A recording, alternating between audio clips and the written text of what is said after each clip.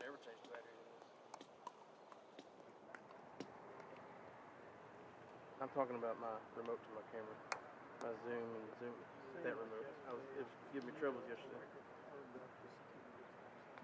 good, thank you.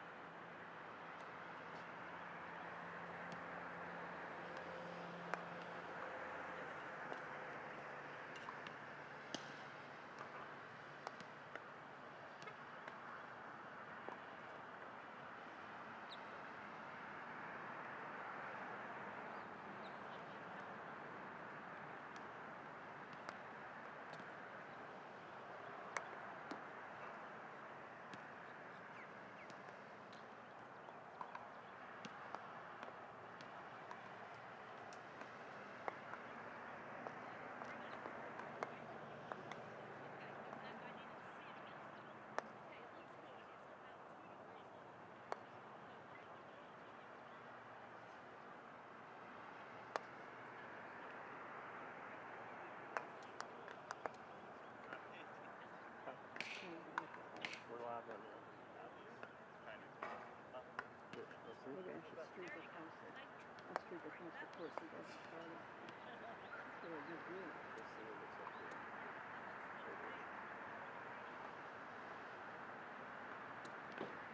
You still show a little red flag. Red flag, green flag. That's right. Oh. Do we have a scorekeeper?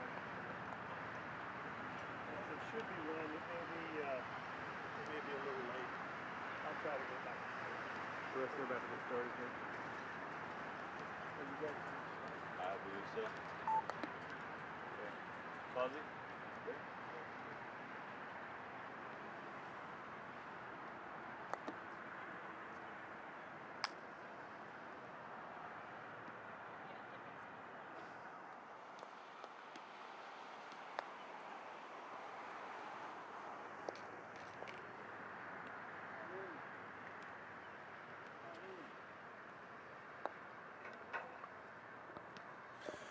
Good morning and welcome to day 3 of the Under 21 Worlds. This first match on court 5 is the continuation of a match that started yesterday between Fawzy, Helmy and Luca Nettleton. I probably got the ball colors wrong, but I'll fix that. Fawzy won the first game 7-1, as you can see from the scoreboard. And we'll see how it goes. Thanks for joining us.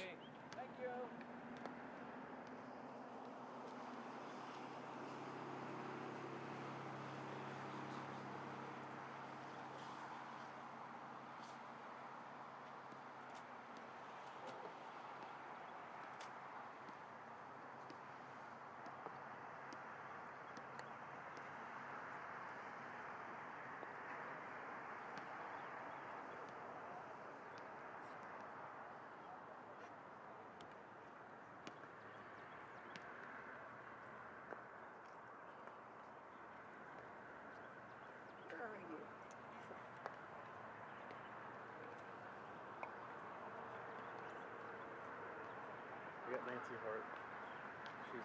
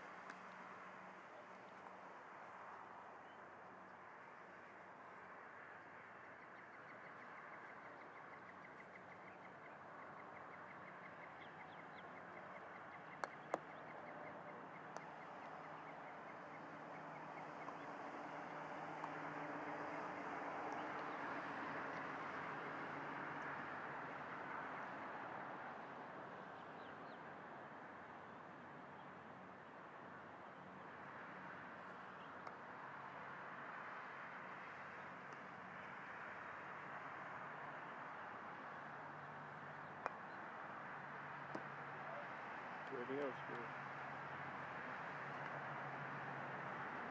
3-1.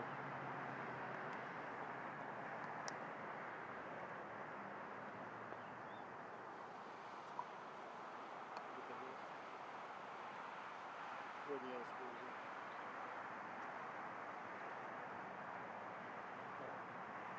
3-1.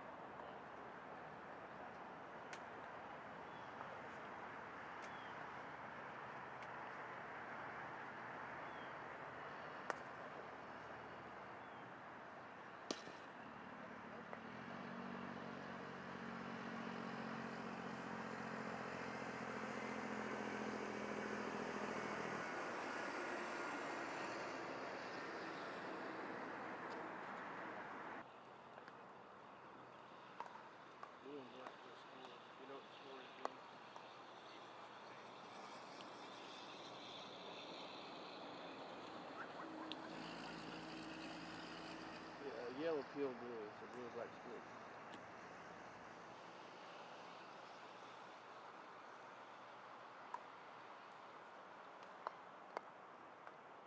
We finished hoop 7. That's 7. That's hoop 1. They're going for hoop 8.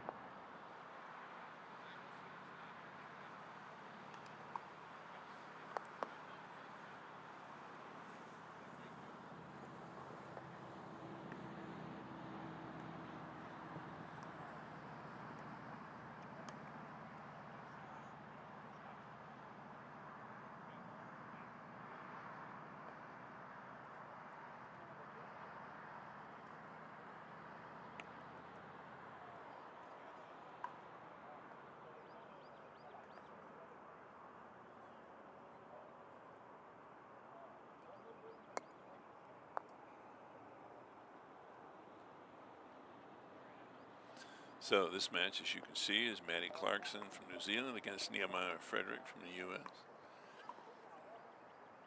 Mattie's up 4-3.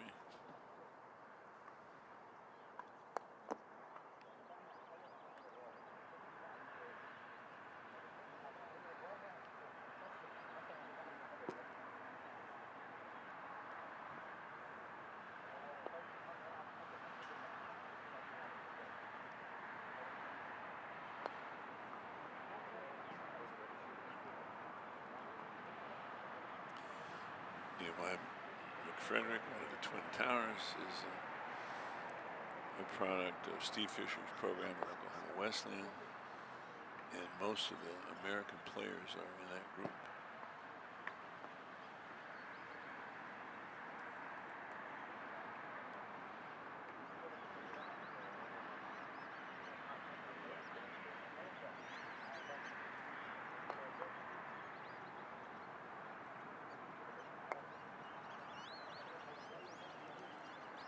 I think they're all the Americans are all a little overwhelmed by how good the world field is. They didn't necessarily understand they were taking on a bunch of folks in the top 10 in the world. But they're very grateful for the opportunity and the experience.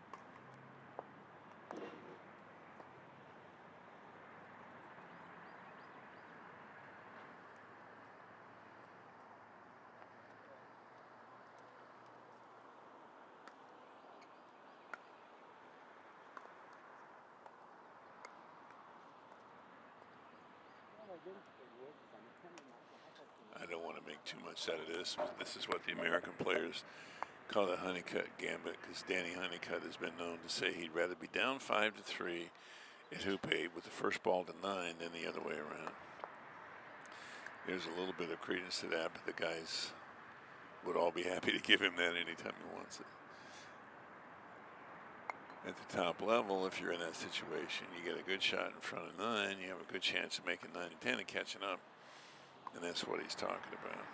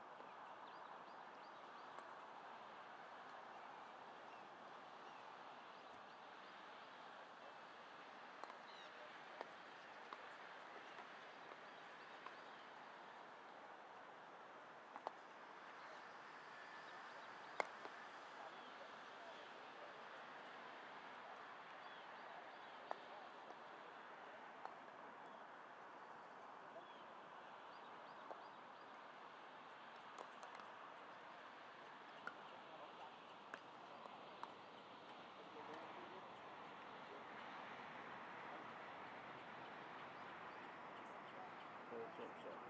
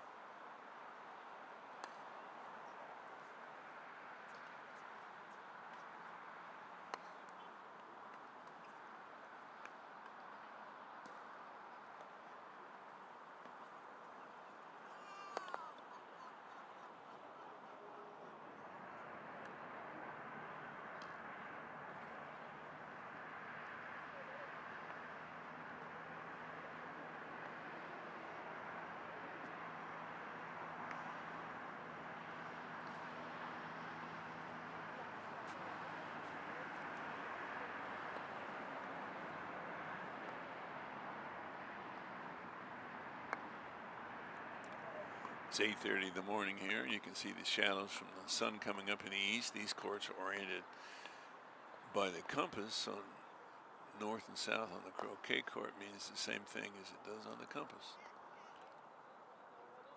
And the scoreboards will be courts 5, 6, and 7 from left to right. And we're currently on court 6. In the middle, they're contesting hoop 10.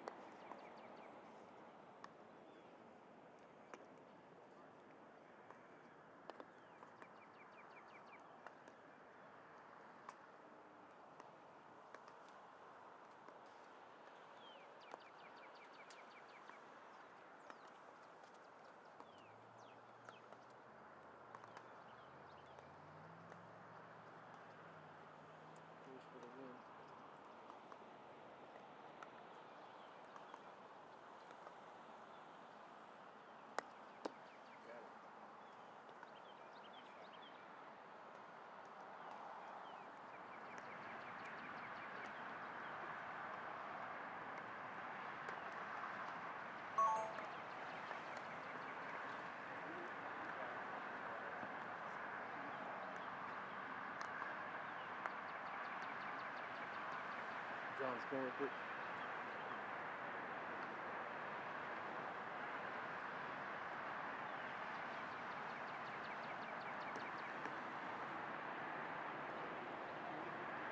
You want me to put my camera on hoop 1, you say?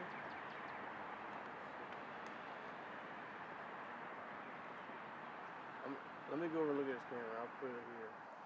Yeah. I'll walk over and see if I can.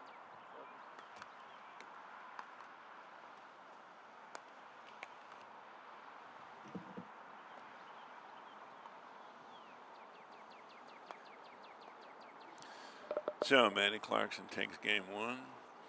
We're having a little technical glitch again, so we'll take a little break. Check out our advertisers. Diesel Mallets, Oakley Woods Croquet, and PFC Croquet Mallets, providing the tools you need to play this game. We'll be back with Clarkson and McFrederick, and Jack Good and Duchek have started, so we'll try to update their score as well.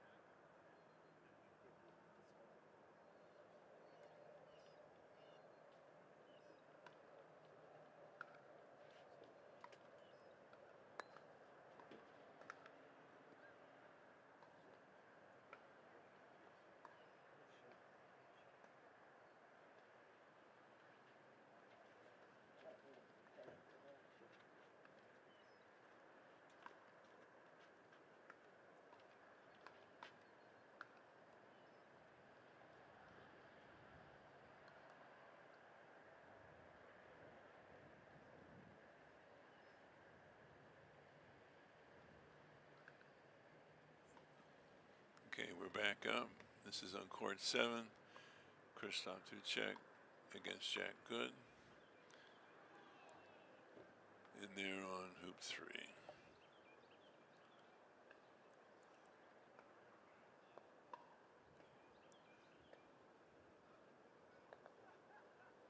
You can look on K scores, but I think the seeding went Jack Good, Fawzy, Helmy, and then Blake Fields. So the current world champion is seeded 3rd in the under 21s.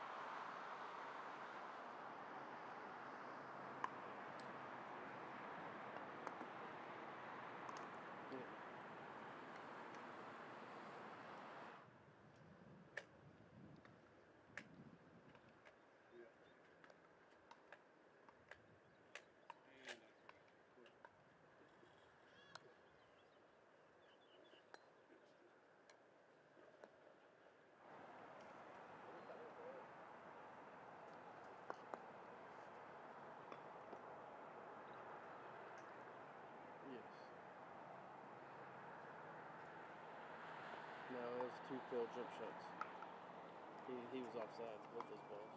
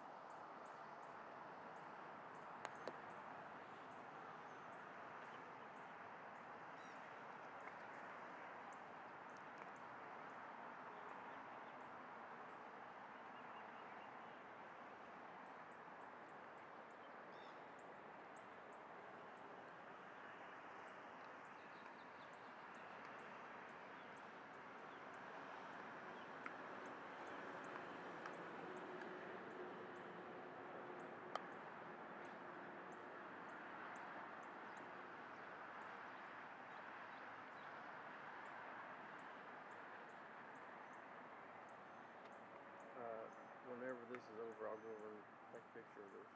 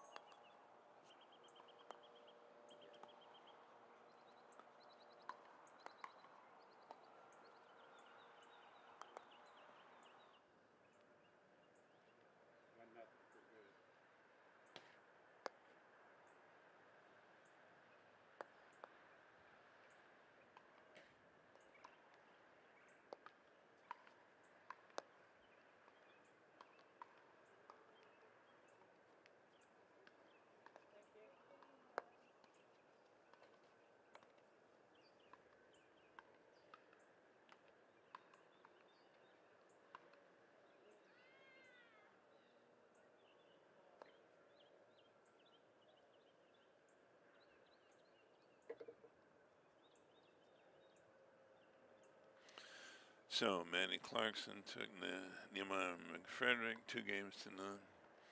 This is game 2 here. Looking at these kids, I'm thinking we got some under 21s and we got some way under 21s.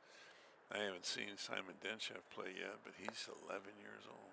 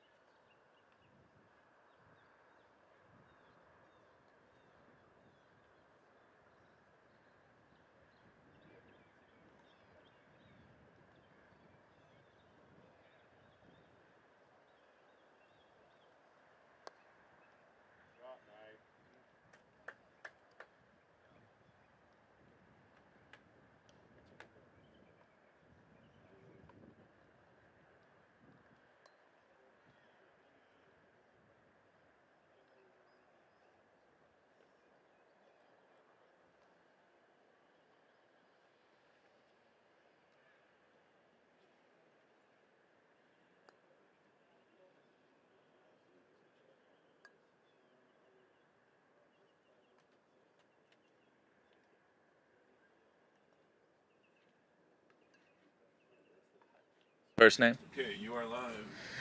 All right. Good morning, everybody. It's Tom Balding, taking a little shift here, doing some commentary at the 2025 Under-21 Golf Croquet World Championships held here at the Sarasota County Croquet Club. This is day 3 of play, and we have a great matchup here. It looks like we're going to be covering court 7 right now between Mr. Good of England and... Oh, the name's disappeared. All right. Well, I'll see his opponent in just a second. I'm not familiar with most of the players, actually, in this event, so just want to make sure that I don't get anybody incorrectly. And I'm also going to try to pull up the live stream on my phone here so I can see the chat in just a minute. But, all right. So, all right, there we go. So I really hope that I don't butcher the pronunciation of this, but Dusek, I'm going to just guess is how I pronounce that. So, but looks like a rather young man. So it's good to see that we have not just, at the under-21s you normally have a lot of people who are in high school and even into early college years, but it's also nice to see that we have such a young contingent of players, down just 11, 12 years old, even like Simon Donchev from America. So really good to see. So yellow taking a swing at blue there to protect hoop 4. Doesn't quite get it, just missed a little bit on the right. So Jack Good will now have about a 3-yard attempt, not quite, to score hoop 4. And Russ, I've lost the scorecard over. Okay. But I'm going to pull up on my phone, see here if I can see the commentary, because I know you guys love to talk to me. There's nobody in the chat. Oh, nobody in the chat. Come on, y'all. Well, it's early yet. Gonna pull that up. I'm doing the scoreboard for court 5, so I'll be done shortly. All right.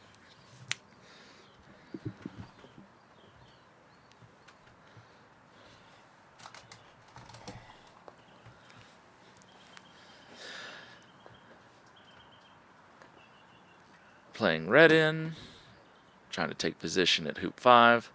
Plays it rather tight from the west boundary, runs a little bit long. I don't believe red's runnable from that position. It might be just barely or potentially jawsable. But yeah, based on the angle he's looking at it from, it's a little bit outside the 45 degrees. So Jack will be looking just to get this ball into good running position, and he'll be taking the clearance with blue. Ugh.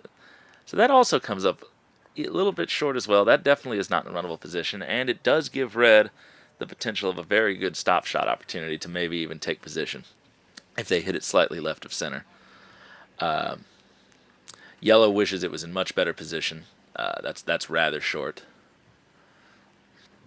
Yellow wanted to be in good running position there, force blue to have to take some more aggressive shot, either clearing red or yellow. This is still not bad position for red and yellow. If he does manage to get a good clearance on black and maybe somehow slide into position, then yellow can make the clearance. The other option here is just to take a stop shot clearance on blue. You'll roll a little bit past the hoop on the other side, but at least you'll start to take control of the position. But it looks like I can't tell if he's hitting black or actually going for the hoop here.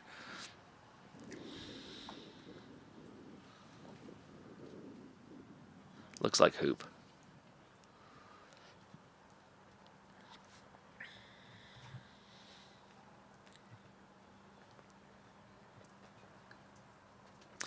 All right, so hits a little bit left-hand side wire, bounces over to the left, so outside wire position.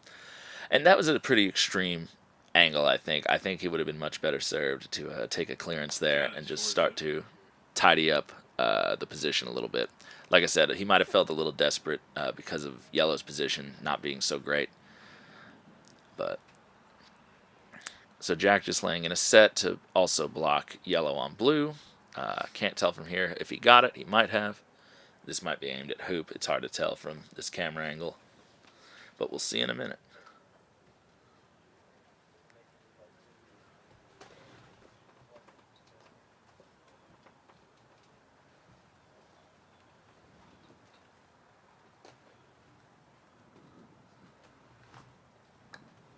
Oh, that's a great shot. All right, so Jack did not get the block on the blue ball that he wanted.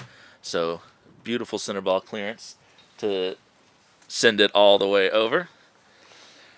Someone just stepped into the booth, Mr. Simon Donchev. How's it going, Simon? Good. All right, what do you got for me here? Anywhere. Love it. So I sign pretty large normally, but I'll restrain myself. Simon just giving me a ball cap to sign. Very honored. Thank you, Simon. Simon just had a very good win in his match over on Court 1 against Ethan Gumbrell in Game 3. So what was the final score of that game? 7-5. 7-5. He came down from 5-4 to win 7-5. So congratulations, Simon. Good stuff. All right. So all of a sudden, red and yellow looking a lot better in this position with a couple of really good center ball clearances. So again, I think he might have been better served to have started clearing a shot earlier than attempting that hoop with red.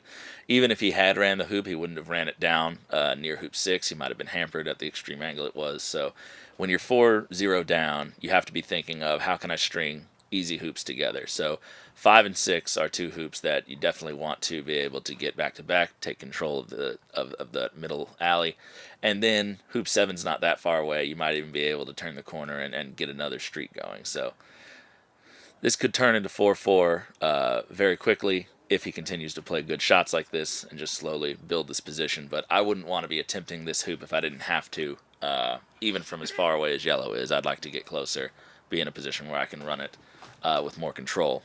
If the score were a little bit more level, I would be happy to take whatever hoop shot, 3-yarder that I could get. But yeah, we just have to start doing some forward thinking here if Dusek wants to get back in the game. All right. Unfortunately, Jack has had a critical error and has wired blue against the outside of hoop 4, so there must have been some curve there. It looked like he was backing up to check it. So that's very unfortunate. Almost certainly going to lose this hoop now. That's a great clearance. So even if black makes a good clearance on yellow, it's going to take blue a minimum of 2 shots to get anywhere back to being useful. So if there's a miss here or anything other than a clearance, we're going to see yellow lay up in really good position, less than a yard in front of the hoop. And then red's just going to play defense in whatever form that takes. So this is the opportunity that red and yellow need in order to get back into this match. It'll be Krystof's first hoop. So, all right. So Jack has just decided to play in and has gone long, very long, actually, halfway back to hoop 4. So again, it's interesting, though, that position, because now the clearance that red would have is just slightly longer than maybe is comfortable. So looks like he's going to try to run this hoop. He does have 2 attempts at it. Again, not guaranteeing great control if he does run it. So want to hit this with a little pace. All right, and that unfortunately is not a great landing spot. That might be slightly hampering red's ability to run the hoop. Hey, Michael. Hi, Tom. How are you today? Good. I'm doing great. So, but blue will still have to play 2 shots in order to get back in any hoop running position. So what he's probably going to attempt to do here is just to get in a position where he can play a decent clearance. So it looks like he's actually looking to see if he can get past black. I don't know what he might be thinking here. But he was checking this out. Yeah. Okay, that's interesting. So I guess he was going for a promotion. I don't really see the purpose of that. If red is open on this hoop, then yes, like maybe you're just feeling desperate. But you've put blue behind the hoop now. Black is not in any set position. Even if red misses this admittedly not trivial hoop, now you really haven't really put any pressure on the position. Black doesn't have an in-off.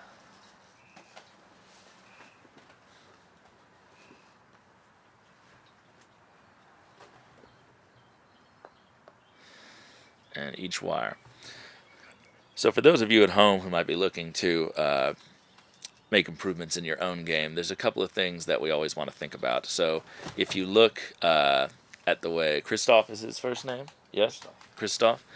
If you look at the way Krystof Swings. He has a very nice, large Solomon swing. He's hitting good center ball clearances. He's generating decent power, but there's a couple of things in his swing that are just going to cause some inconsistencies. So he has a very pronounced rocking motion all the way down at his feet. Yeah.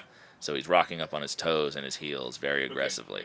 Most players who swing big have some level of rocking motion just to help transfer the energy of the mallet. It's natural, but you want to keep that to a minimum, if at all possible, just because it's going to sometimes throw you off. So it's hard to replicate those actions identically each time that you do them. So finding stillness, finding a solid foundation in your body is going to help you be a more consistent shooter, especially on those pressure hoop shots in a match like this. And you can see that kind of exemplified in Jack's form. Jack, very solid, very steady, swings, large swing, but swings slowly. So this actually might work very well for red and yellow. Yellow can't see blue. Blue can't see yellow, I should say. If blue does clear red, red will only really be to the back boundary, left with maybe a 7-8 yarder, depending on the angle he gets. If he does cut him pretty aggressively, it could be longer, but... Oh, and the worst luck possible. So, big break there for red and yellow. Not that a clearance to the back boundary, leaving black there, would have been disastrous. Red would have had the down court clearance. But, yeah, okay, and so that also is not a great hit. And you can see it there. I think a lot of that inconsistency, he did that with yellow earlier, where yellow just got halfway from the back line to the hoop. I think he's sometimes hitting the ball at the wrong moment and sort of in his rocking step, and it's making his energy transference through the mallet a little bit inconsistent. So this is going to be a jump shot. So notice Jack does have some body motion, but like we said, really steady. His feet do not move much. Maybe when he hits the ball, there's going to be a little motion up on his toes, but not a whole lot. No motion on his toes at all. And oh my goodness. He made the hoop. Did he? Did you get it? Wow, that's crazy. So it hit the crown, bounced down, and then spun through. On these courts, that's an amazing jump shot. These courts are not that firm. They are hard to get that much airtime. So that just speaks to how clean of a shot that was. You have to strike the ball really well to get that much airtime on these courts. So Krystof will be feeling a little bit robbed at that hoop after a piece of horrible luck on the part of Jack. And yellow being in perfect position to have it stolen away from you is a bit heartbreaking, but you can't let it affect you for these future hoops. It's very easy 5-0 down, especially when you have that happen to you, to just feel deflated, feel like, oh, everything's going wrong this match. He can do no wrong. Even when he does do wrong, he just recovers it. I'm out of it. But you have to play hard. Games have been won from 5-0 down. Not fun, but...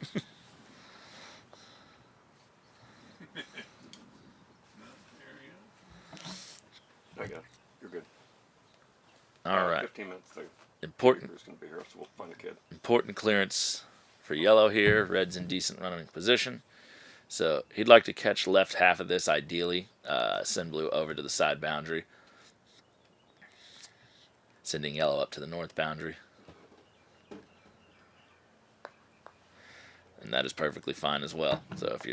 So the reason that center ball there would be my second choice is just because, again, we're 5-0 down. We're not just thinking about this hoop. Obviously, we have to make this hoop, but we have to make multiple hoops in a row now. So if I'm going to bet on my opponent making one long miss, right, because if he hits this anyway, I'm not in great position either. With where black is, black can do a wonderful stop shot. So if I'm betting on him missing, I also would like my ball to be in a better position to go defend the next hoop. So being on the north boundary versus here would have been better position for yellow. In most circumstances, that would have been the optimal clearance to just hit in the center and stay relevant. But we need to start being a little aggressive. Yeah. And so see, now you have this situation where red sets back up. Great. If yellow's not even in runnable position and red sets up open on black, black can just opt to take red. Blue obviously hit half ball, and so we'll be over on the other side boundary. But Jack has the ability right now to just play a little bit more loose, a little bit more aggressive because he is 5-0 up. And he's probably feeling very confident. He's shooting well. Yeah. Depending on the line of this, I might actually be tempted to maybe try a combo here. It's free. If I happen to get it, awesome. Yeah, it almost looked like that might have been his intention. So just because that saves me from having to do the 14-yarder a little bit later. Not that the 14-yarder's outside of Jack's range whatsoever. It just has a lower percentage.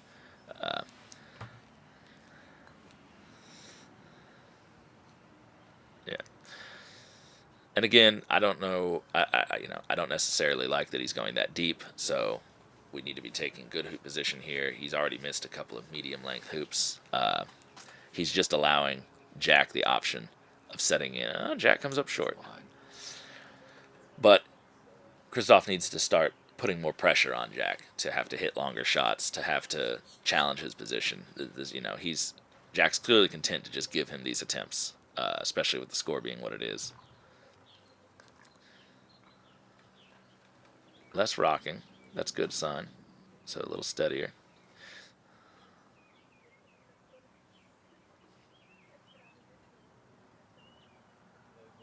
Right up until he hits. So, and I don't know exactly how old Krystof is, Michael. He's the youngest of the three brothers. Okay, there's 3 brothers here. Wow. So, wish I could get my brothers to play croquet. So currently they just make fun of me for doing it. So. But Make fun of you when you're a world champion too. So now they make fun of me any chance they get. They acknowledge that I'm a world champion. They just still make fun of me for the thing I'm a world champion in. But so yes, I don't know exactly how old he is. He is obviously very young. So the fact that he's here and we can see his relative world ranking compared to Jack's. The fact that he's competing at this tournament is a wonderful thing. We need more young people in the game in all countries. Oh, almost. He clearly has good foundational form. He has power. He has a nice swing. He's making good strategic decisions a lot of the time. So we would expect in the next few years for this young man to really become a problem for some of these other competitors. But so it's just good to see these kids taking such an interest in it when primarily people don't come into croquet until much older on average. But if you look at who currently is dominating the world rankings in both golf croquet and association croquet, most of them are 13. All right, so he's 13. And like I said, great age to see someone already with so many talents and skills. His swing has good fundamentals, his tactics. But if you look at who is dominating the world rankings right now in both forms of the game, right? You look at people, there's obviously the sort of old guard like Reg Bamford and some of the Egyptians, but Robert Fletcher is only in his 30s. And he's been playing since he was a teenager. 14. Matthew Essick, right, who's a year younger than me, he's 26. He's been playing since he was 4. Myself, I'm 27. Been playing since I came late to it compared to some of them. I only started in college. But, Stephen Morgan, who's in his 30s, here in the United States, he's been playing since he was 8. Blake Fields, current world champion, he's only 18. Been playing since he was 8. Yeah. So if you Jack Good, right, obviously under 21, was ranked 5th in the world last year and 15th right now. Levi Franks, who's, in my opinion, going to be one of the top players in the world in the next few years. Definitely going to be one of, if not the best, New Zealand player. Simon just beat Ethan Gumbrell. Yes. But you're seeing all these guys who are coming in young, and they've been playing for some years. That these players whose names are at the top of the list have not just popped out of nowhere and just started dominating. These are people who've put in years of time since they were single digits years old or teenagers, and one would hope that what you're watching right now with this young man, it would be a similar story a few years' time. So he does come from a croquet family, which is always very good. So similar to Matthew, similar to Stephen, similar to. But I believe there are only 3 clubs in Czech Republic. So Wow. Court they five, have to do a 6 bit to of 6. traveling to practice. First game. They get on the train. We may not go to Go that now 30 because I minutes got just to practice Tom, at the club. but that's great to know. Well, dedication shows. Actually, I might.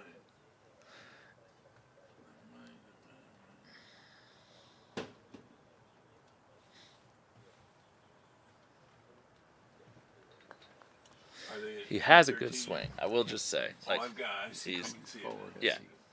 Depending, we can talk all we want about, you know, he could stand to, you know, stand a little more still and all these other things, but I'm not at gonna go 13 years old, he has a hell of a swing. So, you know, I mean, you know, he's hitting a lot of center ball clearances, so his touch needs some work, and then obviously maybe his hoop stroke, you know, he's a little nervous there, but these hoops are not easy, so no one can really judge for narrow misses. Oh, great shot. And unfortunately, Jack just could do no wrong, making all of his long clearances and long hoop shots that I saw. That amazing jump shot over at hoop 5, which was definitely a game changer. Score could have easily been 4-2 had he not made that. And then we don't know where that would have ended up. Maybe it shifts the momentum. Maybe Krystof starts to get a little bit more confidence and starts to connect on some of those longer hoop strokes. He certainly had the clearances. Watching here, Declan. So we have Declan McPhee. McPhee and Is it Luke Francis? I am not familiar with most of these. Francis. Luke Francis, all right. Apologies to those of you at home. We are not familiar with I'm not familiar with most of these young people. So this is my first time at an under-21 World Championship. As I said, I only started when I was like 21, so I never had the opportunity. Is from England. I believe he is 15. 15, all right. And Luke is from New Zealand. And I believe he's one of their younger players. We're having a very intense, great shot. Lovely. We're having a very intense match right now. Blue must have approached from the backside of the hoop.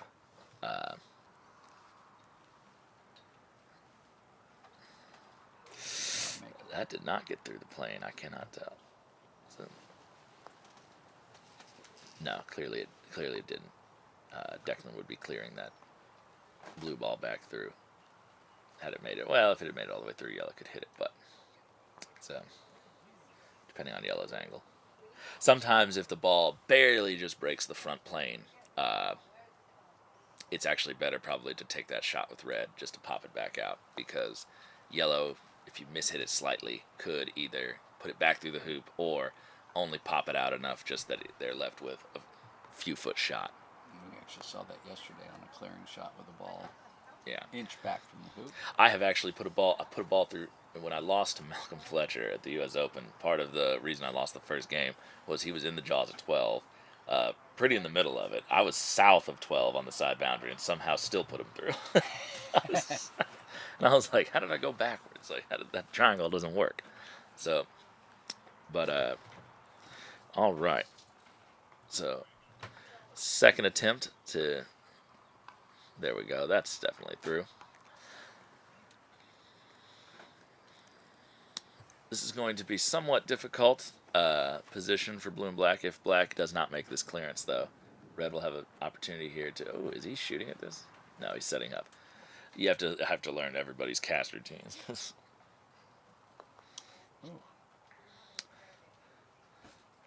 So big clearance here. If black misses this could flip the whole thing.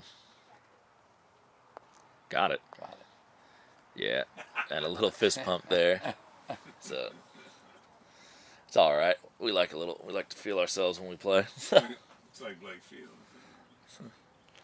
But little swagger never hurt nobody.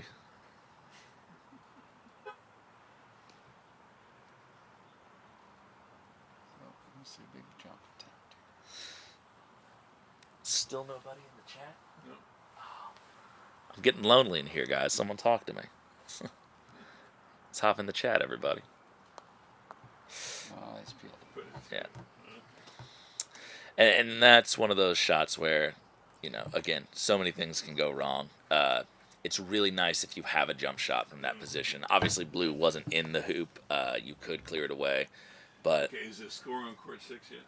just slight errors. You know, that ball even might have started on the correct line, but by the time it reaches the ball, if it's just turned over just a hair and hit it too thick. So I don't think he was jumping. He wasn't jumping. He was trying to clear it to the side. Oh, he was. Okay. Yeah, and that's what I'm saying. You know, it's not, if you have that jump shot, it's a much safer shot. Yes, the shot itself might be slightly lower percentage, but you'll feel a lot better if you just, you know, don't come off the jump shot. And if you aim accurately enough, jump shots can often clear balls away. Hitting the top of that ball, or even like, you know, hitting off the wire and back into it, you can get a lot of second prizes out of that. So we saw it the other day with oh, I was watching the match. It was the first day of play, I think, between Saewert and what is her name? Oh, Jessica Bullock. Jessica Bullock. Sorry, I know Jessica too. I just Janice Saewert. yeah. Whew, that was a morning moment. I didn't sleep a lot last night, so but a long commute today. But Jessica had taken a boundary line jump shot at hoop 9, and the ball and the other ball was just inside the jaws, like barely breaking the plane. And she didn't make the hoop, but she actually popped that ball out into the side and saved the hoop later on. So, you know, a good jump shot actually has a lot of potential consolation prize along with it. So it's a shot that definitely should be practiced and put in the repertoire. Jump shot used to clear a ball. Okay, so that whenever was John's wired ready, we'll yesterday. go to him. We're using Brian on court 6 right now. Not even at a hoop attempt, just trying to use it to clear a wired ball.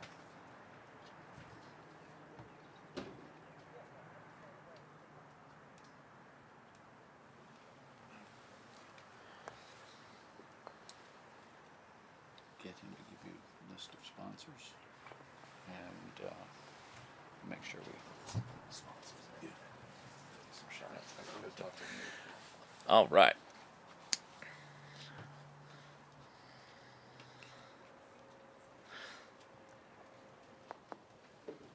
Beautiful hoop by Go to the sponsors now so they can Krystof's brother, whose first name also escapes me.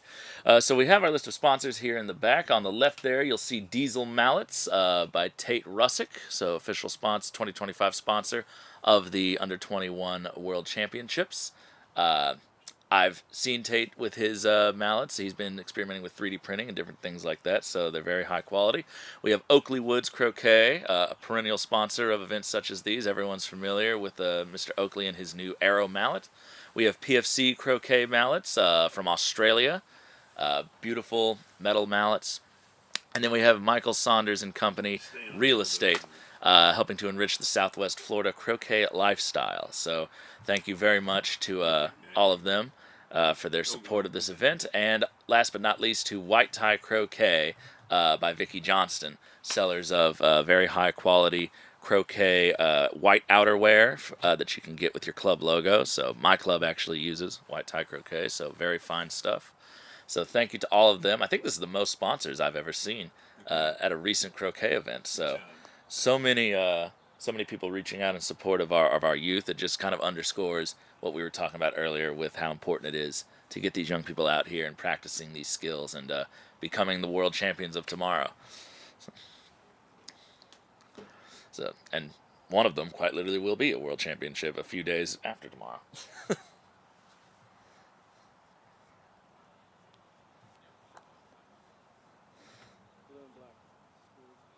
All right, that went through very clean. So, all right, so that's the end of game 1. Resounding victory to the slightly older Dusek. Okay, so Dusek 7-2.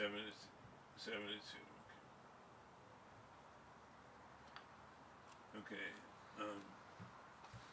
Court 7 is still vacant. Okay. Maybe somebody can get the pictures for me. While we wait to for one of these games to resume, or maybe we'll move over to a different court. So, just like to take this opportunity to say thank you, not only to our sponsors, who you can see in the background there, some of them, but to the Sarasota County Croquet Club and all the work they've done to put this event together. It's one of my favorite clubs to come to here in the United States. under the leadership of people like the Goldners, Hans Peterson, and many others who all come together to make this venue what it is and make this event possible. This is one of the very few municipal clubs in the United States.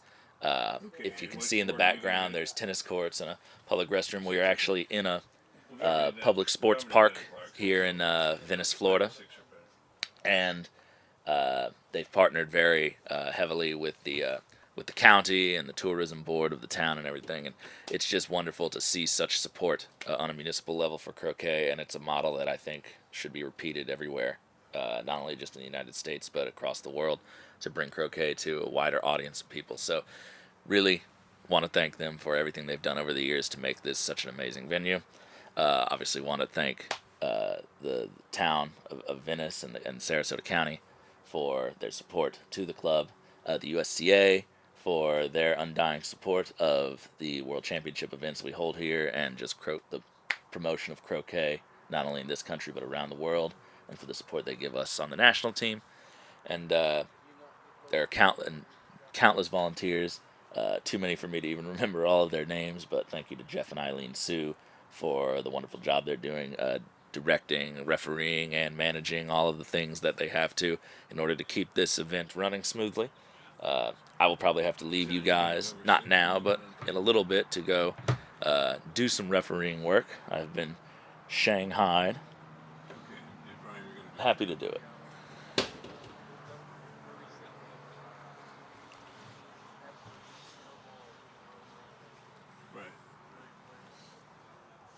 So I think we're just communicating with the cameraman to try to figure out which lawn either to move to, or that may have a game resume on it fairly soon. About 5 minutes. It's going to be about another 5 minutes probably. So this is your bathroom and popcorn break. Everybody, go get your drink, get your food, get situated, and then we will resume shortly. I might actually go hunt down. Oh, there's Eileen now. I might actually go hunt down a quick beverage myself to keep the whistle wet while I talk to you guys, and I will return shortly. Okay.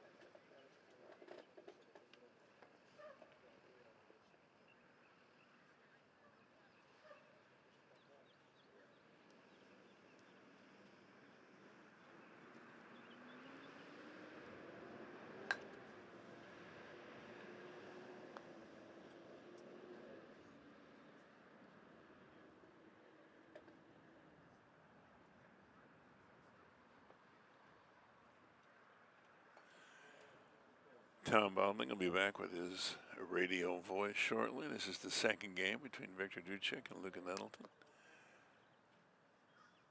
Victor took the first 7-2.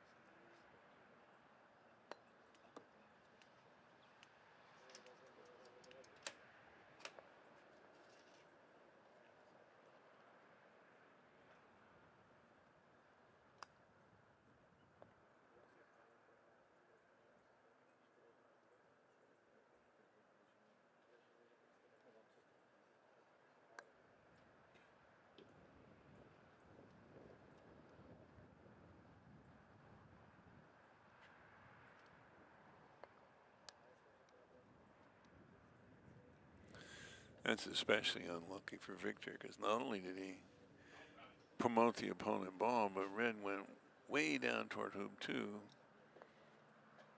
And now yellow's in great position, and now Tom's back. Pardon the sound of cracking open a ice cold Diet Coke. Coke is not paying me. I just like them. So, all right. So we're back here. So, game 2 between Victor Dusek and Luca. So these first names are going to kill me. So Luca Nettleton. But great clearance there by red. So just enough to get it to the halfway marker. With yellow being in the jaws. So on courts like these. Oh, what is... Okay, whew, for some reason I thought he was trying to hit something. I was like, all right, so he's just going halfway. Some of these camera angles make it a little bit difficult at times to know exactly what the players are aiming at. But all right, so Nettleton off to a great start, 2-0 up in game 2. Blue's first ball over to hoop 3, little short. Now court 6, for those of you who are not familiar with this club, is the trickiest court in the entire place. I don't know if you can quite see it, but kind of where those two balls are, you see how the grass sort of, it gets a little lighter, and it almost maybe in the back looks like there's a dip, because they're you can see the ball kind of rolling down. There very much is a dip. There's a very big ridge line there, because going through court 6, unless they've shifted it since I was last here, was the old fence line running north-south. And then they expanded to get the rest of court 6 and court 7 as part of the new addition. So it never quite got flat. So there's a ridge there that we had to contend with when we played the 2023 Solomon Cup here on this court. And it very much comes into play. It looks like they may have shifted the hoops now and the court itself a little bit so that the ridge is no longer directly where hoop 3 and 4 are sitting, but it used to be. So it can cause quite a bit of interesting effects when you're trying to play around this hoop. And I think that's what we were seeing there with all those balls coming up slightly short, is there's just a little gully there that kind of collects things. Did you check score 2? No. Red and yellow scored 2. So it's 2-0? It's 2-0. So, all right, so not a great clearance there. Just caught the right edge of that. Pushed it a little further back, but straightened it up on the hoop. So he'll be wishing he had that one back again. But it happens. So again, maybe just slightly was affected by coming out of that gully there. The balls can sort of jump off at weird angles when you go up that slope. But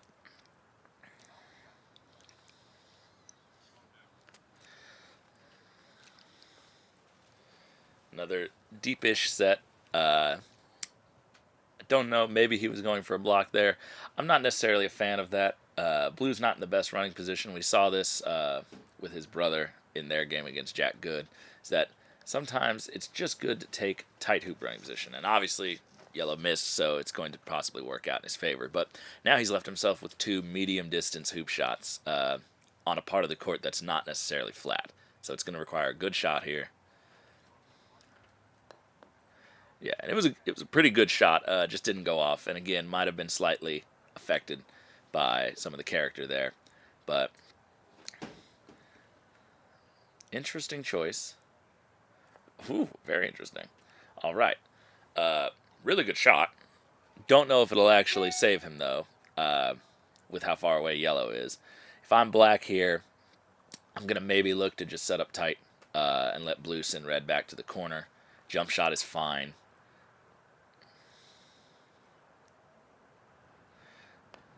Oh, really good. All right, jump shot's more than fine. But if my opponent has shown that they're not clearing particularly well, Luca had that, clearance that barely touched from about 3 or 4 yards, and then the miss on blue just a moment ago. I'm going to maybe play for better hoop position and just force them to keep clearing those 7-8 yarders, assuming that they're going to miss at least one of them. So And if I miss the jump shot there, and God forbid miss it badly, then all of a sudden, you know, he makes one good clearance, and I'm completely on the back foot for this hoop. I don't think blue ran even where it was from, so there was potential for yellow just to set up too if black didn't stay around off that jump shot. But if my opponent's clearing really well, then yeah, the jump shot is it's definitely the preferable play there.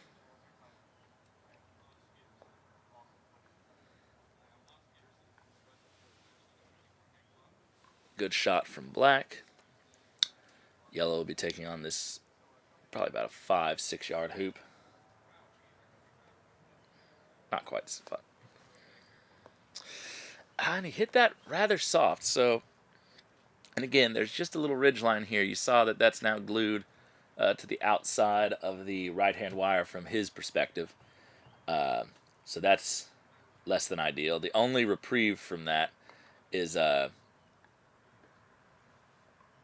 that's interesting. Okay, so blue decides not to take the clearance on red and just decides to block instead.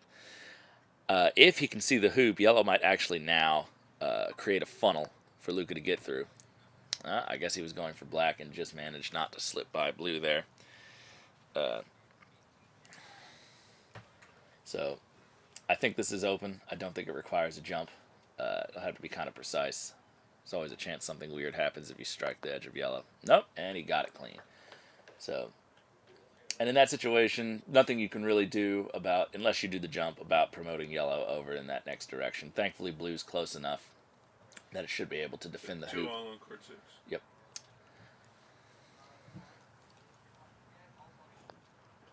Well, they're discarding on court 5 now. Okay, looks like he went for the hoop again. Again, just being a little aggressive.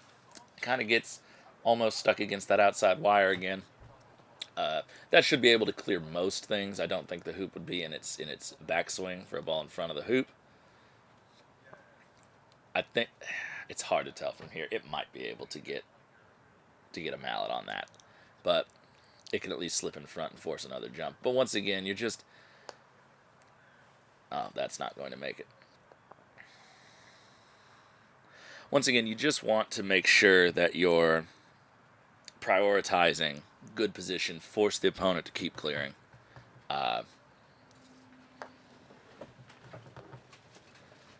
All right, so he was going for the double there, and it was again another funnel.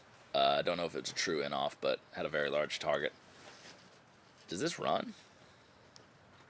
Okay, I could not see the angle on that at all. So, never mind. But so I could have sworn just with the shadows and everything that was not in a runnable position, but what do I know? So 3-2 Nettleton. The decisions made now make a bit more sense. I might have been tempted though with blue, if yellow's in a runnable position there, to clear that just because of how much closer blue was than black. And there's always a chance red maybe lays in a block of some sort. That actually now might have been what red was going for with setting so deep. So I think that was just maybe a touch optimistic from blue and black, Yeah. but with yellow in such a good position. Luca and Nettleton.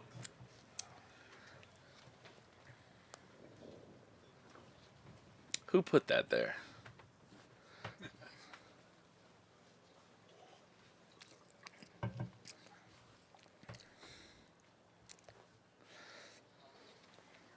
All right, expecting a clearance on red here. Left half to promote yourself over to hoop 7 would be really nice, but it hits at center ball, stays relevant.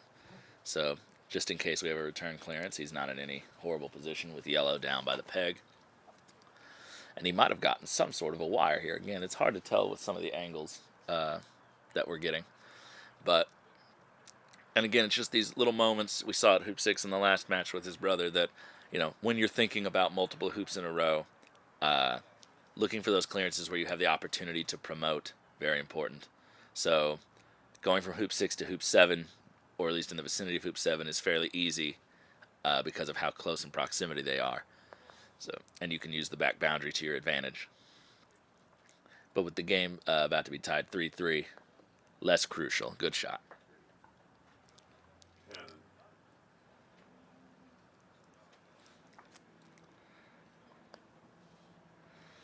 Lagging in. Looks to be good position. Gives himself about a 2.5 yarder.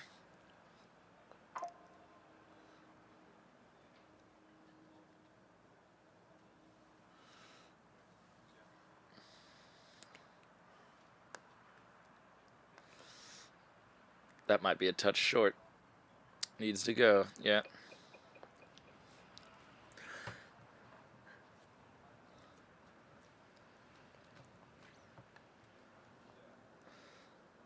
All right, decent clearance. Catches left edge there. Again, there's a lot of ridges back on that back boundary area. So, in fact, I will say this. When we played the Solomon in 2023, some of the best players from American England were there, top-ranked players. Not a single person throughout that entire tournament could hit from the middle of the back boundary to corner 2. If there was a ball in corner 2, I did not see one hit the entire week we were there. That was how bad the boundary was. So it would sometimes curve right, it would sometimes curve left. It was just a guessing game about where the ball was going to end up.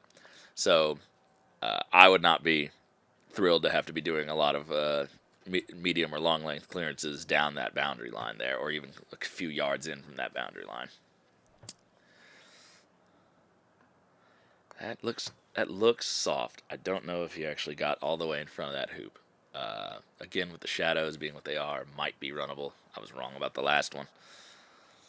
But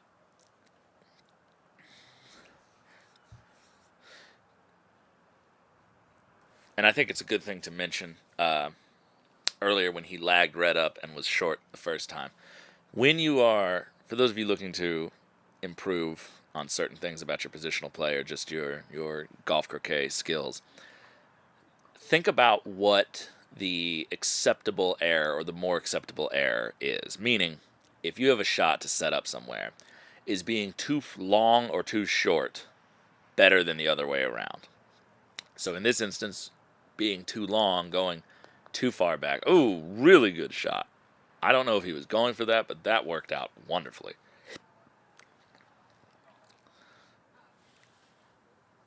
Really great clearance, putting red down towards corner 4.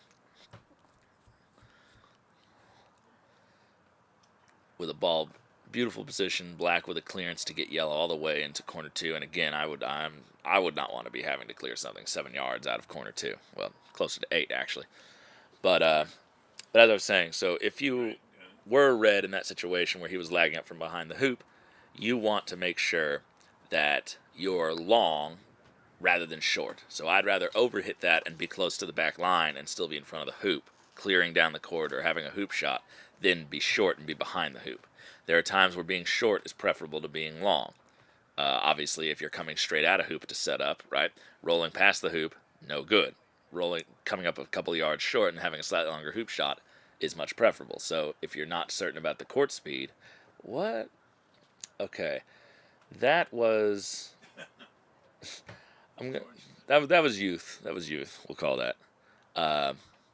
There's no need to try. If you can't even get past blue, there's absolutely... Oh, great shot. Great hoop. I wish he would have ran that a little longer. We've watched him shoot most of his hoop shots softly. So it'd be nice to see that if he would just take a little bit more confidence in trying to get those odd-numbered hoops down towards the next hoop so that he... Or at least part of the way down so he could sort of even up the advantage. But he is currently, if they keep trading hoops, he is currently ahead in that exchange and has the advantage. So blue and black will have to get 2 hoops in a row at some point to get back around. But yeah, but the black's decision there, you don't need to force that hoop shot. You can cuddle yellow. You can send yellow to the corner. You could, if yellow doesn't have an open shot past blue, you could even just lag in another good ball. There's all sorts of things that would be acceptable there, but accidentally taking your ball out of position is the least of your decisions. So just don't try to force things so much, and they'll learn that. That'll stay with him for a while if he loses this game. If he doesn't lose the game, then he might forget about it. But so if it ends up being a critical moment, those are the teaching things that make you better as you go along. That actually was a very well struck ball, just a little overstruck. So again, shorter rather than longer. because now wire opportunities start to happen if he doesn't make this hoop.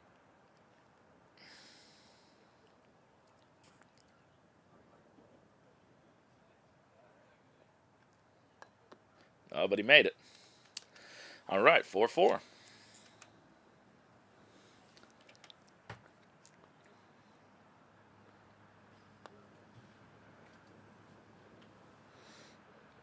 You can almost see it sort of climb the little ridge there and just die as you pass that light grass.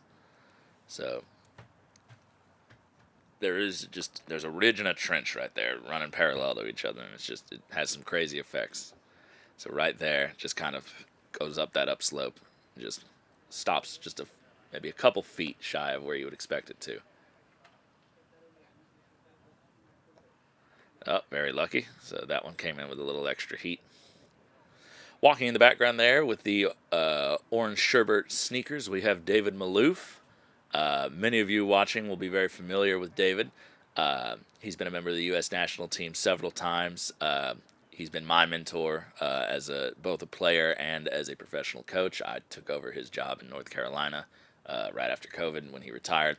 And most of the U.S. team referred to him as coach. He's kind of the de facto mentor and tutor to us all as we've developed as players.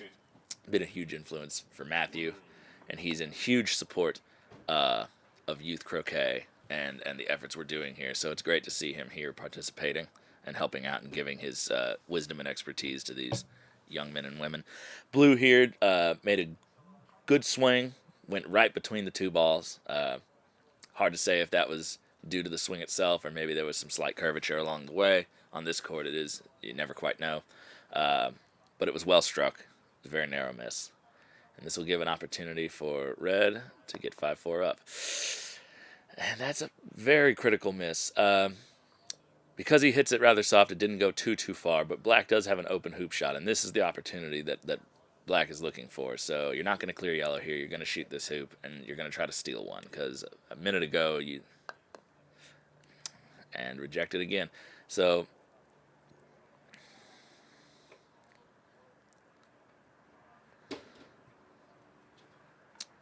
second attempt from roughly the same position, a little bit straighter. And jawsed it. All right. I actually don't mind that one bit in this position. Black, where it sits, may have some sort of an angled jump shot, but Red would be looking to ruin that very quickly unless it gets cleared, which would be a very tough clearance. I don't think Blue can get yellow out. Yeah, so he was looking to clear Red there. And as you can see, missed a little wide. You can almost see the ball as it runs over that light patch sort of hop and make a weird little skip. That's an amazing shot. Okay, so Luca now in commanding control of this hoop with an opportunity to take great control at the next hoop as well. So this could very easily be 6-4 up to Mr. Nettleton in just a moment.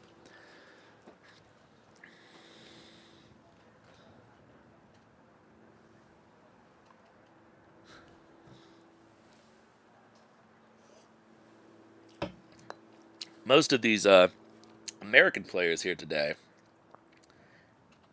hail from the college programs from various places. So the majority of them are from a college program in Oklahoma at a school, Oklahoma Wesleyan University, which has for the last several years maintained quite an active croquet program.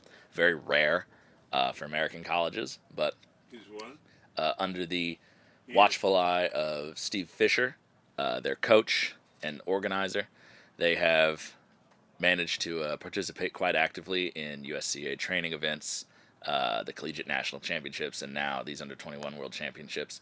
And then there's a couple other kids who are from Texas A&M University, who, if you're a fan of college football, you know who they are, the Aggies. They actually are an offshoot because one of their students from Oklahoma Wesleyan transferred to A&M and started a croquet club there under her supervision. So it's spreading like a weed, slowly but surely, in the American Southwest. So, but, oh, all right, long hoop attempt. Again, little aggressive. I get, you want to just steal that hoop. Clearing Blue there is much Smart idea. Send it to the back line. Let red take the much easier hoop shot if blue misses. Black's not in very threatening position. And he has landed, he hit the middle of the hoop, landed in front of it. Yellow might have an angle to see that blue ball. I don't know if this jump shot's necessary, but it'll feel good if you get it. And yellow obviously is there to save it if need be. Good height, just a little off to the right there, right-hand wire. So, unfortunately, when that happens, you're going to end up pretty far away from the hoop. And it's going to be difficult. Even if yellow does clear this ball, it can't hit it probably in the center. So if black just sets up in good position, it's going to be very difficult for red and yellow to fight their way back into control of this hoop.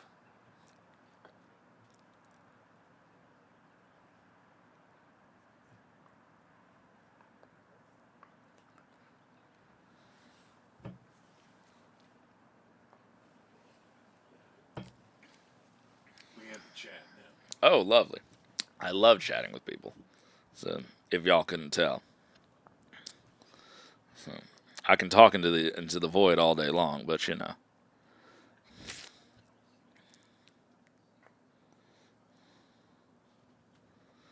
All right. Oh, there's a lot of... So I'm just going to go back through these comments just to see if I missed anything that might be interesting for our viewers. What are the numbers next to the flags on the scoreboard? That might be maybe this was cleared up, but that was referring to if a game has been won by one of the players, they put the little number 1 next to their flag and name to designate that they are game up or each of them is a game apiece. They're probably talking about the on-screen scoreboard. Oh, that's right. We have that. Never mind. World and So country ranking. yeah. So yeah, world and country ranking. World ranking on the left, country ranking on the right, which is pretty new. I like that. But Addison Matthews from Australia says, "Hey Tom, hope you've been well. What are you looking forward to seeing this week?" 2-1. I have never seen most of these kids play. Obviously, I know Blake. I've played Jessica Bullen and Ethan Gumbrell. I've worked a little bit with Simon Donchev, and Levi Franks. I'm really looking forward to seeing Levi play. He's been an absolute killer this past year or so. He played really well at the Open Shaw. I've never seen Fawzy play, so very looking forward to seeing him in action in courtside. So yeah, and then I'm just very excited to see what the young and upcoming talent is and to meet new people. So hey Debbie.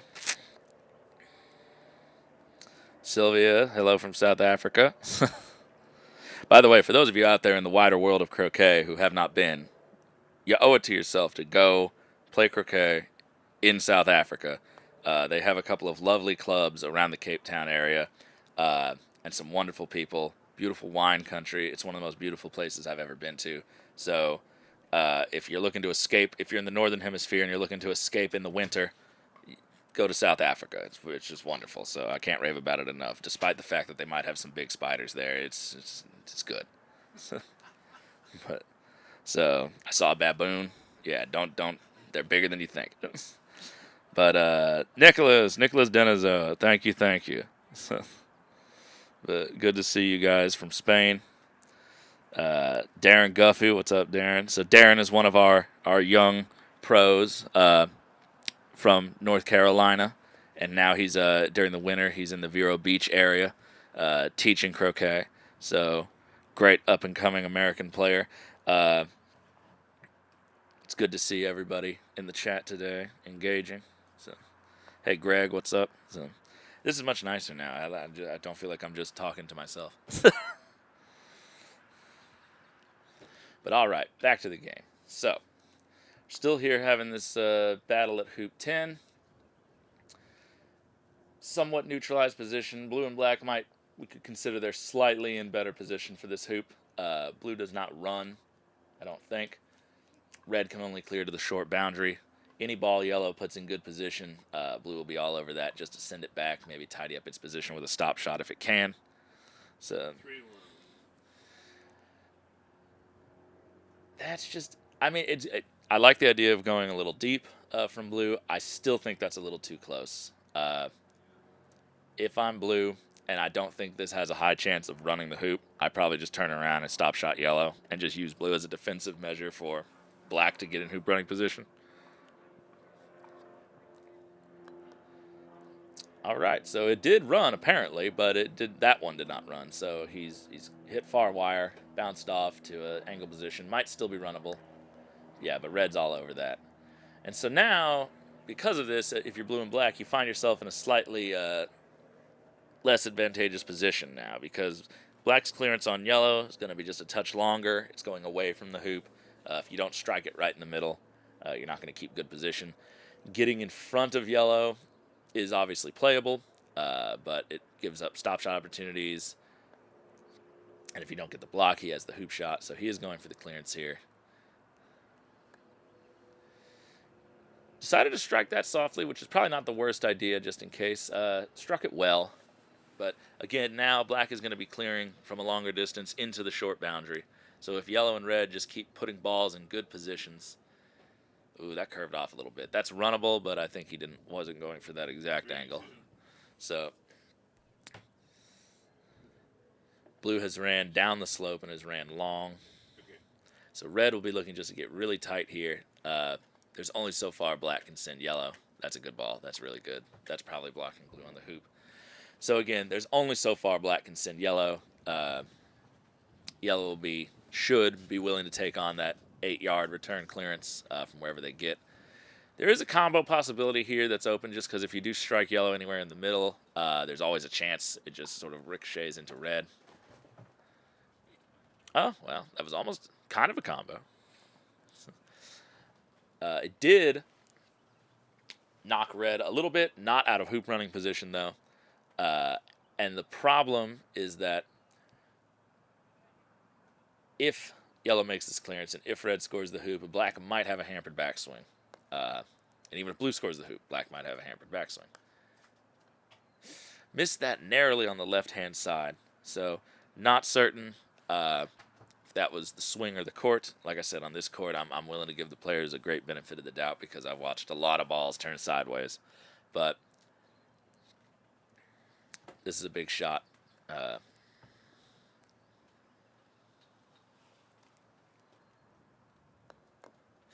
And once again, just kind of hits the middle of the hoop there and bounces back out and to the left. So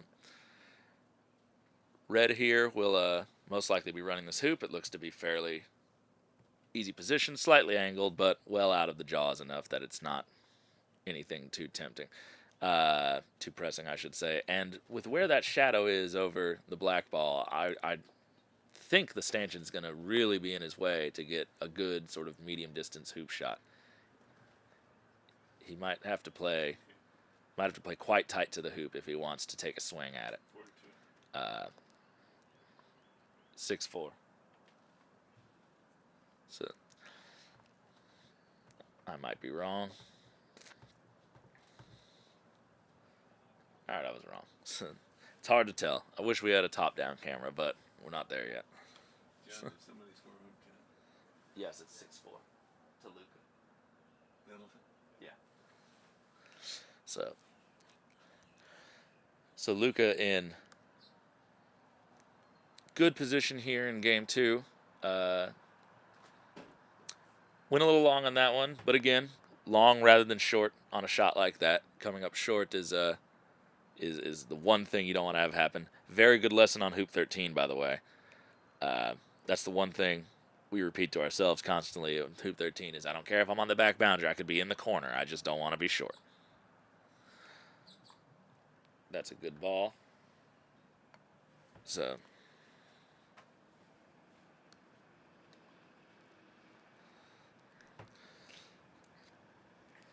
red is just a touch short there. Might it?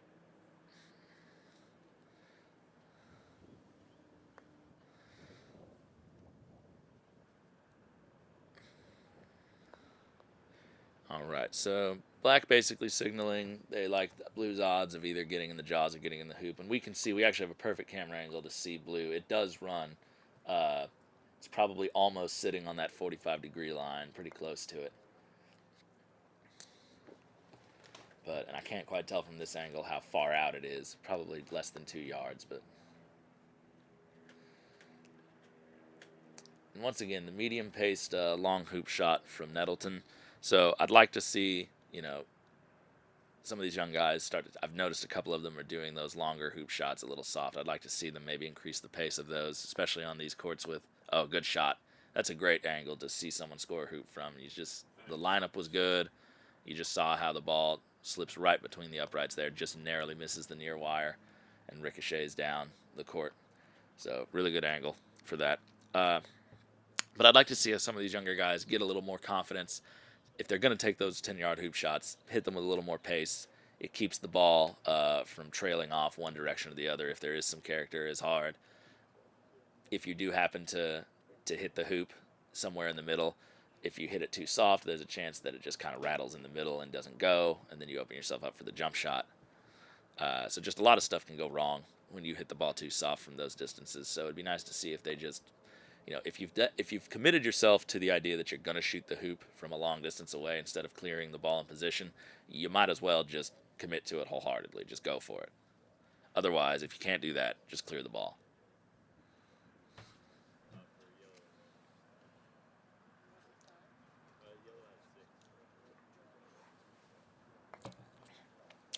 Richard Rendelman in the chat, one of my members from Grandfather. Hi, Tom. Love these free strategy lessons. Thank you, Dick.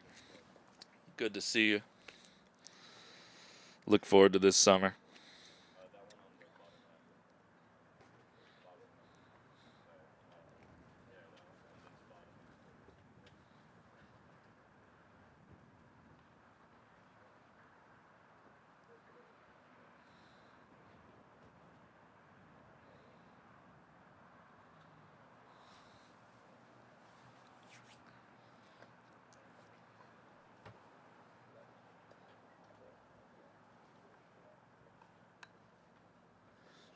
Narrow miss there on the right-hand side from Dusek.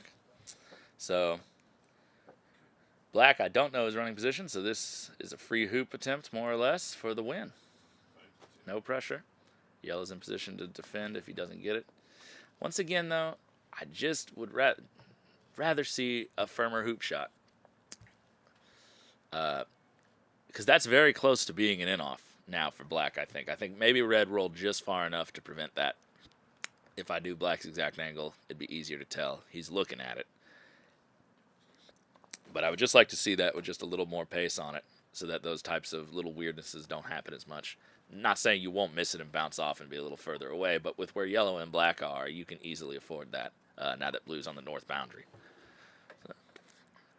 So just run your hoop with confidence. This might be a... All right, so he clearly thought he could get in there, and obviously he had to do something. I would have been very tempted. That's a good shot.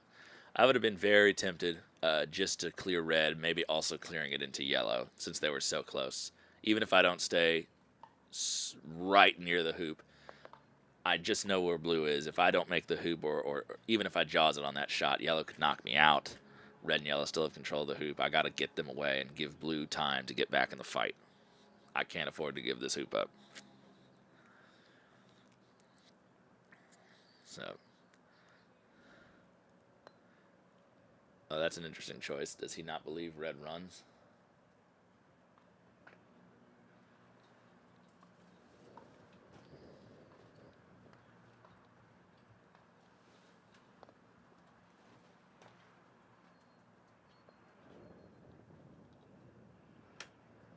Okay, so that is game 2 of the series, 7-5 to Luca Nettleton. And so I'm not quite sure Blue's reasoning for not taking that clearance on Red. It almost looked like it might have even been a double target with the hoop. I get, you know, maybe there's an idea of like, okay, I'm very unlikely to make that shot. Maybe he'll jaws it, you know, but it's like that was a very easy hoop to run. So I would have been being aggressive there. If you're going to lose the game either way, go out swinging, right? So.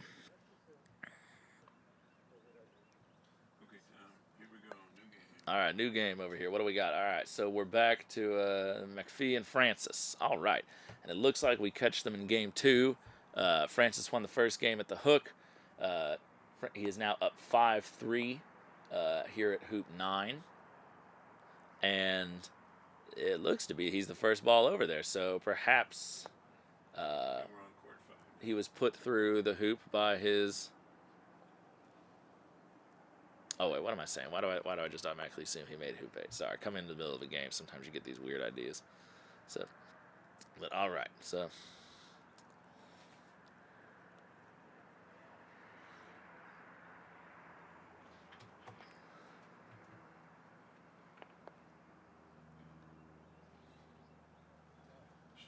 Sure. Go for it. Whatever's over there. I think you tell him my name, I gave him an order. All right. So Okay. it's nice to see that we have so many people watching from around the world: Spain, South Africa, Australia, the United States, England. So New Zealand, I assume, is in there. Big clearance from Red. Missed that about a foot on the right-hand side, maybe a little less. So that was a long one. You could see that the ball was hopping slightly in the air, so combination of maybe he struck down on it a little bit, and there's some bumps in the lawn. Very common with big Solomon grip players to strike down on the ball slightly. Oh, that's a good shot. So caught a little extra wire than he wanted, but you saw there that it kind of popped up and spun through. So he did get the hoop. We'll take a 6-3 lead. So with this score, not imperative that you get down to the next one. Obviously, it's nice, but you're still in a very favorable position to win this game. But you see people who have big Solomon swings sometimes strike down on the ball. It's very easy with Solomon grip to let your arms overextend and let your hands get out in front of the mallet head so that you're almost dragging the head of the mallet through the ball. And this can cause some issues with consistency. So if you notice, if you play that style of grip, even if it's a different grip, but if you play that style of grip especially, and you notice that you're constantly getting a sort of like little skipping action on your ball, or that when you clear balls, even from long distances, your ball doesn't stay on the ground, it kind of hops and keeps going.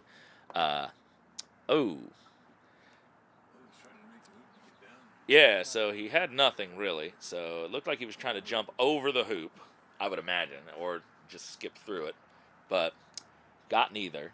And this will most certainly be a hoop red and yellow plan to win, with 2 balls in position and both of the opponents well down at hoop 9.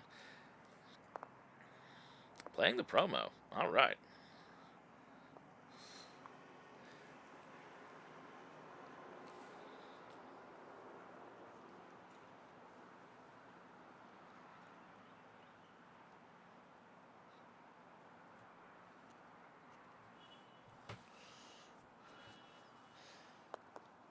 Good hoop shot. All right. 6-4 to the New Zealander.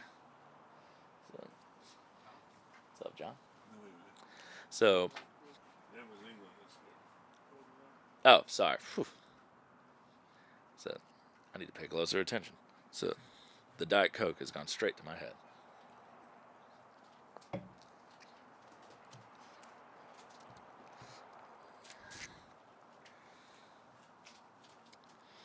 All right. Blue might be a little short there of running position. Again, really hard to tell with the shadows and this camera angle. Red has ran sort of almost the same angle that blue had at hoop 11. We can see straight through it, through the hoop to that ball from the corner position of the camera. So we know it's runnable, close to the 45 degree, but not quite.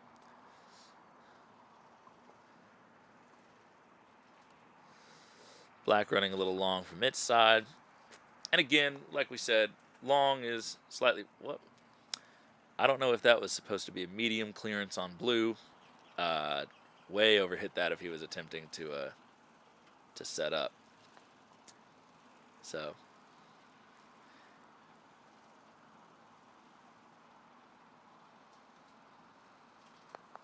good clearance.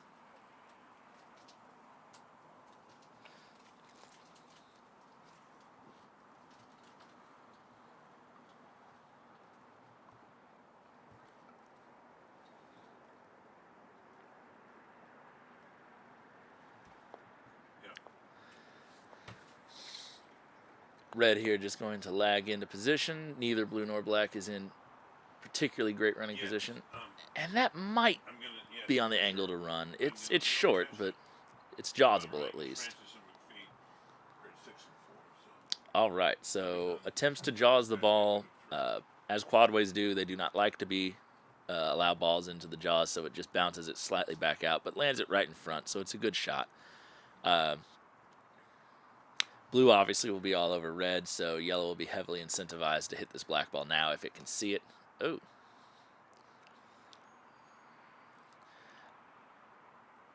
I just don't get that shot.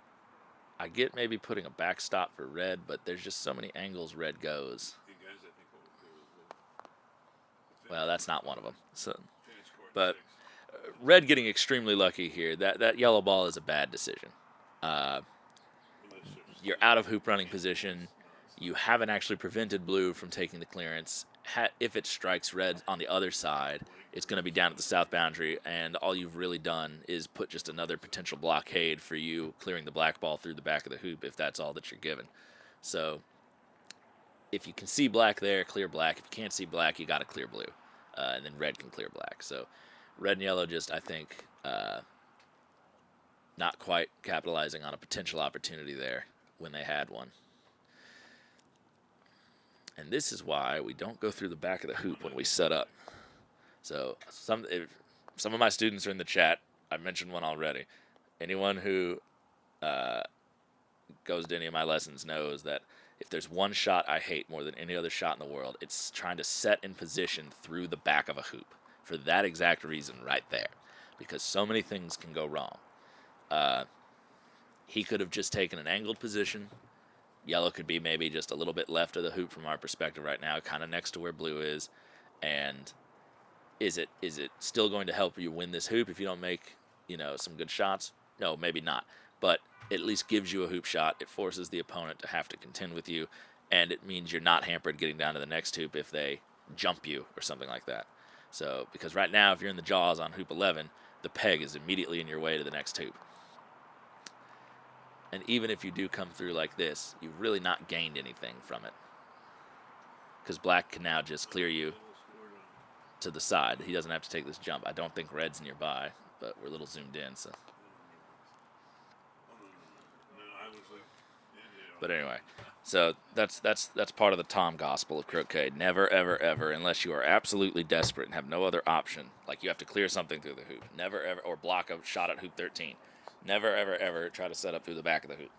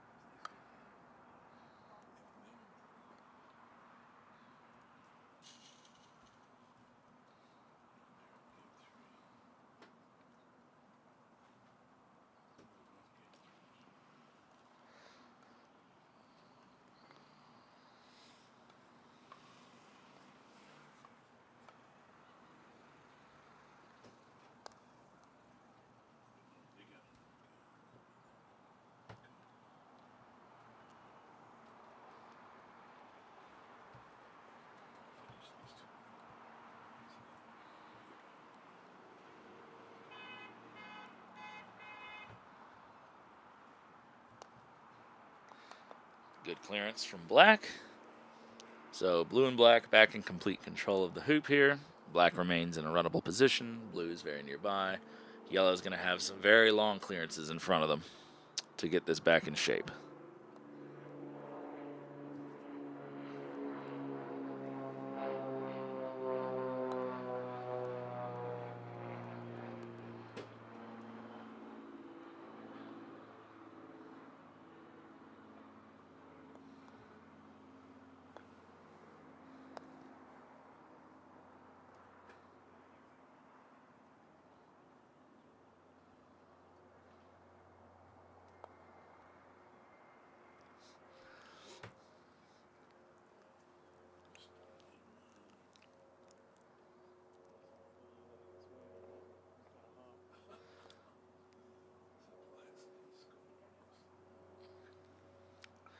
All right. So he can slip by blue here narrowly. And this should be the game and the match if he runs this. Yep, that'll do it. So Francis takes game 2, 7-4, and the match 2-0. Yes. So he shouldn't do that. So a very good win from the New Zealander. So, and we will go back to this game over here on court 6. Oh, great clearance from Red. Good that we caught that right in time. So blue is still in an advantaged position with yellow down here south of hoop 5, but one more clearance like that and we might be back in the fight here. Red's now much closer than it was before.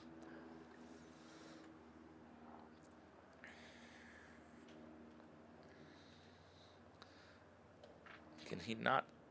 Where is he aiming? It's so hard on these camera angles. It almost looks like he's aiming over at Red.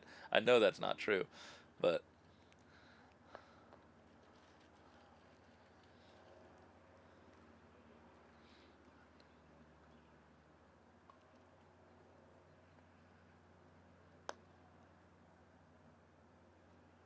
and that's another great shot. My gosh. Okay, Luca with a couple of really strong clearances in a row. Seems to be warming up. Maybe a little extra confidence now that he's won that second game. That's what you like to see. Not that I'm biased to the red, white, and blue or anything, although I will say that other flag is red, white, and blue as well. So, you know, the particular arrangement of red, white, and blue.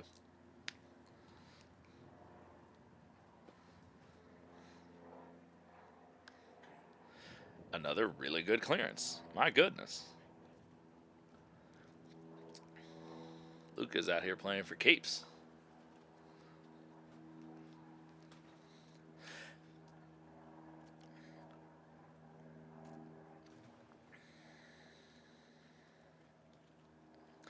Now, unfortunately for Luca, he's going to have to continue making a couple more really good clearances.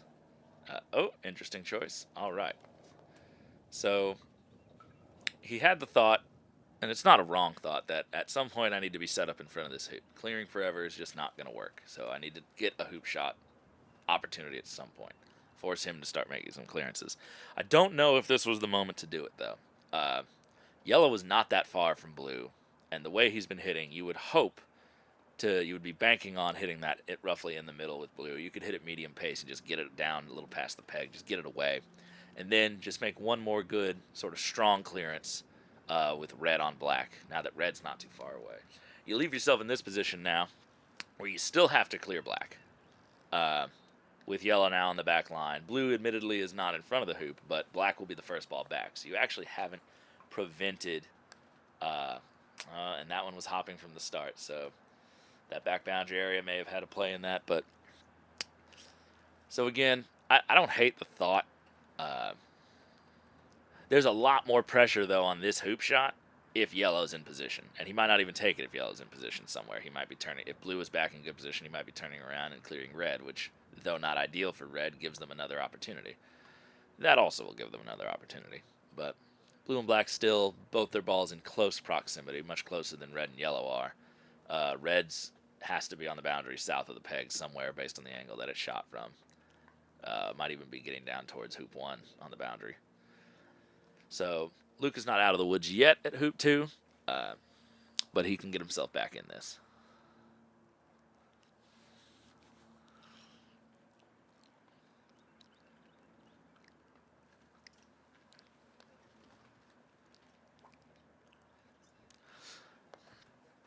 All right. Deep set from Luca. Not going to stop black from clearing you a long way, so you have to take blue here. Unless you want to be clearing from the corner 4 area. There's a lot of furniture down that way, too, that could get in your way. So I would definitely be shooting at blue here.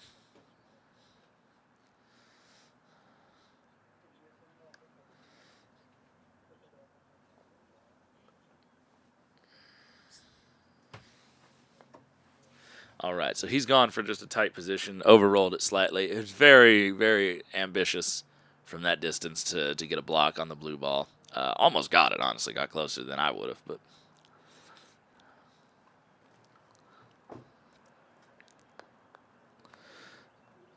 Good clearance from Dusek. Obviously, I don't think it went as far as he wanted. He wanted to hit that dead in the middle, stay around. But it's far enough that you still are betting on yellow missing this. If he does hit it, though, completely flips the advantage of the hoop. So, big shot here.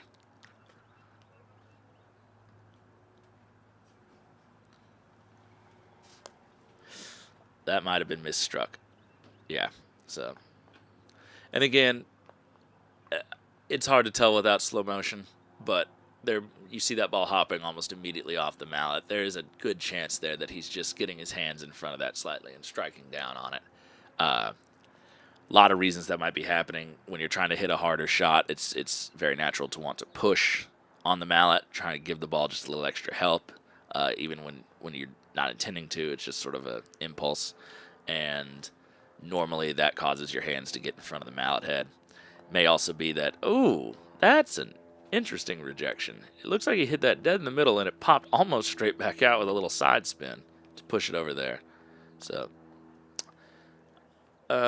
Luca will wish he had hit a slightly better stop shot on that one. Hit a little right of center. Red still in a controlling position of the hoop, close enough to clear anything it wants, but he would have liked, he had an opportunity there to maintain really good position and send blue a little further if he had hit that more centered. But he'll still be happy with the sequence of events that's just occurred. But yeah, the other reason that you might be hitting down on it is you might just be standing too close to the ball.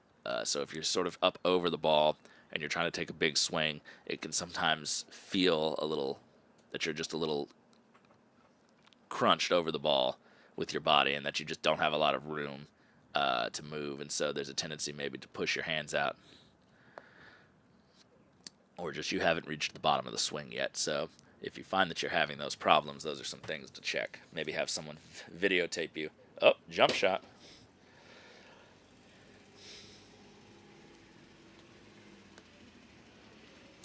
Not enough airtime. Can't tell if that was a jump at the hoop or maybe a jump clearance. Definitely was sort of pointed. I mean, they're all in the same direction, but just with how softly he hit that, didn't even look to me like he was really going for the hoop. But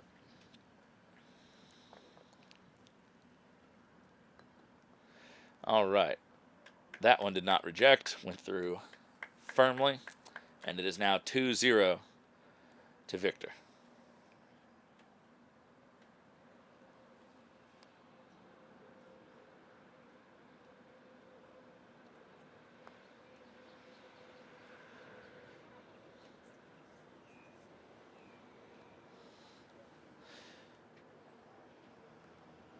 Yellow in good position at hoop 3, and blue coming up short again, sort of going through that little channel. So red as well. Just makes it to good position. Slightly angled, but nothing terribly difficult. And black will need to take care of this yellow ball.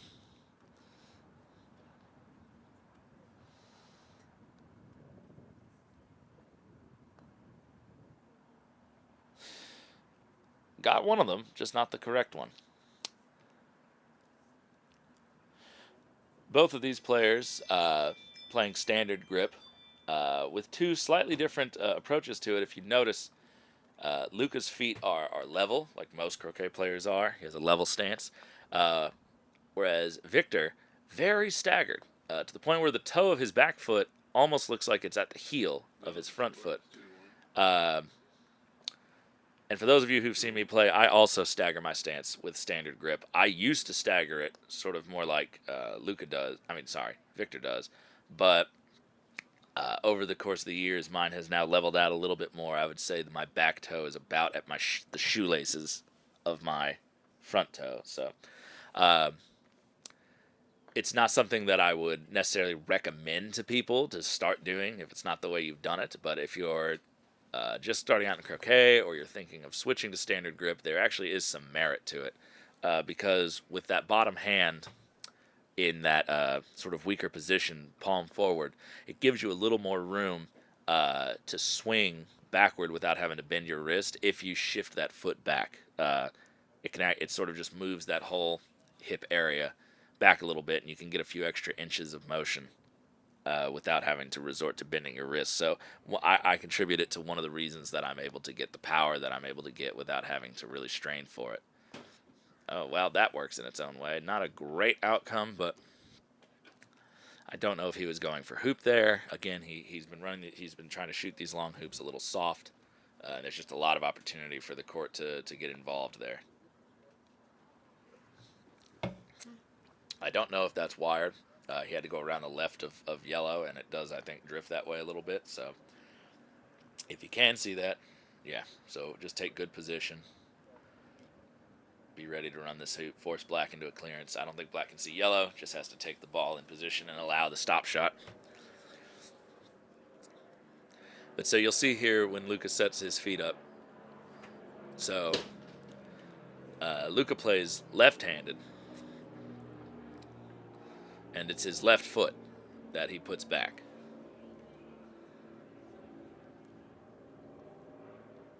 Yeah. So yeah, his foot's very far back. And just notice how that kind of... He doesn't really... Oh, that went through the hoop. Oh, no. Oh, that's unlucky. He made a really good shot. He scored red. Oh, man, that is horrible luck. It happens. And I believe it was Chris Clark during Fulford and Reg Bamford's semifinal match at the 2022 World Championships who said, if you put balls in good position in front of hoops, you'll get lucky eventually. Just keep putting balls tight to hoops. So yellow does sort of fail to capitalize too much on the advantage given and is not able to get yellow in front. And red is now slightly angled as well. So a good clearance here. We'll get blue back in good shape in front of this hoop. So narrow miss on the left-hand side. Now, I will say, Luca's swing does not really necessitate that he has his foot that far back. He doesn't seem to really... He has a lot of sort of wrist bend. He doesn't really seem to swing down between his legs as much. So I would be interested in maybe asking him where he started doing that. I definitely started just because I was feeling wrist pain in the beginning, and that was the only way to sort of relieve it and just make me feel like I was in a little bit more sturdy position. And as I've changed my swing or gotten more flexible or whatever the reason, I no longer stagger nearly as much as I used to.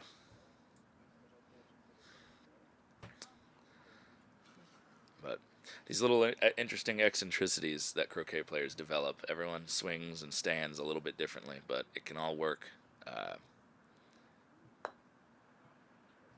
Great shot. Amazing shot. Really good follow-through Luca has. Very, very big follow-through, but it's fairly straight. You don't see a lot of twisting in that mallet when he's grooved in a little bit. So a lot of people have maybe some natural bending. I myself have dealt with, twisting the mallet to my left-hand side. He would, as a left-hander, more likely twist it to the right-hand side, but you don't see him doing that very much. A lot of mallet discipline there. Maybe slightly over-reliant on sort of driving forward with his lower arms and elbows. You see that he kind of almost rose through the ball a little bit. But definitely some good fundamentals there that I think in the next few years will make him very, very good.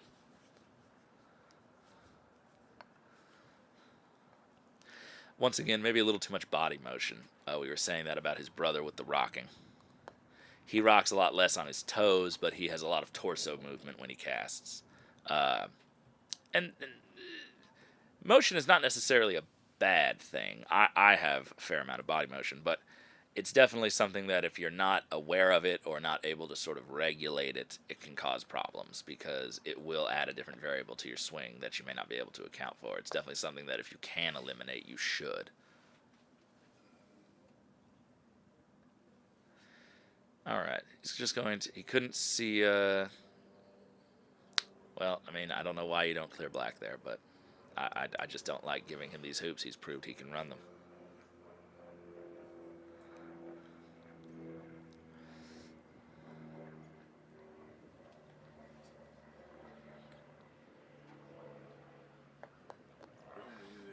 Got lucky on that one. He's hitting the middle of these hoops. They're just rejecting a little bit. I really would encourage anybody watching this to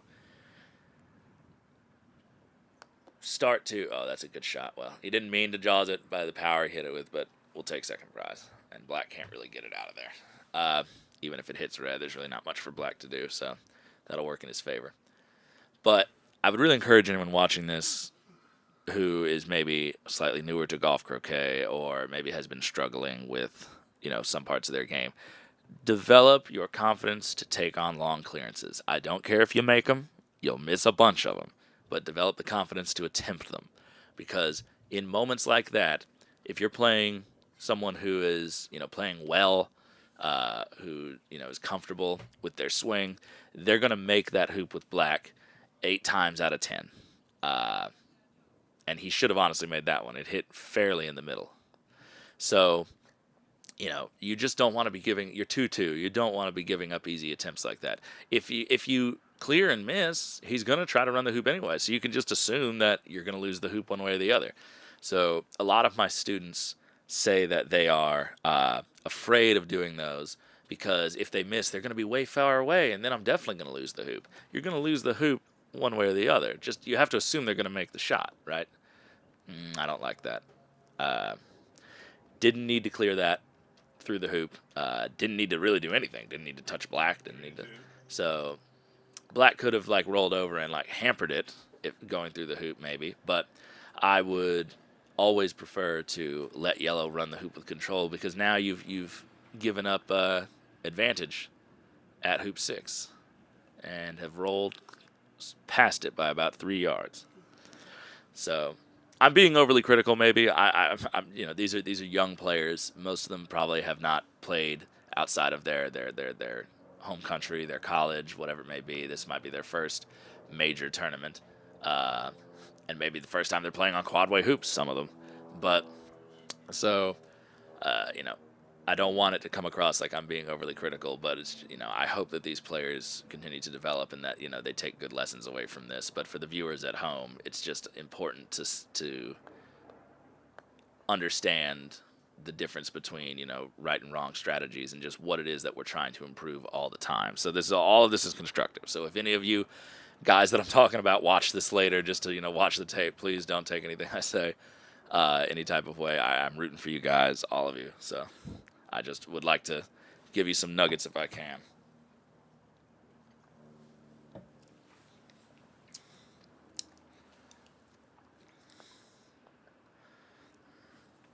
Clears that on the right-hand side. Doesn't really get it as well as he wanted to. Blue is probably over in the hoop 3 vicinity. It's far enough that I'd be clearing this with black. I would just be looking to sort of give it a medium pace shot into the middle. He has decided he likes position, so blue must not be as far away as I think it is, or he's just betting on himself to hit, which I don't mind. Sometimes you just got to bet on yourself. So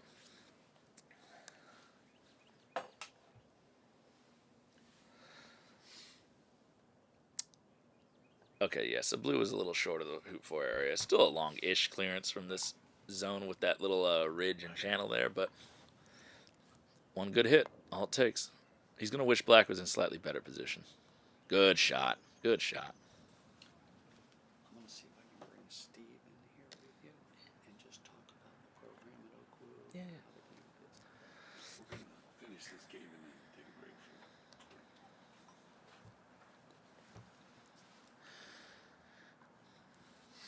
So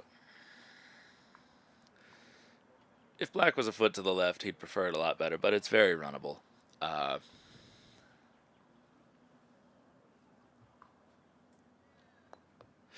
Just a little bit outside wire, just a touch to the left. And that's very common. When you have an angled hoop, we're all taught from a very early stage, you just have to miss the right-hand wire. Do not touch the near wire because there's no hope.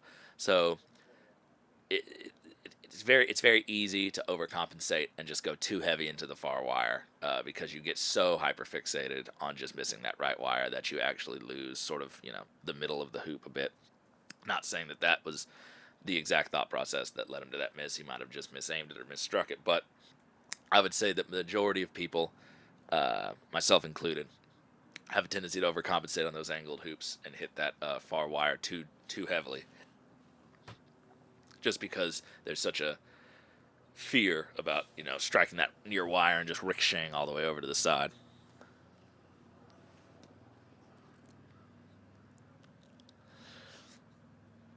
All right. We have 83 people watching. That's nice. And I know for some of you it's a weird time of day, so I appreciate you tuning in here. It's about 11, just 10 after 11 in the morning here in Florida, in the Sunshine State. We've had beautiful weather these last few days, and I don't think the forecast, knock on wood, calls for any rain or anything. Beautiful shot. All right. Luca now taking not a commanding lead, but a comfortable lead, 4-2. And Black actually, because of Red's position and Yellow's position, might not have a great line to take good position over at hoop 7. It could get to the right of Red, but it might end up having to go pretty deep in order to get in front of the hoop. I doubt that Luca was intending to get that block by only running the hoop by 6 inches, but it worked out that way. So yeah, so he had to go kind of deep, not terribly, but not as good position as you'd like, and he might have come up a little short. Luca running that about to the 45-degree angle. We can see it through the hoop, a little less, but it's a runnable hoop.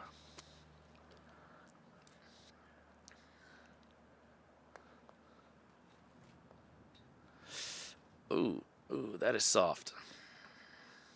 Just looked like he gave up on that a little bit. Didn't follow through. Kind of deaccelerated the mallet as he came through. So one of the things that will improve your touch play, which I probably have some peers out there in the States who are like, Tom should not be the one explaining to you how to have great touch. But for those of you who think I might have something valuable to say, it is very important to maintain a steady tempo on the mallet for all shots at all times. If you believe that a swing of a certain size or a certain pace is what you need, any amount of acceleration or deacceleration from that is going to cause a great deal of inconsistency. And what I saw that he did right there was it looked like he just slowed his mallet down as he was hitting the ball, and it just caused him to hit it with a lot less force than he had intended to. And that ends up keeping the ball fairly short. So one of the things that can immediately fix your touch play is just making sure that you're keeping the mallet head at a consistent speed all the way through. We are joined now by Mr. Steve Fisher. Steve, good morning. Thanks for having me. Steve, could you just introduce yourself and tell the folks at home a little about your involvement with some of these young American players we have here? So, Steve Fisher here. I help and coach the team at Oklahoma Wesleyan University. And we had the honor, really, of bringing 5 young men to represent the U.S. We brought Karen Hernandez, who attends the university. She is representing Mexico. Excellent.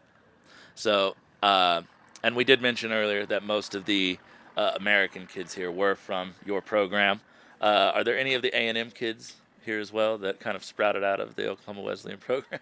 We would have loved to have brought an A&M player or two, and there certainly would have been fun to develop some of those players. They were over the age limit. Ah, okay. So it is hard with the college thing. A lot of people, freshmen and sophomores, can get in, but a lot of people are on the cusp. So I misspoke earlier. For those of you at home, there are no Texas A&M players present, but they do exist. Shout out to them. Hopefully they're watching and enjoying. But you probably have one of the most successful college programs out right now in the country, just in terms of activity and involvement in the wider world of American croquet. And, great shot. Great clearance by Luca.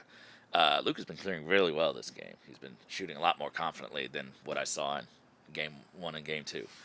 But can you just speak a little bit to that? Like, if there's anyone around the States right now watching at home who's maybe thinking of getting involved or maybe has some affiliation with a college and could try to start a program, what advice could you give to them? We need more youth players in the collegiate level. Well, first of all, make contact with us. If you're playing as an adult, whether you're 30 years old or 83 years old, give us some contact. Reach out to Tom, reach out to myself, reach out to the USCA, Mr. Bidencope, Mr. Albert.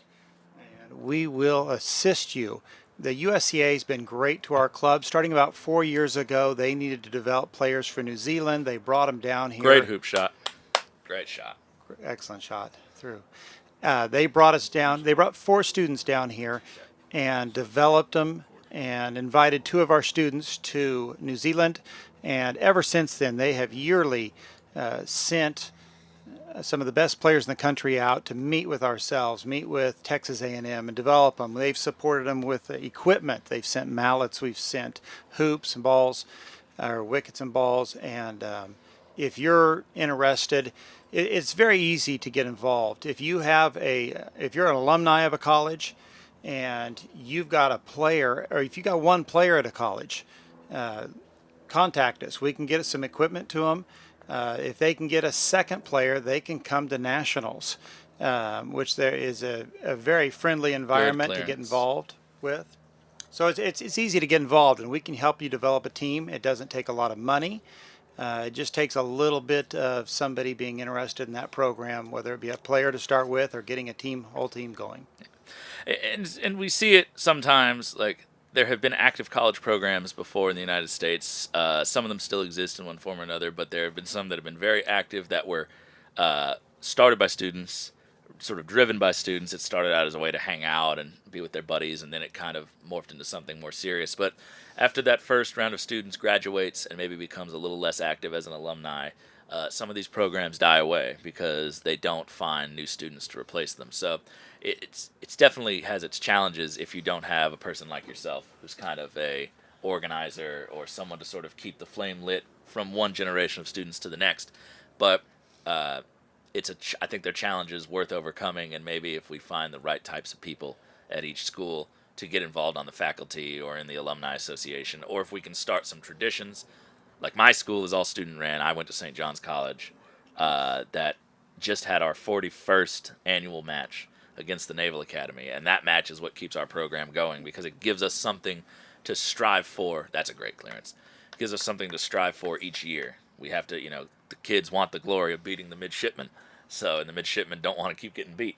So without that, it's very hard to maintain the program. When we lost a year to COVID, it almost dropped away. And thankfully we were able to recover. Deep tradition between Annapolis and St. John's there. So, maybe finding schools near one another who have an already existing rivalry in some other sport like football, basketball, maybe piggybacking off of that, starting croquet matches. So if you are affiliated with any schools that that might fit that criteria, that can be a good way to maybe jumpstart a new tradition, jumpstart a program. But we are looking to, I am the youth committee chairman for the USCA, and though, and I'm the only member of the youth committee at the moment. But I myself, Mr. Fisher, many others like in the USCA are really interested in promoting youth croquet. That's why we're here. That's why we want to live stream this and give our support to the under 21 players, and why this club is so proud to host this event. So please, don't be afraid to reach out and at least ask questions. Make inquiries. You'd be surprised what we might be able to help you with.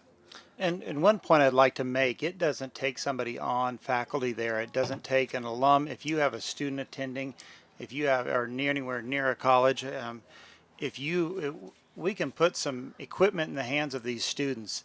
They can practice largely on their own. We can give them assistance. We can travel students. We can travel professionals to train. Maybe we could bring some students to play with them and they can get involved. It does not take a large time commitment from somebody willing to sort of sponsor, chaperone, or coach a team. Yeah. So, making the champions, great clearance, really good. Yeah. We want to craft the world champions of tomorrow. If we walk back through the list of the most recent golf croquet world champions, Blake Fields is 18, started when he was 8. We've mentioned that earlier. Matthew Essick won in 2022, and he has started croquet when he was 3 years old. He started his first tournament when he was 9. Played with his family, played with his grandfather, and it's and he's a world champion in his early 20s, right? I mean, that's just an insane thing. And Blake's 18 and he's world champion. So these kids we're watching here, they've just started. A lot of them have just started down a road that could lead them to that before they're 30, right? If they really kept with it and if they developed their skills. A lot of them, I can see just from watching them play, have the athletic ability, they have the talent, They just need the opportunity and the dedication to follow it. So we want to develop all of these guys because we'll be talking about them like we talk about the Matthew Essex and Blake Fields of the world, and the Robert Fletchers, and very soon. So. All right, so we've leveled the game here 4-4. Dusek has done a very good job of capitalizing on running Hoop 7 and Hoop 8.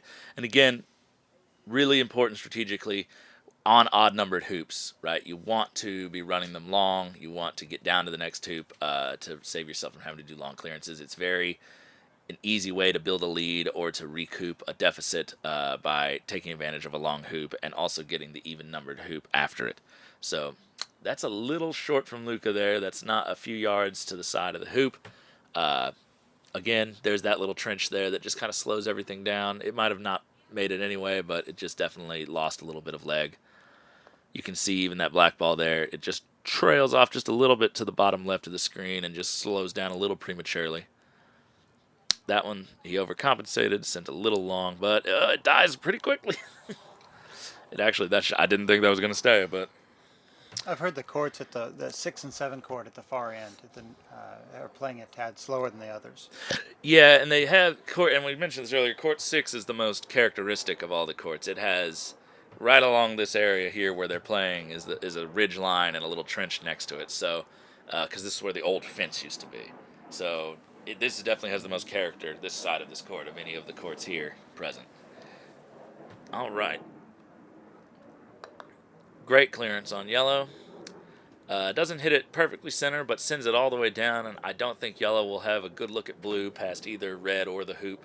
Obviously, with character being what it is, anything could happen, but this is going to be a pretty daring clearance if he takes it. So, knowing how Luca's played, he might be tempted just to try and lag a ball in, maybe get a block, maybe just put some extra pressure, but yeah, that looks to be what he's doing. Pace looks okay. It's trailing off to the right, though, as you can see. That probably started closer to being pointed at the hoop, and it's still kind of trailing. But blue misses this. Red's in good position. But he's been making these pretty well.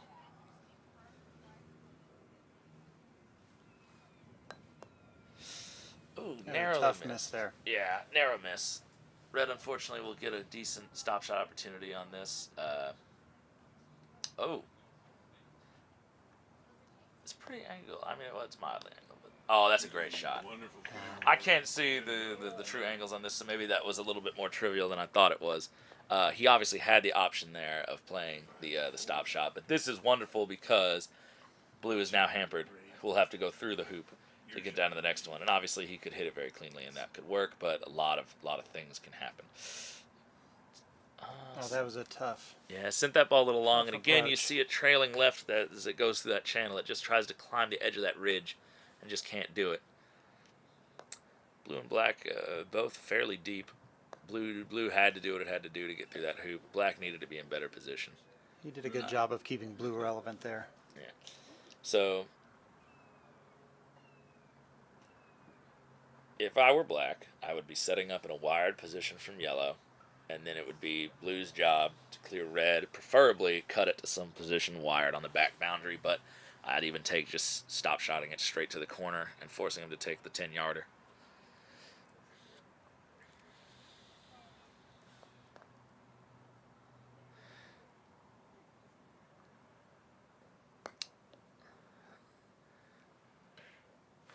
So, two ways to play this. Clear black now, because blue is not in great position. Even if it stop shots red, red will just come back. Great clearance. You could see that all the way through. So, Might have hampered red. might have, but we'll see what We'll see happens. if it's Red could round. always play just into better position. Black, unfortunately, is not so far away that you have to, if you do just play red into position, you have to worry about black clearing yellow. But, yeah, so...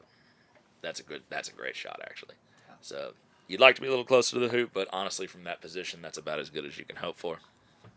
So my understanding is that in the Czech Republic, there are only 3 croquet clubs.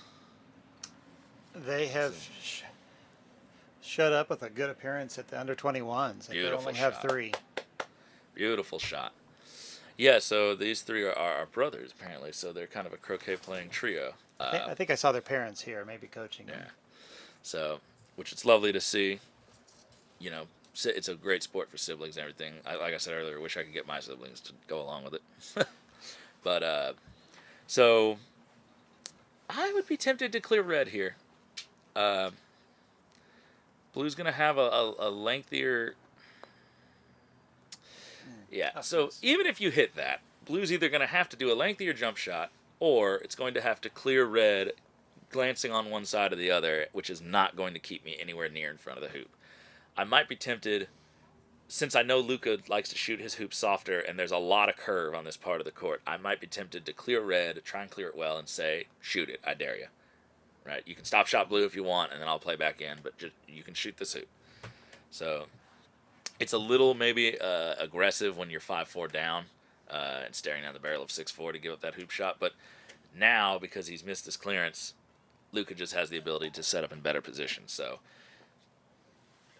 It might be working toward a playoff. I don't know. If Nettleton wins, they're 2-2.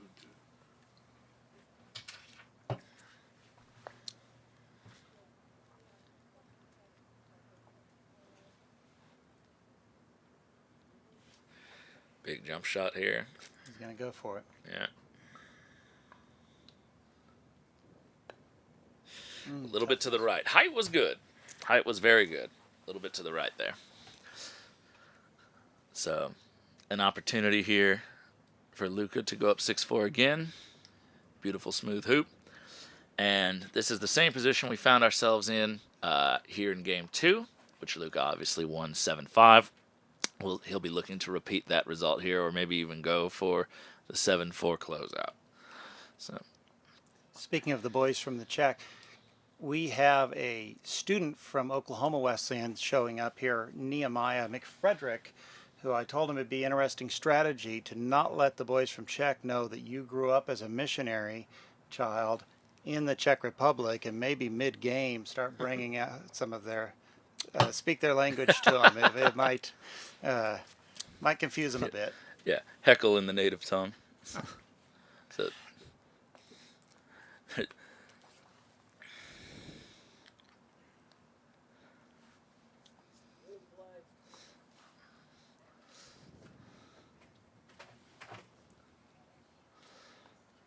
all right, so both of those balls that have been played in so far have failed to get good position. Yellow's obviously much closer, but Black has the opportunity to do a long clearance on it. So good pace, it looks like. I just ran a little long. I thought that was going to slow up just a little bit faster. So big shot here for... that'll work. Took the clearance. Took the clearance, side boundary. Black is going to be down on south, near the south boundary, or all the way on it, behind hoop 12, unless it hits something on its way down there, like the peg or something. But so big clearance here. This is for flipping the hoop or giving up 6-5. Narrow miss on the left-hand side, hits the hoop 2, and stays a little closer. So if Blue, for some reason, does miss this, then it'll be a little bit easier for Yellow and Red to get back in this. But there's no doubts. Oh, And he nice. runs it really well. I mean, ran that. Wonderful shot.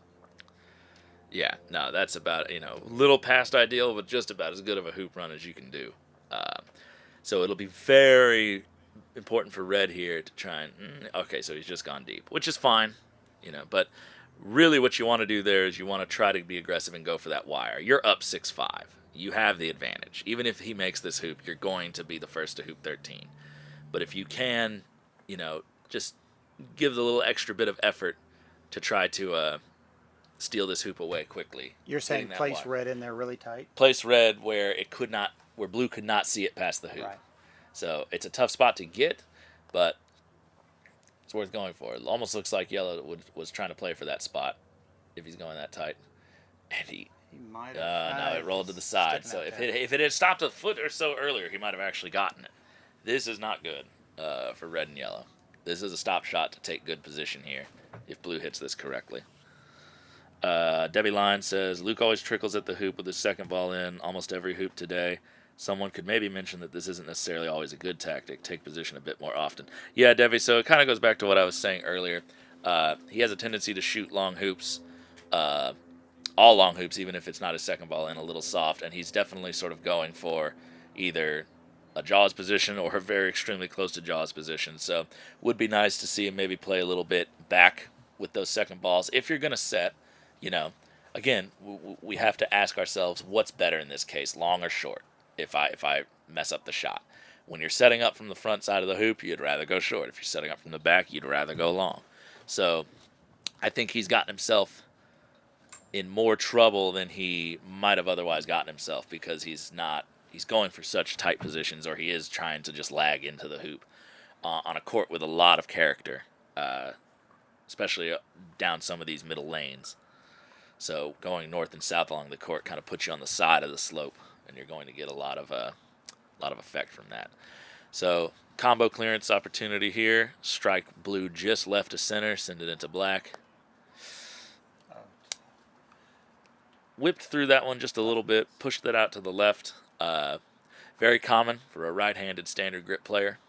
Haven't looked too closely. I think he's a right-handed player. I know Victor here is left-handed, but that's actually fine.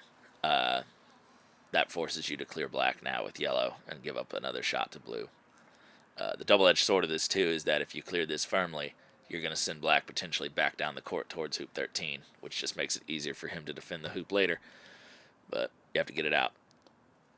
And I would just like to see him hit those a little harder. That wouldn't have really gotten black out very far even if he had hit that really cleanly.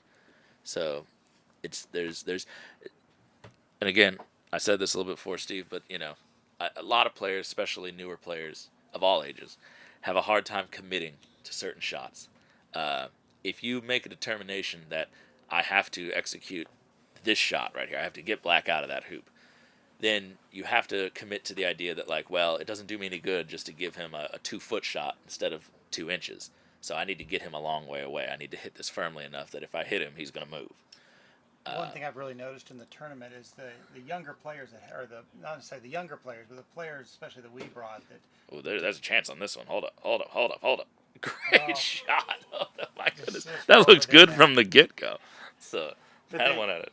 When they get in tight games and pressure situations, I think they get a little anxious and they go up and they don't think through the possibilities.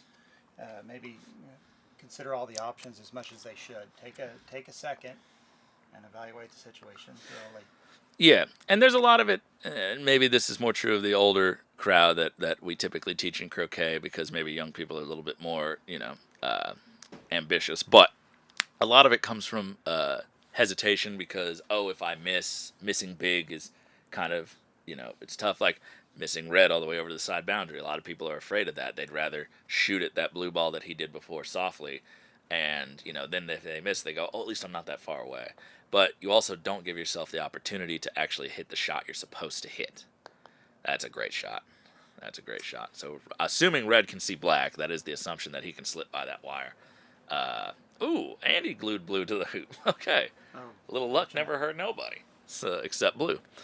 But it comes from a place of maybe hesitation or fear of, if I miss big, then I'll never be able to win this hoop. I'll be way out of position. It's going to be bad. I'll just set up, or I'll just clear this softly and just try and stay around, hedge my bets. There's really no justification for that type of thinking, because if you're not willing to commit to doing the shot correctly, you ought just to play a different shot. And I just appreciate some of the more experienced players. I've seen Sam in this tournament reject his shot numerous times, back out of it, reconsider it, look at all the options. Okay, so I guess he couldn't see black, and he tried to pop jump it through 12. Again, do not, under any circumstances, unless it is absolutely necessary, go backwards through the hoop. You have advantage at 13 here. Even if he gets this hoop, just make sure you're in a position where you are unhampered getting to 13. Yes, yellow gets to be the first ball, but what if yellow now fails to get good position, and then red's not able to get position at all, and now you might potentially have a 2-on-1 scenario if yellow misses their hoop shot and red doesn't have a runnable hoop. So it's just these small percentages that can turn things away from your favor. Obviously, like we said, there's an error that's acceptable on this one, on 13. The mantra is do not be short. That won't be short. Looks like he's hit it firm enough. That might be a little touch long. Whether they have a playoff or not. So, as a coach, it's very painful to see your student Whether they have a playoff or not. go backwards through a hoop when you've told them again and again, don't go backward through hoops. Wojtech wins, it'll be 3-1, and he'll be in the knockout. so I've just been informed that the result of this match will determine whether or not there is a playoff for a knockout position. If Nettleton wins, they'll be 2-2. If Vojtech wins, he'll be 3-1. So, that's so he must not have been able to get to hoop 13. I would have gotten down there. I would have just hit it to the north boundary wherever I could. I think he was trying to block black, but again, it's not a good idea. Your hoop shot is now, I think, blocked. Even if it's not blocked, it's a longer hoop shot with a ball in good position. You can clear blue, but now black is waiting in the wings. So this is You have to jump. yeah, this is for all the marbles. One good shot can do it, but this is just, you don't want to be in this situation. It's just unpleasant. Yeah, and a little outside wire there. If he looks back on this video, he might feel a little disappointed. He made some really good shots. He cleared really well. He ran some good hoops, but there's just some tactical decision making that needs to tighten up just a little bit. If Red had just lagged to some position, in front of hoop 12 and just said, fine, run it, I'm first at 13, I'll take it at the hook, then we might be in a different position. With red and yellow both being in front of the hoop, yellow could have cleared blue.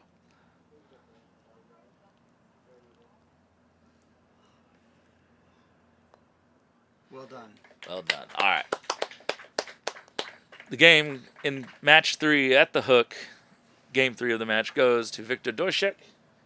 And we're going to take a 1-hour break for lunch and starting to get the knockout brackets figured out and all that other good stuff.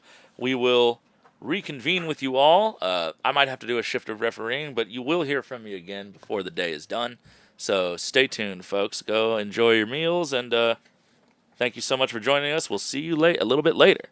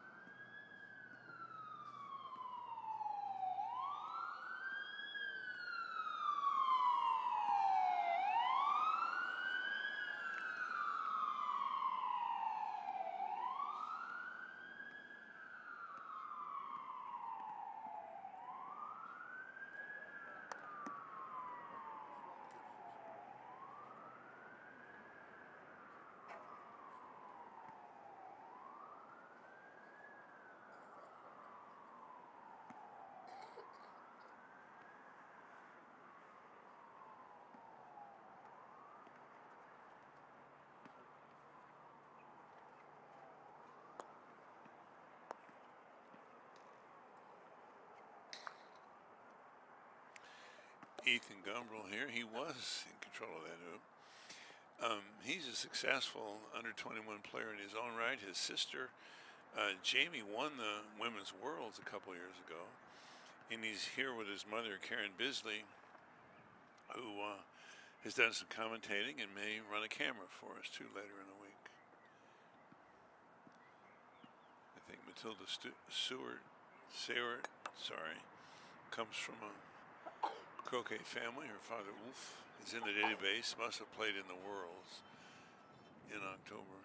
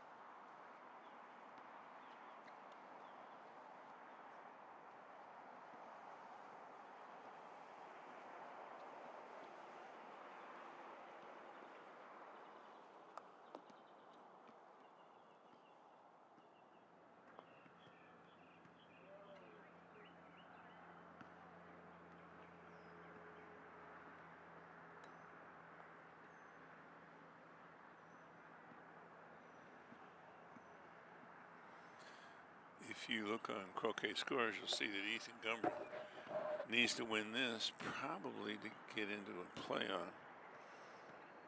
Although if he loses, he might still make it. Yeah, no, if he loses, he'll be in. If he wins, he'll be in. Matilda doesn't have a chance to make the knockout, I don't think so.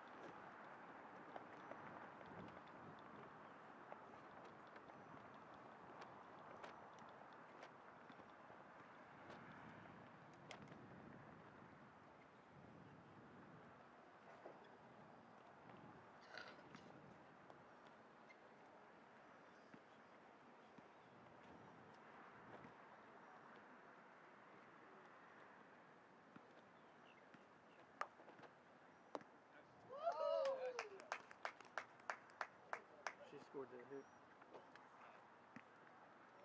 It's 4-1. Yeah. Just scored from the band.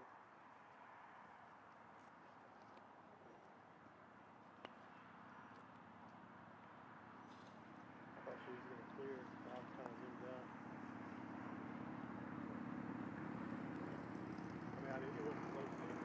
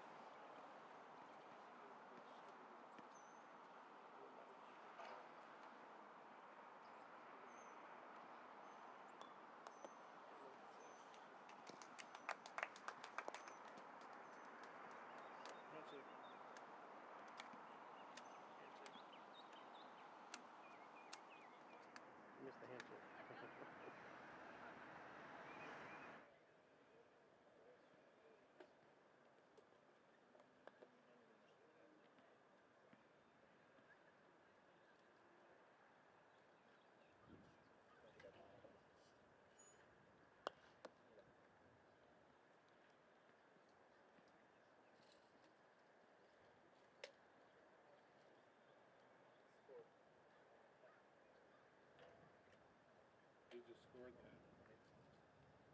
Yeah, Edu scored it. Porque ya tiraste feo.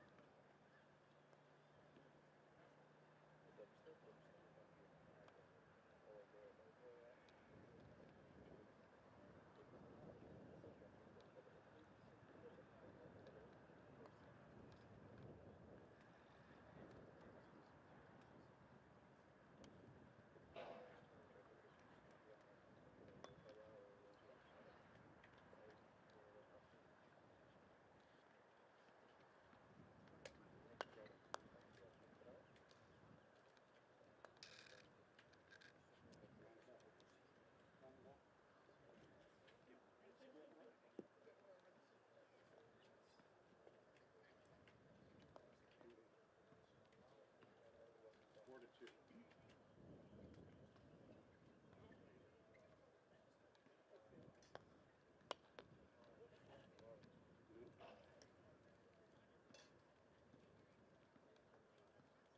The Blues definitely in the draws.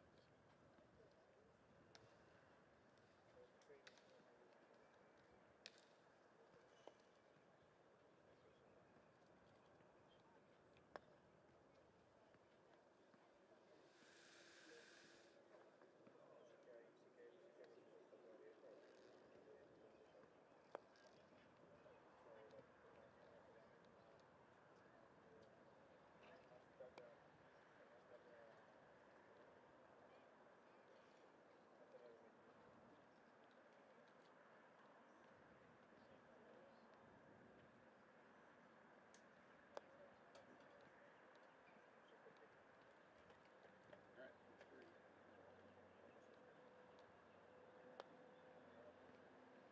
4 to 3.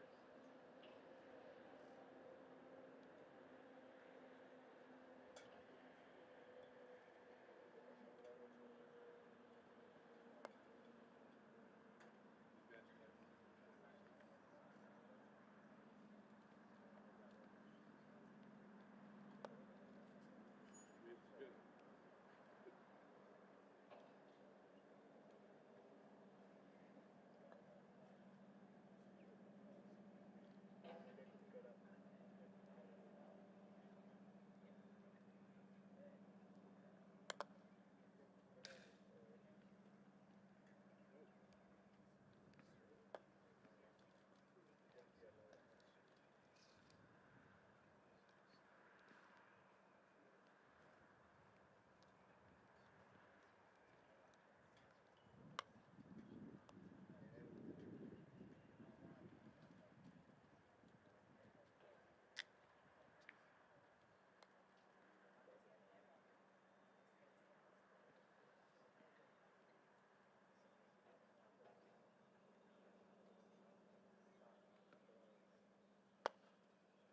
¡Olé! Pedazo de brazo.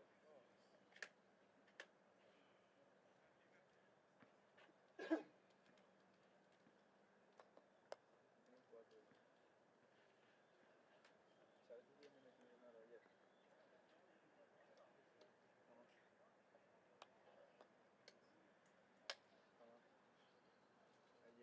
Ayer pasó el lado 4 y me quedó alineado.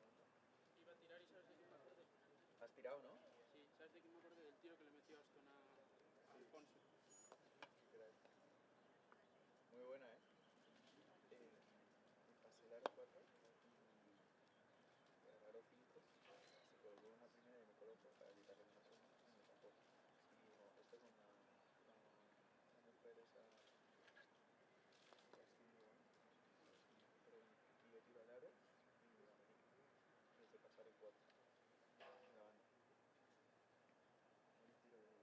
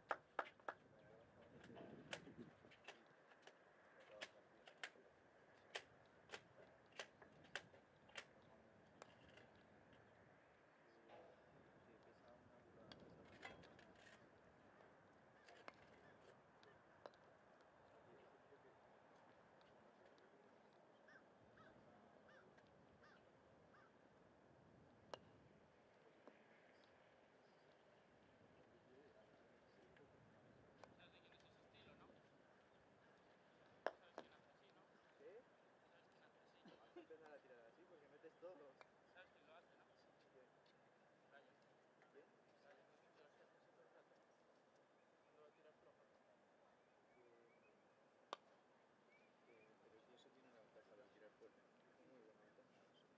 Muy buena ventaja. O sea, con la fuerza del tío.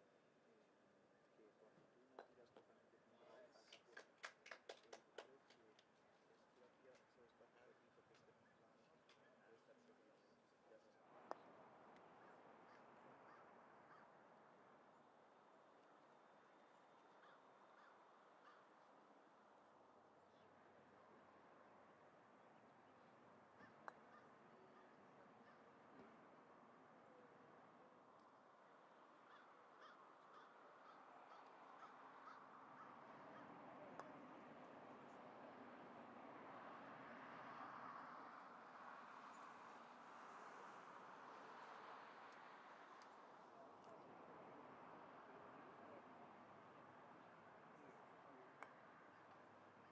It's game two. It's game two.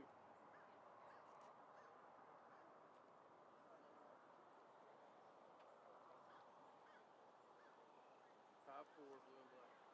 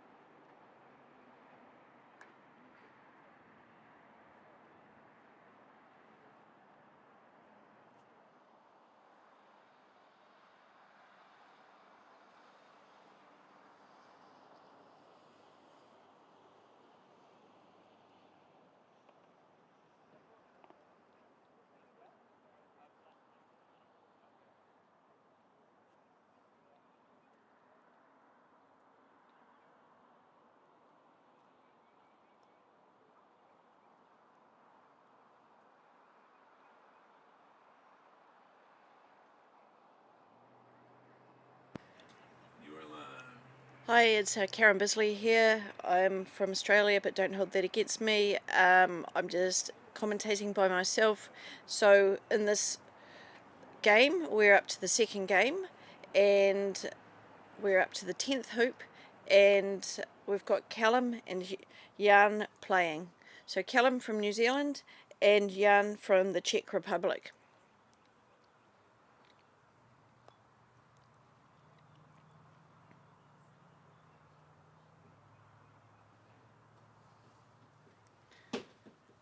So looking at their ages here, assuming they haven't had a birthday since it was written, Callum's 20 and Jan is 18.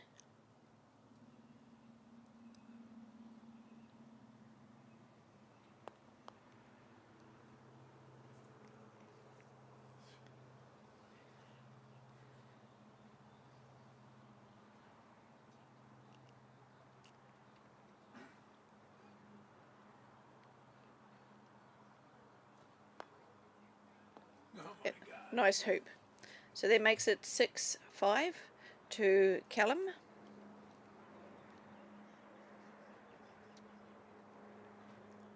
Black to play.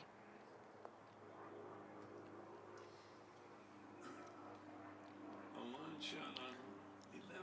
And he's gone too far.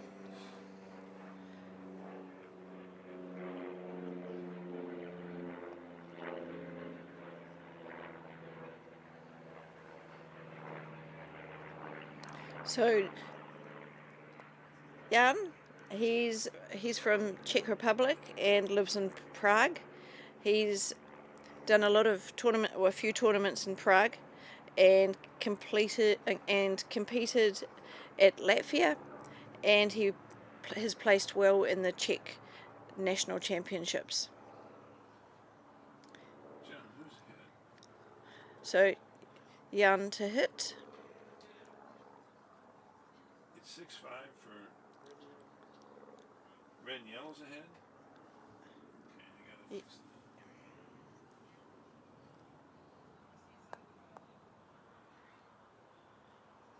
that. Nice clearance by Jan. New Zealand's ahead. Yep, then New Zealand's ahead. 6-5.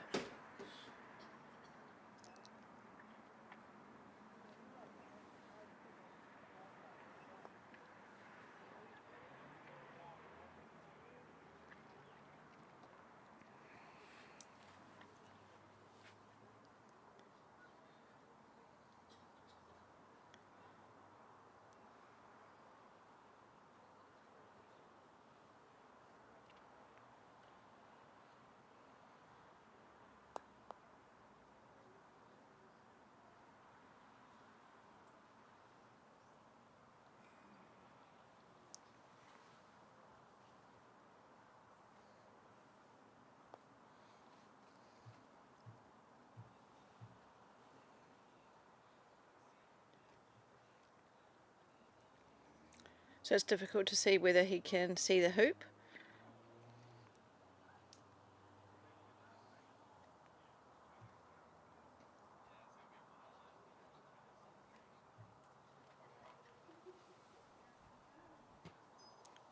He's elected to clear. Oh no, he's trying to.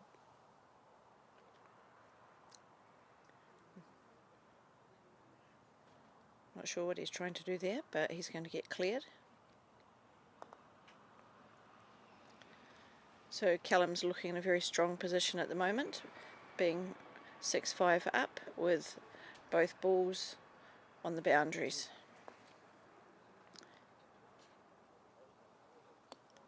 He had an attempt at the hoop, but unfortunately was not successful.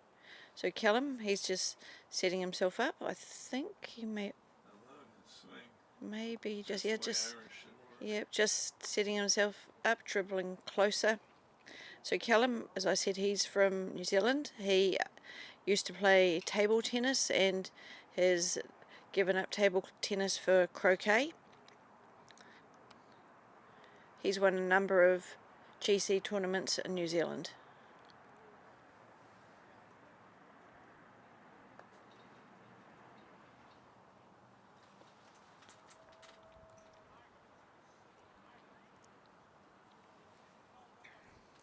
So Just waiting for the ref.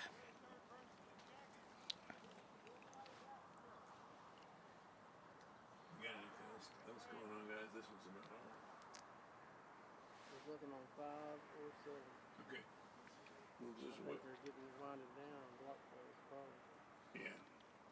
We'll just. McFrederick, I can't remember. Yeah. What we'll do is take a break again until we're starting playoffs. There's a couple of playoff games, and then the knockout starts.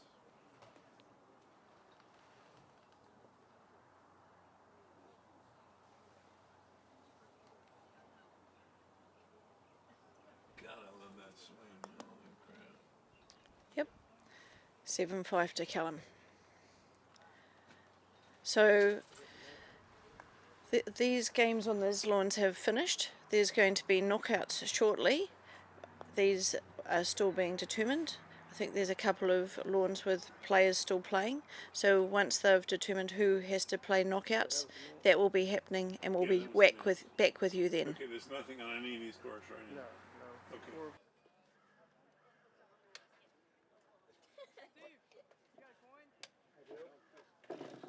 I got a coin. I got a big coin. Think they're gonna flip, and then you have a coin? I do have a coin. Oh, yes, it's there. Oh. What's your coin? Curious now. We don't have the names for the scoreboard. Names? Go ask Jeff for the names for the scoreboard. And Steve. Okay, guess we'll get to go.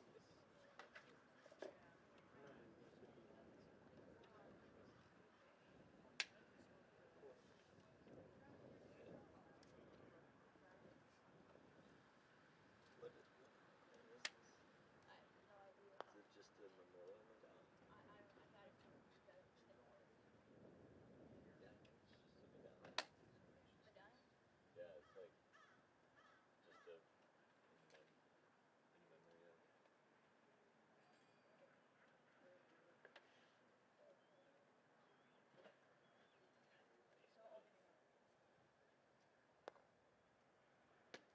Yeah.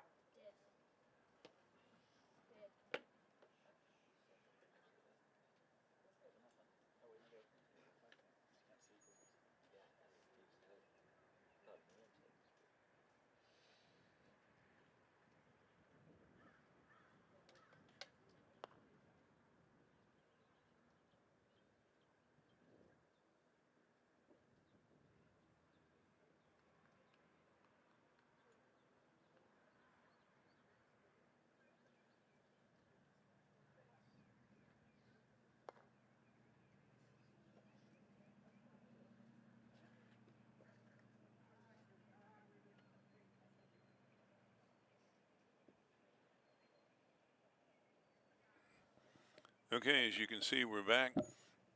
We're doing a Block A playoff. Khaled, Scantlin, and McFrederick all had 2 wins. So the 3 of them are in a playoff for the 4th knockout place in Block A. Khaled and Scantlin will play on court 7. The winner then will play Nehemiah McFrederick on court 6. 1 game each.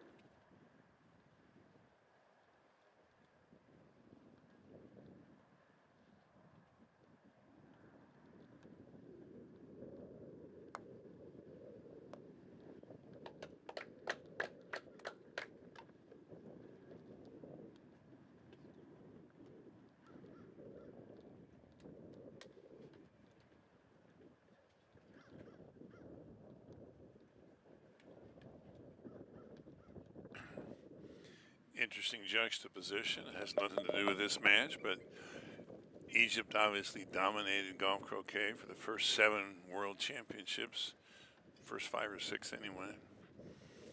Then Ireland won one, and Reg Bamford won a couple. But the last 3 golf croquet world champions are Americans. Times they are changing. Of course, I think the Egyptians were second in most of those. Let's see, Matthew Estick beat Robert Fulford, so England was second in the one before last.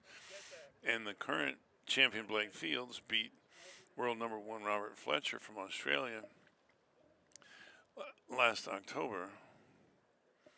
But Egypt is still a major force in golf croquet.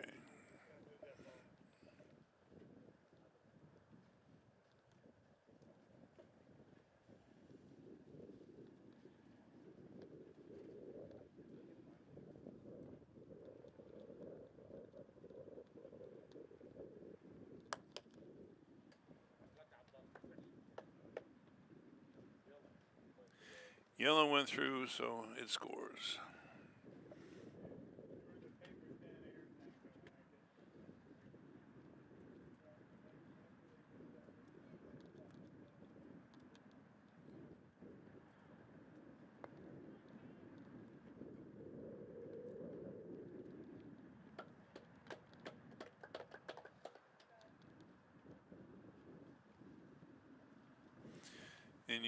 As usual, a good 30% of the disadvantage of putting the opponent through the hoop is that the opponent plays next.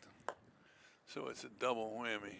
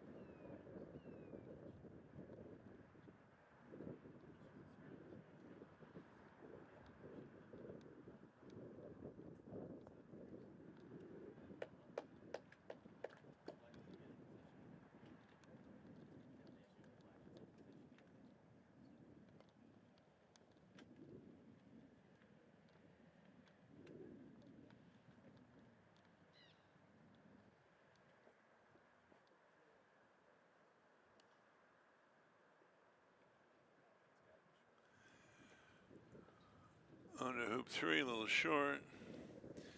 So let's take a poll. Do you call this a cuddle, a snuggle, or a cozy? I've heard all 3. It can be extremely powerful.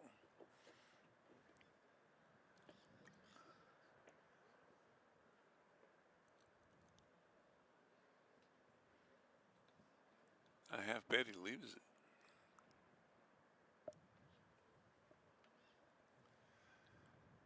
Yep.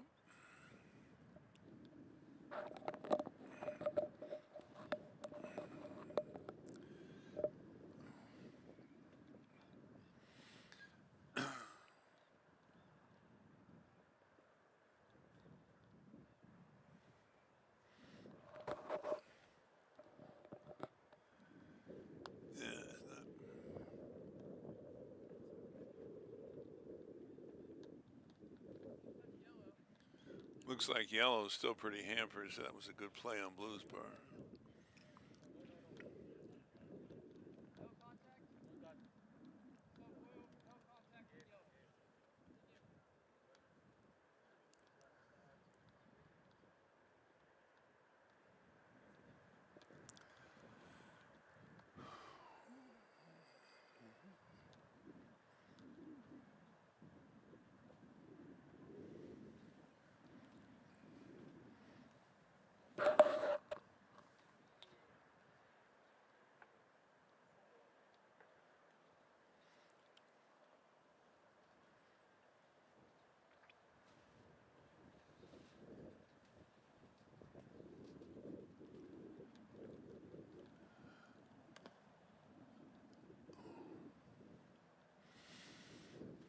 Matthew came back from, I think, an Egyptian Open. He was trying hoop shots like that too.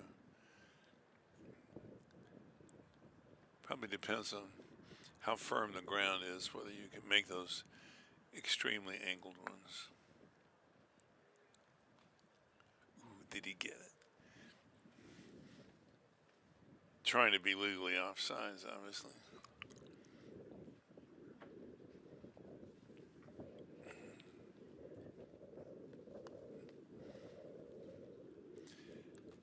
Matt Griffith out to pound it down.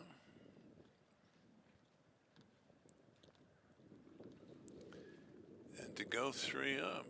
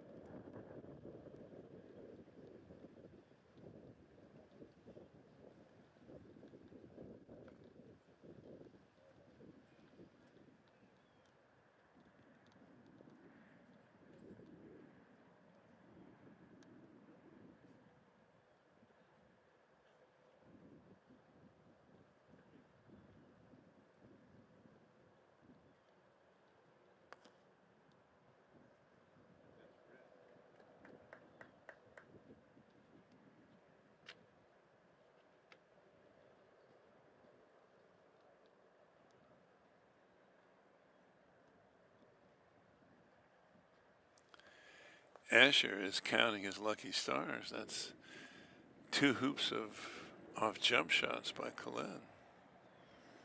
I think his name is Abdalla. Let me check. I'm sure that's right.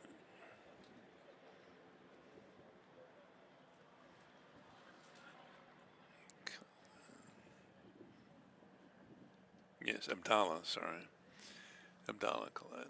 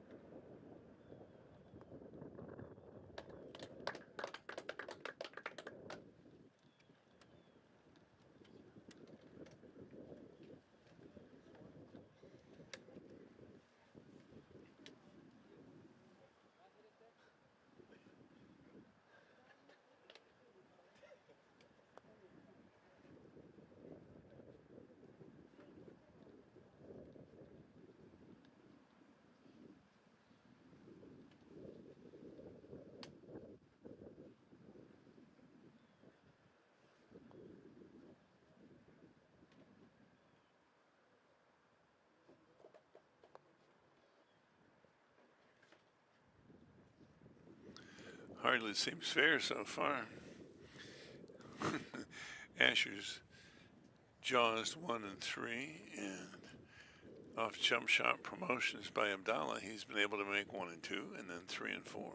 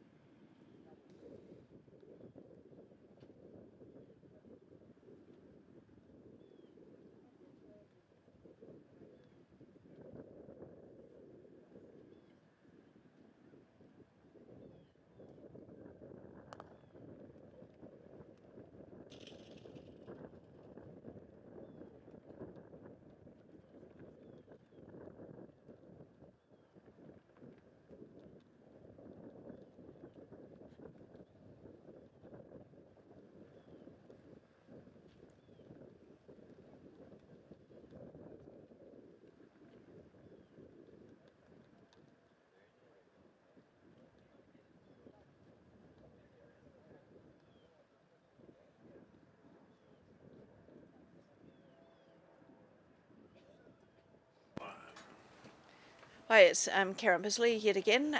Just looking at the playoff here. So this is a one-game playoff, and this is between the Egyptian and American. So we have Asher Scantlin from America, who's 4-0 up against Ahmed Khaled. Oh, sorry, Abdalla Khaled.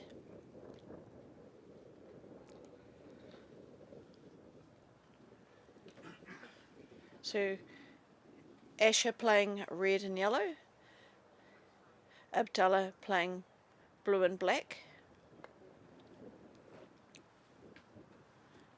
and Asher's missed, and looks like Abdalla has blue and black in front of the hoop. Black may be a little bit off to the side, it's a little bit difficult to see on this angle.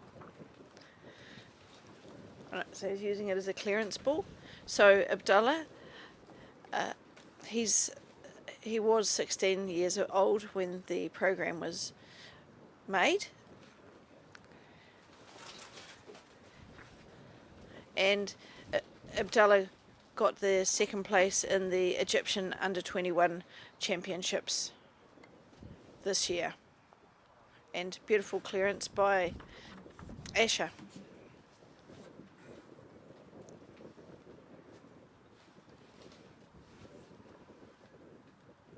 Karen, the way they got here was Asher jaws hoop 1 and hoop 3.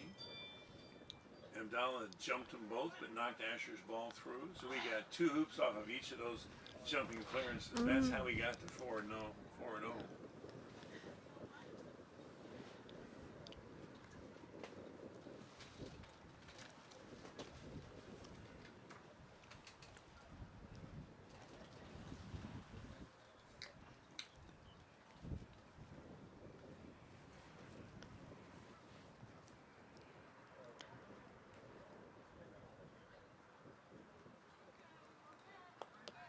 A nice jump shot.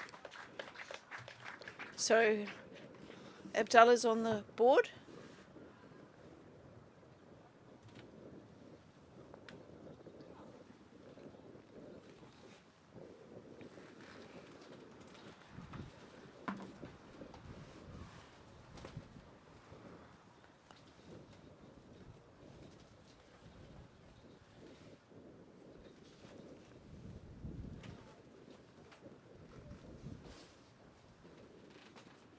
So Asher to play.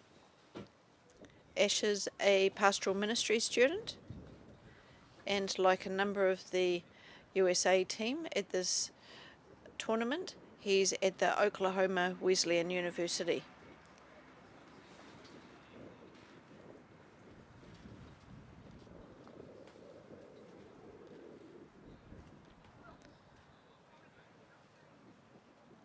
The Oklahoma Wesleyan University is a strong croquet university and have won the college or university championships a number of years in a row.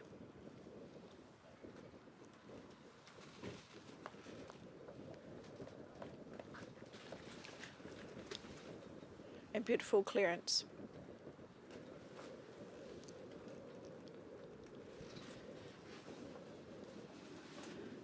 So looking in the distance, you can see the white stuff around the lawns. That's actually shells, little small shells.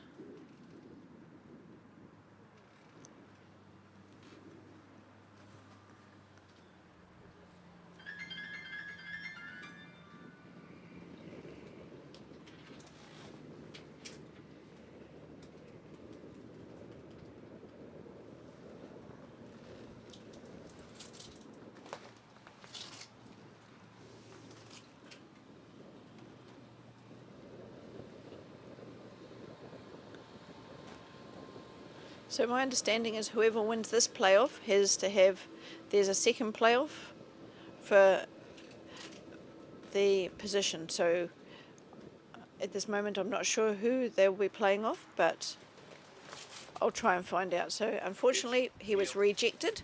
Nehemiah McFrederick. Another American. Okay. So if if whoever wins this game is going to be playing Nehemiah McFrederick. He's another American.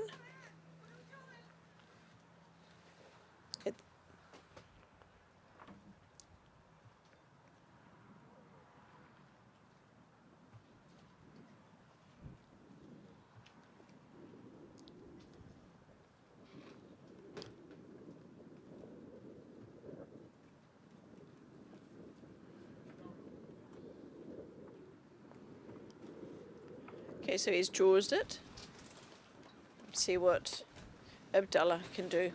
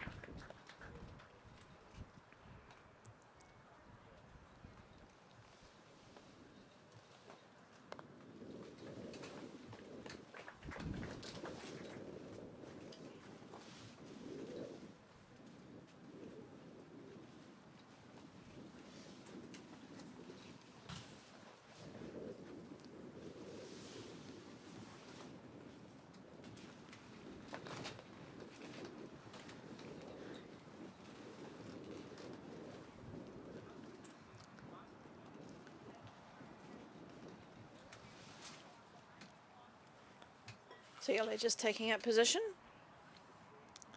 and both blue and black are on the boundary.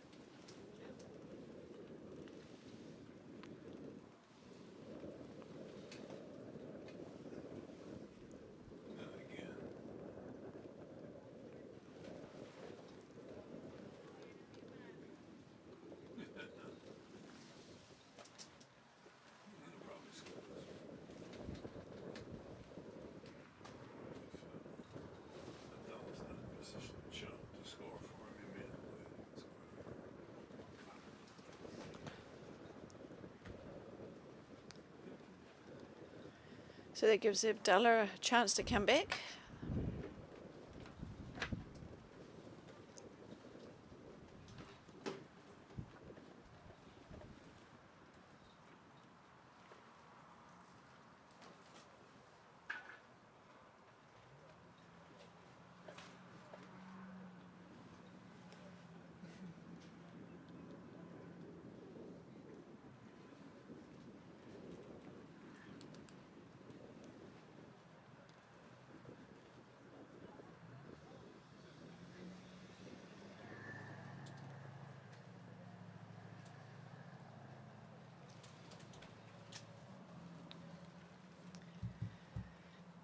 The local time here in Florida is 2:25 p.m. and once the playoffs have been done, there'll be the start of the knockout. But we're just waiting on for this 2 playoffs to know who's going to be heading into the knockout.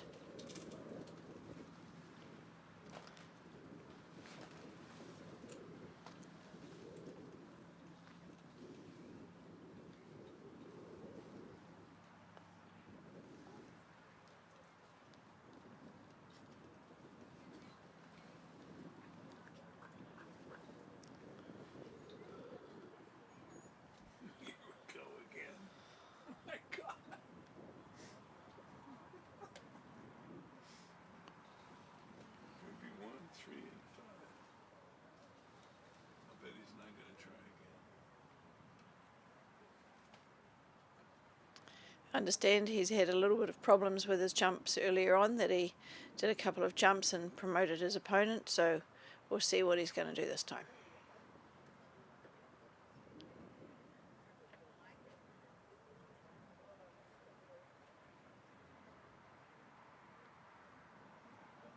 Get on the hoop, John. Well, Oh my God. At least he didn't score. at least he didn't put red through.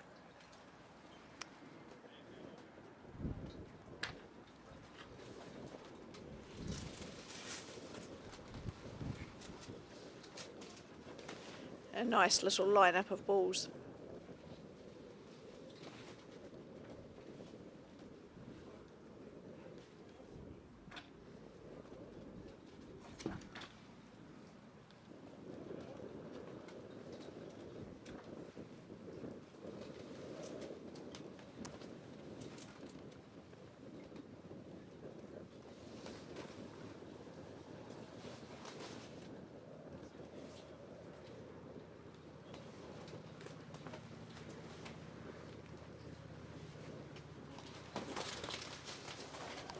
Okay.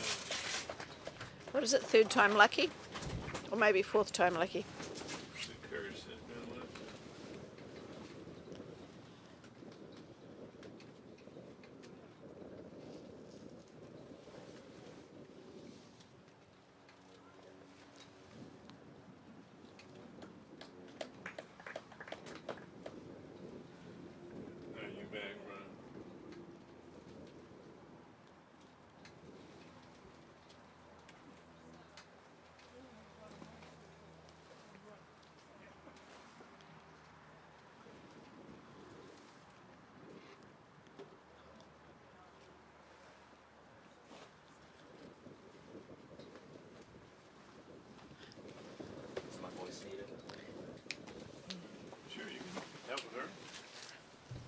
What's up? Not too bad. So, Tom, Balding's just come to sit down and have somebody else to chat with me rather than just me chatting by myself, so that'll be great. Always preferable to chat with somebody. So the score here is Asher Scantlin's up 4 against Abdalla Khaled, and evidently Abdalla did two jump shots earlier and managed to put Asher through twice. So he's just managed a jump shot at hoop 6 and nailed it this time. All right. Do we have a chat going, Russ? What? Do we have a chat going on this? Like, Do have the chat. Oh, it's up, but there's nobody in it right now. Okay, just making sure. I didn't see it come up on my screen. So, all right. We have 84 people watching. That's lovely. And nobody's wanting to talk to us, even better. I know. Come on, y'all. You know I'm full of good stories and everything if you ask me questions. All right. So do you know Asher? I do. So a lot of these Oklahoma Wesleyan players, I have had the opportunity the last year to meet some of them and to do a training session with them. Asher was one of the kids that was there. Ooh, almost made that. Just a little bit heavy on the left wire from his perspective. And he is at the time he was one of the more advanced players that they had, but him and his doubles partner who we saw play earlier, but all the kids that they have over there are really dedicated and they're quite skilled.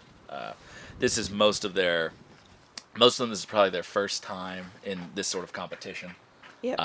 So, you know, there's some nerves and they're maybe not used to playing on courts like this all the time, but they've been doing a really good job, I think, and just holding their own. And you can obviously see by the relative world rankings that, you know, they're all fairly new to this, but they're making a great showing. Yeah, I understand Oklahoma University has got like a collegiate program. They do. And they're one of the stronger in the country. They do. Sort of a small field of colleges that have active programs. At best, I can maybe count 5, and some of them fall in and out of activity at any given moment.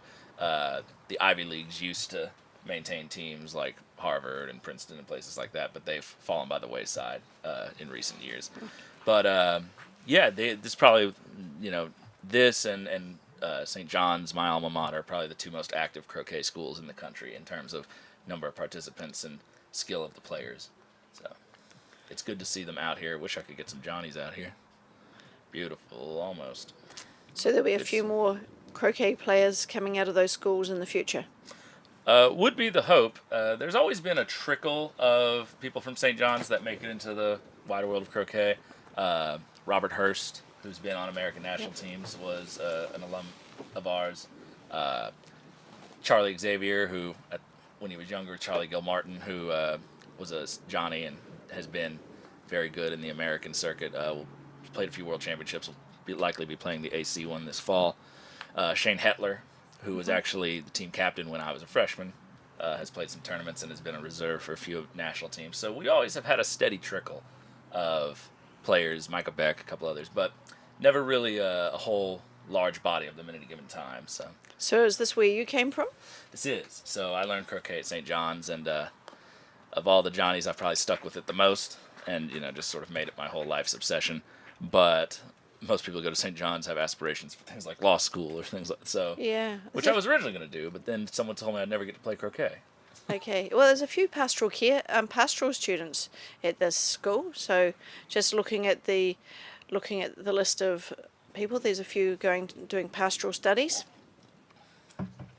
And I see Karen Hernandez is there, and she's one of the only female representing America. Mexico. Oh, she's Mexico, but she's living. Sorry, I got that one wrong. She's in America. Yeah, she actually is one of the kids from Oklahoma Wesleyan. Yep. But she's from Mexico. But no, very nice girl.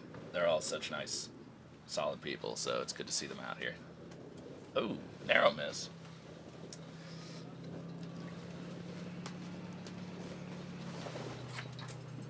Big clearance here on yellow to protect blue shot. Potential to get a wire if he strikes it on the right-hand side from his perspective. Ooh, was lucky not to take blue out there along with that. Absolutely, but he's got blue still in front, so we'll see what Asher can do.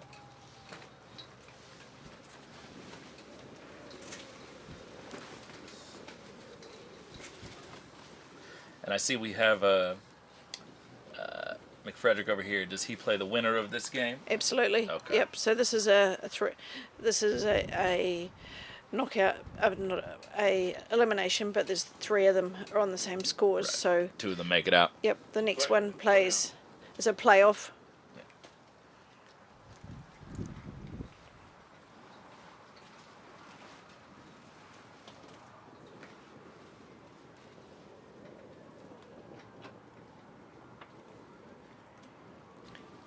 What's his first name? The guy from McFrederick.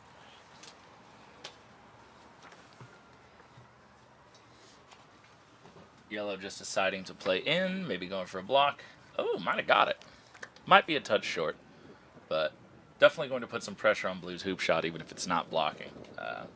It's hard sometimes to ignore the fact that you have the opponent right there in front of you. It's hard to tell with his lineup. It looks like he's just going to clear yellow here, but yeah, that's what he's doing. Oh, no. Very unlucky. We've seen a little bit of that kind of stuff happening today, especially on these back 2 courts where there's a little bit more character. I was watching some of the games while I was refereeing on the front courts, and they play a little bit straighter, so you don't get as many unlucky breaks. But I think he's had a fair few unlucky points in this game. Yeah. Sometimes it just seems to just stack up, Sometimes the luck runs one way or the other, and then it equalizes. But I've had some whole games where for the whole game or even 2 games, it was just all the luck seemed to run against me or for me. Just depended on the day. It may not run, though. And if Blue clears this well, that did run. It did run, so that looks real nice. So 5-3 to Asher. And we will see. I don't know if Blue can slip between those nicely. Yeah, it can. So some of these camera angles, it can be difficult to tell. He had to go kind of deep, though. The hoop might have been partially in his way. Dominica again. It is the honeycut gambit. It's all right. So for those of you at home, who may not know about this because you're not from the United States, but even some of you who are, so there's a theory put forward by a lot of the top players in the United States, so the young guys, that it is preferable to be 5-3 down with the first shot to hoop 9 versus equalizing 4-4 and giving up the first shot to hoop 9. The reason being is that from 4-4, with the opponent having advantage at hoop 9, they could make it 6-4 very quickly, or at least the best you could do is make it 5-5, barring you hitting some very long clearances. So the odds are in favor of them making it 5-4, then potentially 6-4. Versus, if you get the first shot at hoop 9, the same odds favor you to equalize at 5-5 instead of being down 6-4. So this was first put forward by Danny Honeycutt. This was his mentality. There's been some back and forth debate about its validity, but I will say I have run a lot of successful gambits, and so have a lot of my peers. So there might be some merit to it. So it's kind of hooked on the whole you make both 9 and 10, but yeah, assuming you can get down there. Yeah. So if you're good at hoop running, and you're good at controlling those long hoops down to short hoops, don't beat yourself up too hard if you're down 5-3. But as long as you get a good set at hoop 9.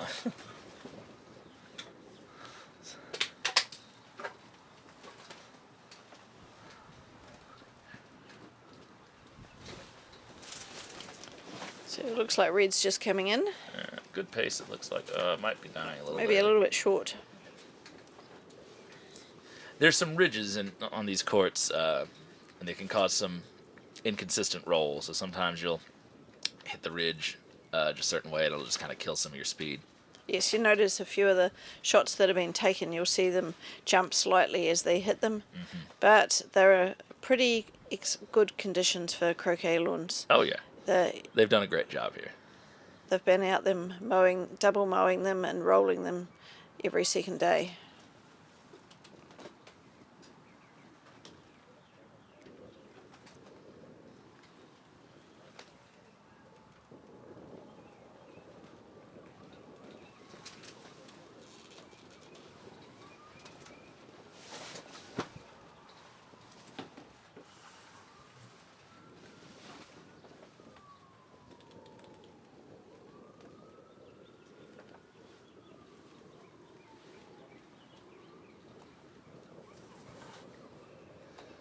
Lagging back in.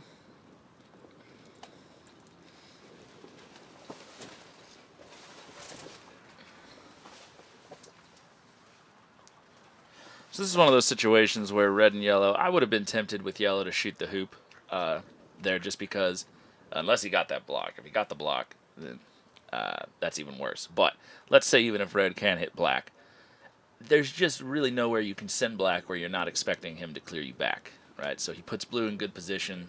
Blue might actually be a little short now, but had blue gotten into really good position, red clears black. Black can send yellow down the whole court. Khaled definitely seems like he can clear with power. That's the Egyptian game. So, there's not a whole lot of good options. If you can get a combo here, great. That's probably the best outcome, but those are very difficult to get, and you're risking just giving up a very easy. Oh, he got it. He got it. Didn't send black super far, but managed to keep red in position, get blue to the back line, and get rid of black. That's a really good shot. So he played probably the only thing that really saved him advantage on this hoop here, and will force several clearances from black and blue. But yeah, I would have been tempted to shoot hoop from the boundary there just because of red's position on black. It's not a necessary loss of the hoop if you don't make it. But, and a return combo. Red's, I think. Red's offside. Red's off to the side. Yeah, it can't run it. It's hard to tell from this angle, but I do think based on the shadow position so. Thankfully, red didn't go too far, and yellow is the next ball to play back, so he'll still have a fair deal of advantage at this hoop. But yeah, a couple of really good combo clearances in a row. Somebody asked what balls they were using. I believe these are, I'd have to check, but I believe these are Dawson's. I know that the Sarasota Club has, for all 7 courts, has 2 sets of Dawson's per court. That they've, I don't know which generation of Dawson's they are, though. These are older Dawson's, I'm pretty sure. They're not the new Dawson's. Yeah, a lot of American clubs have managed to hold on to their older Dawsons for a long while now. Yep. So very nice to be playing with them. The NCC at the moment is using the new Sunshinies, the National Croquet Center, which good for GC. Wasn't the biggest fan of them for AC, but yeah. Okay, looks like he's going for the hoop. Yep, getting Yep. the referee to bang in the hoop and make it a bit tighter. Yeah. And again, I like this idea just because red's not in position. It's not an immediate loss of hoop if you don't make it. Setting up doesn't really do you any good with red there. You're probably looking down the barrel of a long hoop shot either way, even if you just lag forward a little bit and take it a rotation later. So it's very positive. He wasn't the first ball over to this side, so this is an opportunity. And we have Matt Griffith, who also refereed the 2024 World Championships in Chesapeake Bay, so Matt always helping out. Also the person who made these scoreboards we're using. Okay, so Matt made these scoreboards? Yeah, I think he lifted them from an Australian design. Yeah, I think it was from the over 50s men's. Yeah. But they work quite well. And here's where I think about moving the target there. There you go. All right, I don't believe that scored the hoop. I can't see from this view if... No, it must not have scored the hoop. Oh? No? Oh, Yeah. he's just checking for why. Okay, I was like... Looked like he was about to aim down at hoop 10. It's a bit hard to see. We can't see the lawn, and we can only see as good as what we're given. There we go. That corner over there has traditionally been kind of uneven and rough, so we'll see hitting it with a soft pace like that. Yeah, just a little bit to the left. Knowing that corner the way I do, I would be very hesitant to want to shoot with that soft pace out of there. There's a lot of things that can happen to that ball as it goes. So We were talking about Dawson Bulls before, and I was interested to see that the club here actually only plays with primaries. So they've got two sets of balls. They're both primaries, and what we'd call the secondary set has actually just got a white stripe down it. yes, so only in the United States do we not traditionally use secondary colors. We use stripes. So it's actually a battle sometimes that a lot of pros now have. We want to get secondaries, but our club members are so used to primary stripes that they don't want to relearn a new series of colors, so they refuse to go along with the program. Sometimes it just has to be done for their own good, but yes, it is. I think it's the one place in all of croquet that we don't use stripes. We do a lot of things different. Yes, from yes. the rest of croquet You countries. call them wickets too, which Yeah. I've been struggling with because I keep on calling them hoops, and that was a nice hoop / wicket. We do say hoops sort of interchangeably, depends on who you talk to, but we also call managers and directors the opposite of what everyone else calls them. So Jeff Sue right now is the tournament director instead of manager. And then the tournament manager is the person from the club who organizes all of the food and social side of it. Okay, So just keep us on our toes. that's right. So drive on the correct side of the road. Yeah, I'm not quite sure about that one, Yeah, well, but I'm getting better. so. All right. Looks like he's taking on this clearance. Oh, no, just lagging in. So good distance. Black can send yellow to the corner.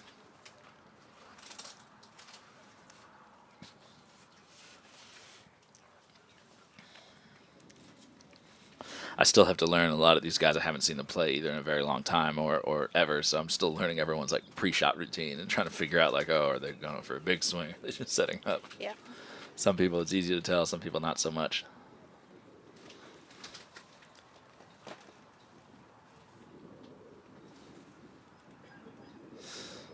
That's a really good ball. I don't think it's blocking blue, but No, he'll be betting on hitting yellow into blue after this shot.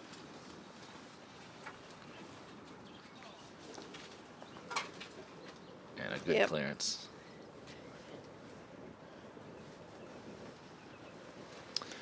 Question is, how good is Ash's roquet? This corner's got a little character to it as well. This was sort of where the back fence used to be before they extended it. Or this was outside the fence actually, in this back corner. So he is declining Oh, he's just to coming clear in. that.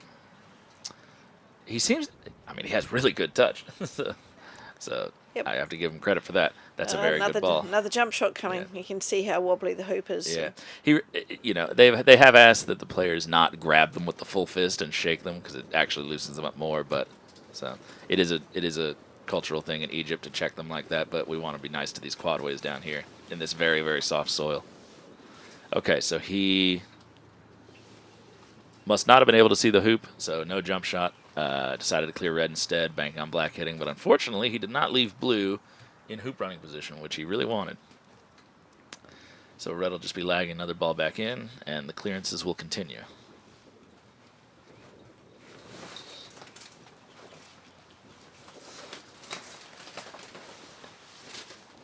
And it is hard to tell for those of you at home because there's really not a whole lot of movement in the foliage in the background, but there is quite a little bit of wind sort of rushing through here, through these breaks in the trees and everything. So we're sitting in this tent, and if it wasn't nailed down, it would kind of be threatening to blow us away, right? Yeah, we've lost a couple of things here, so I've had to run away a couple of times. But yeah, and it's definitely been affecting the players' play. There's sometimes if gusts of wind, they're just having to wait for the wind to settle down so that before they hit their shots. Yeah.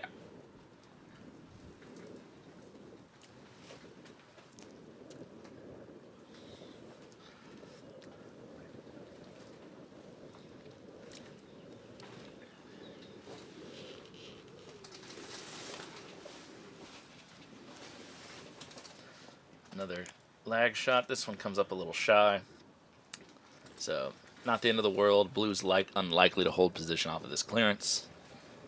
Oh, he's just come in. This is very... this is very interesting that they've both decided to do this from within 7 yards or so. Obviously, I haven't been here for the beginning of the game. I don't know how both of them were clearing just in a vacuum. But I'm very surprised that Khaled would do that. Given the sort of Egyptian penchant for taking on those hard clearances and just banking on, hitting better than your opponent. So, speak of the devil, we had a whole chair just blow over under the tent. Yeah, and particularly that when this is potentially the winning shot if Asher gets it. Yeah, he's just taken. Abdalla has just conceded, potentially. Very interesting decision. Unless he knows something we don't. Well, he predicted it correctly. So, bad ideas can sometimes pan out if the opponent misses, but I still don't agree with the strategy. Yes, he is going to have the opportunity now to clear yellow while promoting himself to hoop 11, which is awesome. But I don't think that when you're 6'3" down, you ought to be giving your opponent less than 2 yard hoop No, shots. not to give them the opportunity. Yeah. Yeah, well, there's obviously some concern there. They've both had their mallets up. I think Abdalla was asking if he could move it slightly because it might be in an old hole.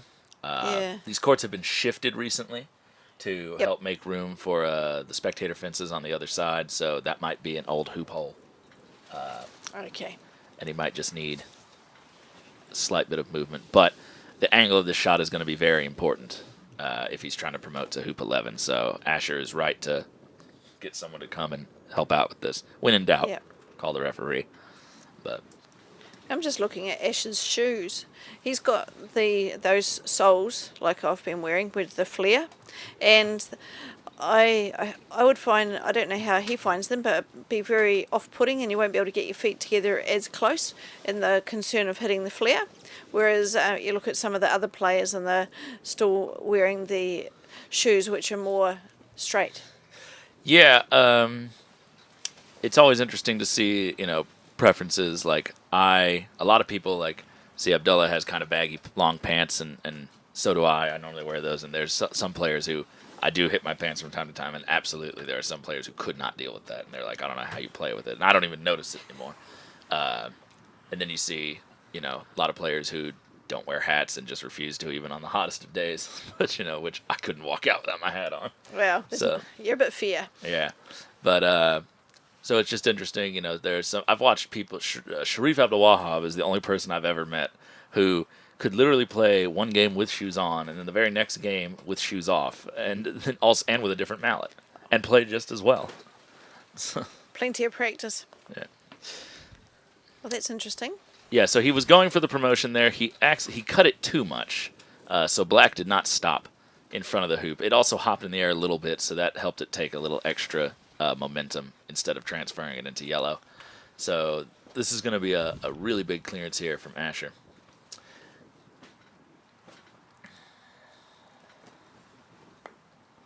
Good follow through, a little left. So Yep. he has a nice swing. It's quite large, very straight. You know, there's just sometimes little momentary glitches at the bottom during contact that can lead us astray, even if our overall swing looks very nice. So Abdalla just checking the hoop again, make sure it's solid. Yeah. So this will make it 6-4. I don't know how far past hoop 11 Black ran. I know it's not in hoop running position, but it might still be close enough that it's an easy short clearance on whatever Asher might put in front.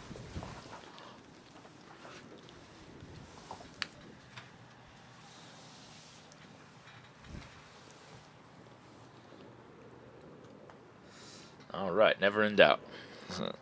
Don't even know if he touched the sides on that. Well, he's still got a few more hoops to catch up.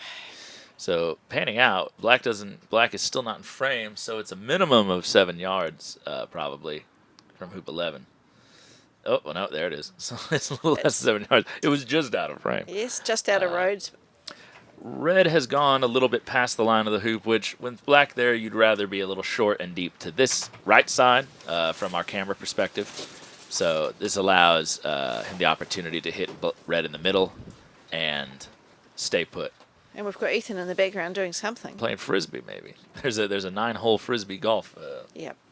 course right back there. We got it all here, folks. Oh. That's an extremely... Did that run? It ran. He's just put his hand up. Yeah, he's put his hand up saying sorry. Okay. We've got a game again. That's actually probably less preferable for him than just staying in position, because now, unfortunately, he will not have a ball down towards the next one. So jawsing would have been ideal there, and obviously he wasn't going for either of those things, but so, it's good if you can get it. Ash will be looking to put in a good ball. There's a lot of wire opportunities here if you can get a ball right in front. Looks like he's short on that. Yep. That's just not good enough. So just saying the score is 6-5 to Asher, but it's catching up fast. We just need the scoreboard changed. Yeah, momentum might be shifting. Khaled scored 6-5 to Asher. So that's a good ball. Black will really need to hit yellow, though. Otherwise, blue will be all over that. I mean, yellow will be all over that. Yellow really wishing he had gotten a wire, or at least a partial wire, on with that set on yellow. There was a pretty large area for it. That is also going to be a touch short. Yeah, he's a little bit wide, I think. So I said this in one of the earlier games. A lot of these kids, they haven't quite gotten the idea that, you know, when you're doing these set shots, you want to follow through. You want to keep your mallet at an even tempo. You know, you don't want to swing a certain way in practice, and then when you actually go to hit, start to slow your mallet down. Oh, that's a very interesting. I don't know if I would have done that. This just gives You up. may get a double clearance here. A combo. There's a risk of hitting this. Oh, Or is he going to go for the hoop? I don't like this. I think that combo is just screaming to be hit. Even if you really don't move Black that far, you don't have to move Black at all. Just hit blue away. I mean, if you make it, great, but...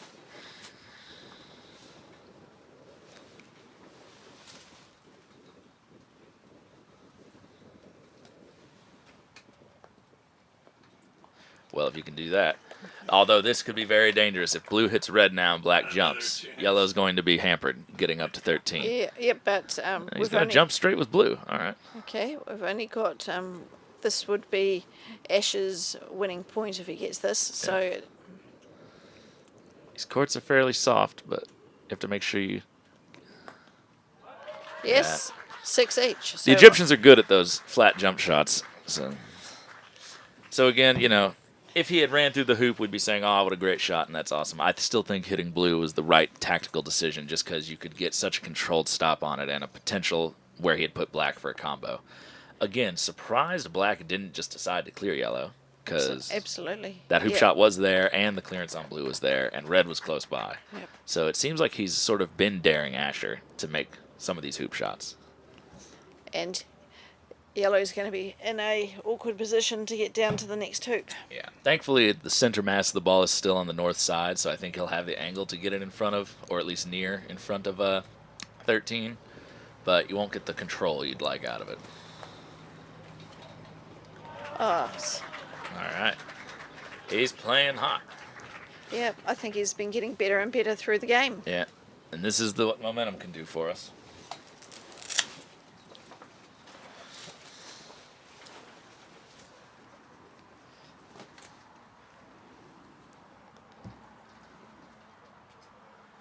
So they're just putting their balls back on the boundary line. Yeah. So Asher, even though his position's not as good, still came away with the better of the two positions now because his is runnable. Black will be clearing out of a admittedly somewhat bumpy corner. If yellow can lay in a decent ball here, he'll still be in good shape. Red is in good defensive position, can clear anything that gets in front of the hoop, and then black will have to hit a really good clearance shot to maintain the angle. Pace is good. Yeah, you're going to be happy with that from where you were in the jaws. A little deep doesn't really matter there.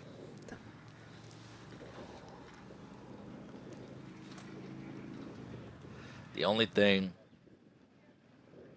I hope Asher doesn't just lag in. I hope he decides to take the clearance because, Oh, I don't know if he's even going to make it. That curved off. That's curved and short. Now you can set up. Set up a little bit maybe to the west side of the hoop and a little deep, but you do not have to take this with blue out of position. Force black to make a longer clearance. You know, it's unlikely to stay relevant or in front of the hoop.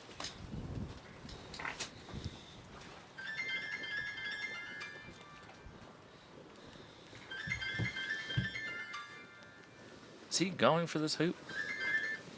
I think he is. All right, I don't hate it. Play positive, right? It's just a little risky. You're kind of letting him off the hook if you miss for his mess up with blue. Not saying that it couldn't go against you either way. He could hit a really good shot on yellow with black and be right back in it, but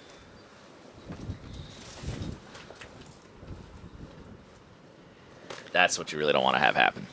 So got to make sure we hit the hoop there. I would have liked to see him hit that with more pace. One of my biggest gripes with some of the Americans has been that they've been shooting their long hoops kind of at a soft pace, and that puts you more at the mercy of the court, especially on these sort of hillier sections that we have here on the back side. You make it sound as though these are really bad lawns, but they're pretty nice. I'm just going off personal experience. So there's, if you shoot hard over them, yeah, they'll go pretty straight. But if you try to I played AC on them, so like the little weird stuff. You'll know all the little nooks and crannies. Yeah, so I've been burned by, on court 6 next door, I've been burned at hoop 3 a few times.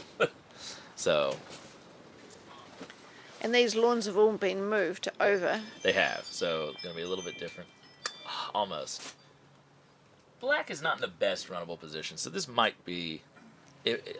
Red went pretty far. He'll have to probably hit a really good shot with red if he wants to salvage this hoop, but it's not the end of the world quite yet.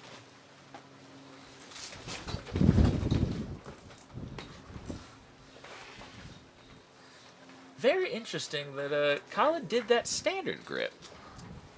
And I'd have to actually look back at the video to see if he's been doing his tinier touch shots with standard, but I've never seen that from an Egyptian. I hadn't noticed.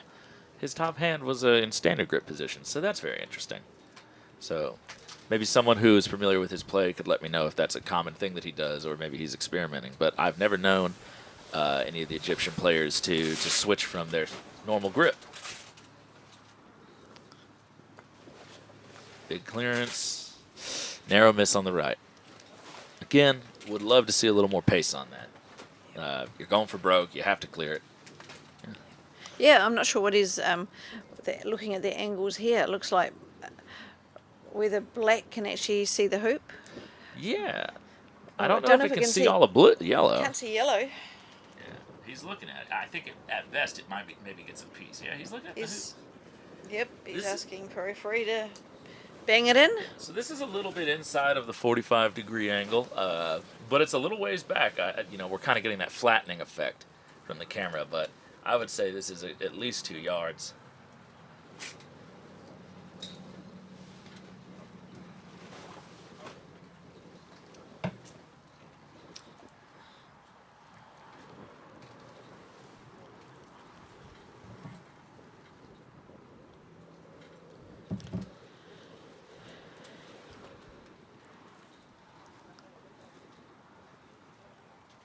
So if Abdalla gets this, he will have redeemed himself nicely from a 4-0 down to potentially winning the hoop, winning this game. So we'll see how he goes. Yeah.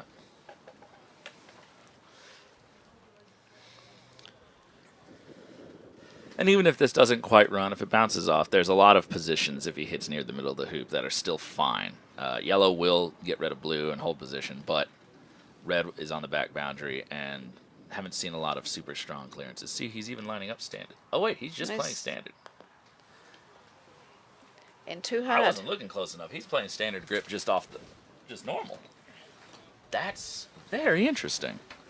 It's interesting if they've been having somebody else teaching the Egyptians. Who knows?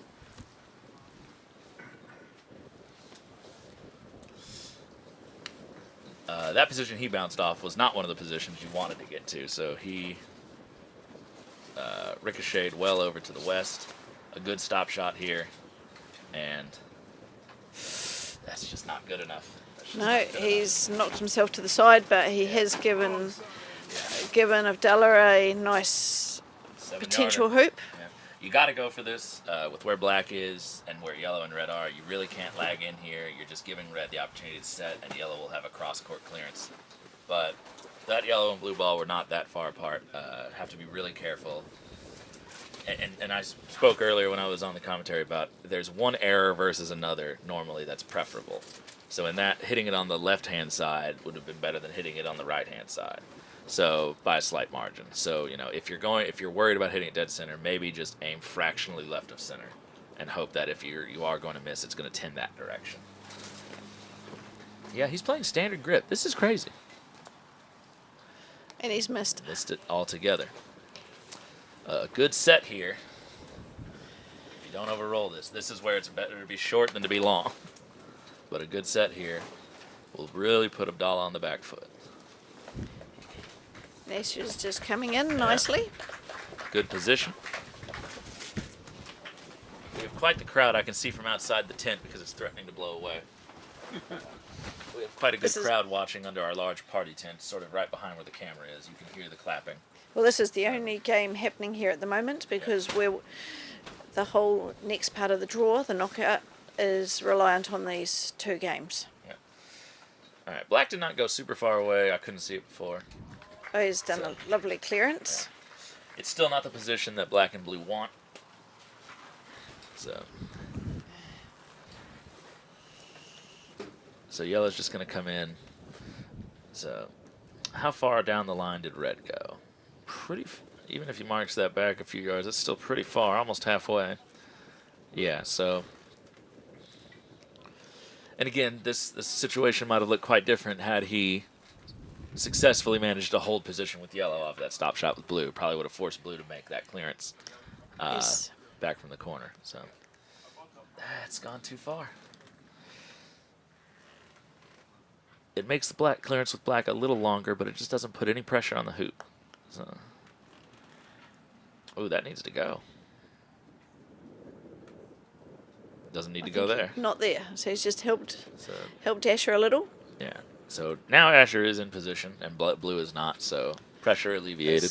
Pressure's left on black. Oh, how this game can be fickle.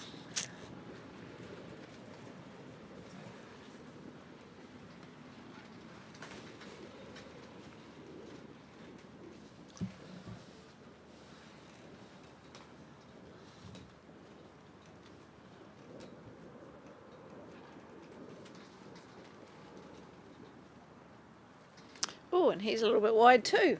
Or not even made the hoop, made up in front of the hoops. Yeah. If black does clear yellow, it's actually not going to be a horrible position just because he'll control the short boundary side. But, yeah, you definitely want to at least have the option of scoring. Big clearance here. Hits that beautifully. Really good. So, yellow right back. Now red's position will become somewhat interesting. If I'm yellow here, I go quite deep to prevent blue just turning around and taking another clearance on me to hold position. And then that gives blue a lot of things to think about with yellow and red's positions where they're being where they are. So we'll see if Asher here has the same thought.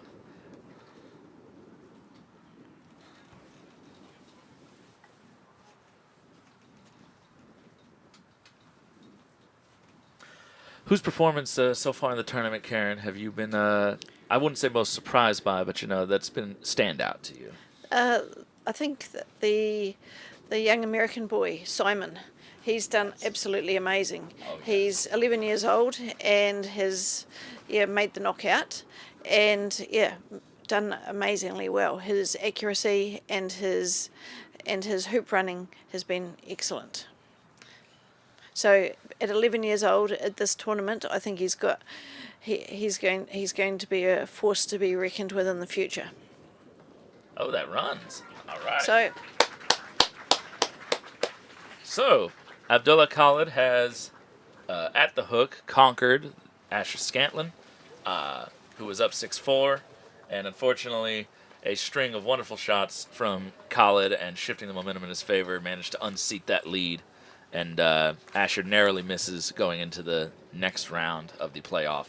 So, yeah, and that next round's going to be against the other American, Nehemiah McFrederick, which will be starting shortly.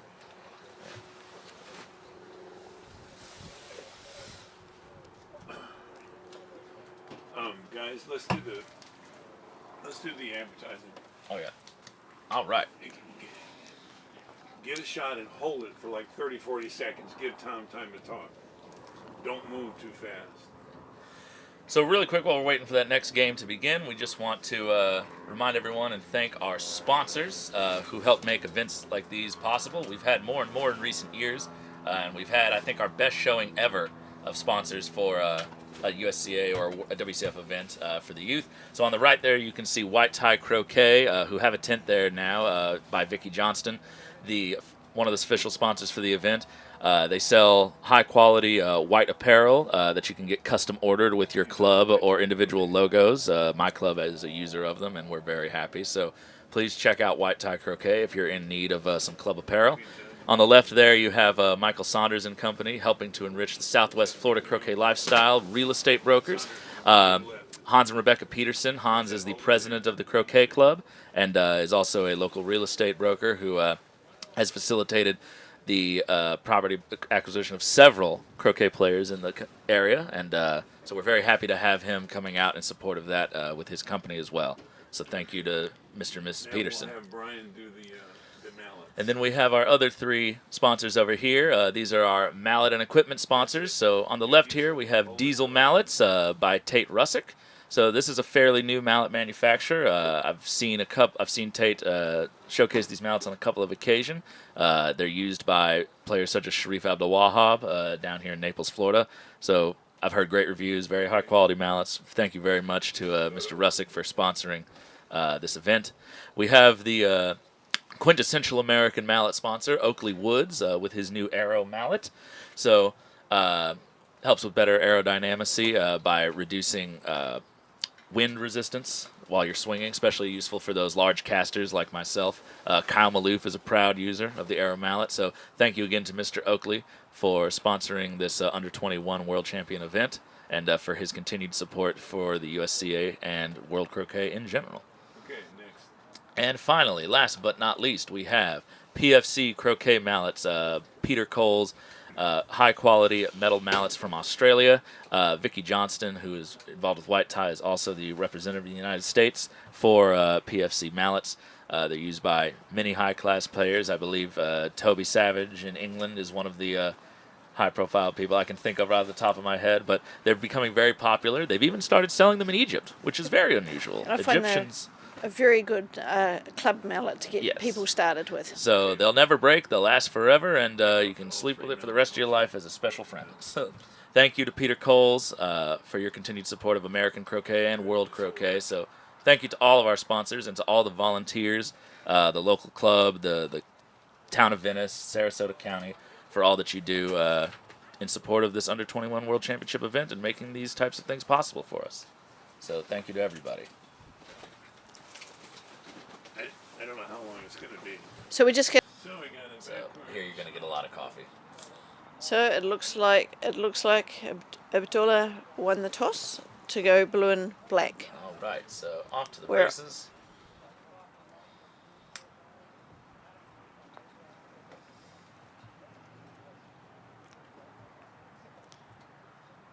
Pace looks good, and it is almost perfect. So about a 2-yard position, slightly off of center line.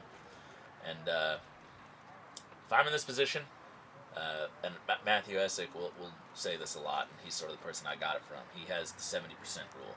He believes his opponent has a 70% chance or greater of running the hoop with blue. He's going to shoot at it with both red and yellow. Obviously, if he hits it with red, great. If he misses with red, he'll have a second opportunity. And I note Matt Griffith, the referee's changed sides. He's now done this end. Oh, well, he hit it, but unfortunately, he hit it to a better position. So, unlucky. Let's hope yellow can do something a little bit better.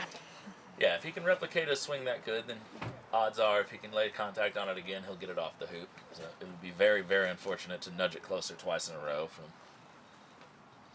that distance. But those are those unfortunate things that when they happen later, if you do end up losing the game, you just think later on like, oh man, if I just hadn't gotten unlucky there. So some players need, some players, especially newer players, can hang on those things for a little bit. And it's good to learn to let those go. It's just going to happen from time to time.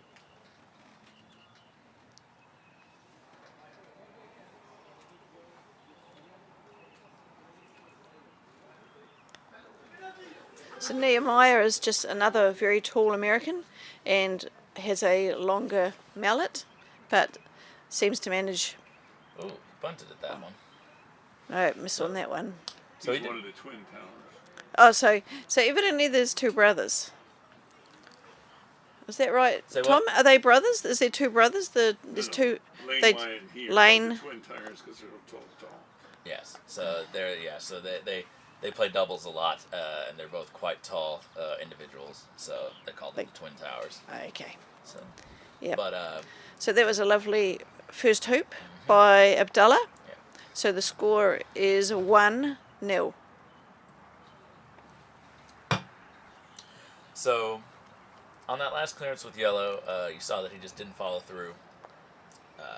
Little jabby. So, for those of you out there looking to make improvements to your game, which I find I say that a lot, but for those of you out there who are interested, following through is a very fundamentally important part of any swing, but especially larger swings like large clearances, things like that. It's a sign that you're not applying tension and resistance to the mallet as it swings through. It wants to swing with a full follow-through, and any effort you take to stop it is likely going to cause some amount of twisting.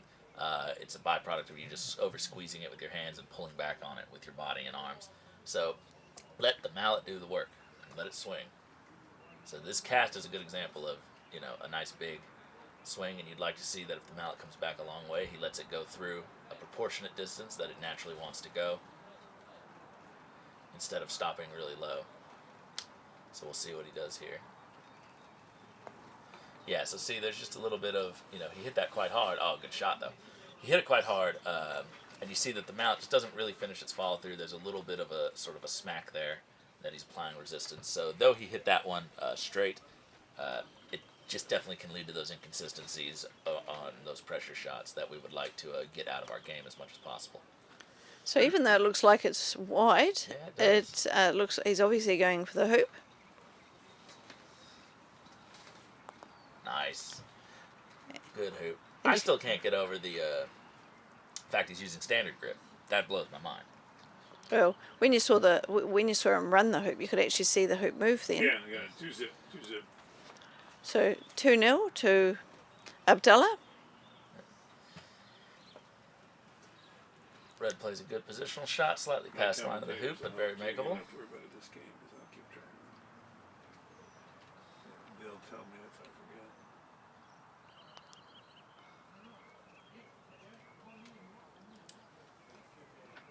So yellow just coming in. That's another very good shot. Better than red. So that's putting the pressure on blue now. Yeah. He's just lagging another ball. He's been doing this. Yeah. A little overhit. You know, it's interesting. He seems to be operating under a principle of, you know, I'm going to put a ball in for pressure. I'm going to keep giving you these sort of short to medium distance hoops. You're going to have to start making them. Now, he was 6-4 down in the last game, so presumably it wasn't always working if he was playing that strategy, but it did work at the end. But, you know. Well, particularly when Ash is so much in front of the hoop and it looks like not too far out. I'm surprised he just came in. Oh. But see, he knew something that we didn't. He was going for jaws there, it seemed. And again, over open ground when you're fairly straight in front of the hoop, a lot of bad things can happen. A little far away, I think, to be reliably getting a jaws. And we've already seen, almost. We've already seen that Abdalla is very capable at jump shots. So I would have been looking just to run that hoop, and I hope that he runs this hoop firmly all the way down to the next one.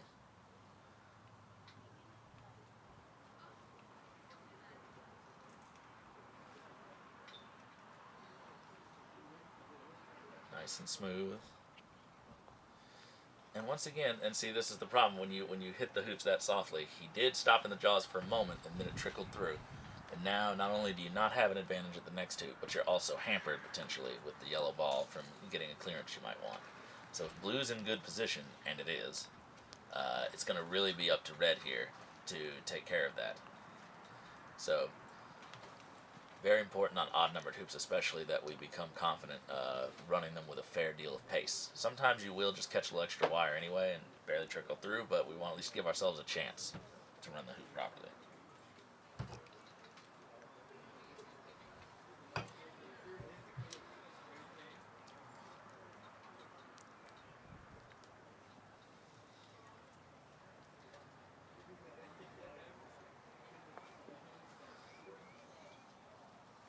Oh, almost made the hoop.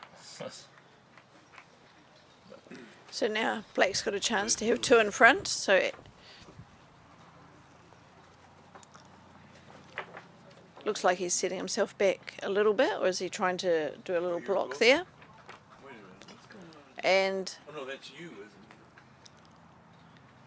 No. That's Brian. Ash is just having a look at what's happening before playing yellow. No, I know. Here we go. No, we can do. I'm on Brian's camera. We can do two if you want, but right now it's Brian. Very smooth. So his hoop shooting form is looking very good right now. Running them with a great deal of confidence, and you see how the Egyptian style, even when they're close in front of the hoop, they run them quite firmly. Even on an even-numbered hoop where there's no particular advantage to being on the back boundary versus not being. Ooh, a little strong there. I think they have the accuracy to come back. Yeah. And we've still got yellow way down at hoop 3. Yes. So I'm not quite sure what happened there. Yeah, actually, that I wasn't looking at the exact moment. It looks like maybe he hit the hoop on his way through and just barely moved the ball, which again can happen when we have a slightly jabbier swing. So, but he made it down a little deep, but he's there. I would say this hoop is still fairly neutral. Blue's gonna run a little long. Red has a good opportunity here to get a stop shot and hold position. I think he's just. Is he going for the stop shot? Yes, I think he is. Yeah. Force black to either attempt the longer hoop under pressure or start clearing back.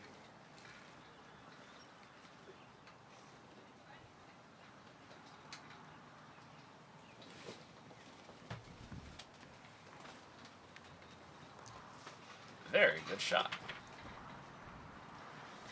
So Black will get an opportunity at this hoop, but this would be one of the longer hoop attempts we've seen. The last one was probably that 7-yarder in the last game, and Abdalla missed the hoop entirely on that. So. Oh, no missing there. No missing there. And my goodness, barely touched the sides. So, all right. He's going crazy. He's on fire, that's for sure. he's had one game warm up. Yep. Taking no prisoners. So, and that can be. So it's 4-1. That is the good advantage. Yep. Sometimes of being in that first match, even though you have to, win a game to get in. If you do happen to win it, you will be a little bit more tuned up maybe than your opponent who's been sitting for a while. And a few-minute warm-up is maybe not always what it takes to get back in form. So it'll be interesting to see if McFrederick here can sort of turn on the gas here in the latter half of the game. Hoops 6, 7, and 8 are a good place to sort of get through hoops and go back to 4-4. Along the base of the fence. Yeah, this So, is new. yeah, I've never had balls escape the fence before, so they must have some. The bottom links must be coming loose. So that's a new one. Yeah, they've got pipes around most of the other parts of the lawn. They haven't got a pipe down the back fence. Yeah, that fence has never had that issue before when I played here, so I'm trying to remember when the last time I played here was. So, but probably for it was just at the start of the new year, I think. So yeah, that's the fairly new issue. Probably most of the time with club players you don't have that problem anyway. It's only with these big tournaments that'll be an issue. Yeah, but that's why I'm surprised. I'm surprised that they don't regularly get the abuse to get the fence in that condition, and it hasn't been previously. So, oh well, things happen. Okay, he knocked Mike out, now he has to go. Yeah.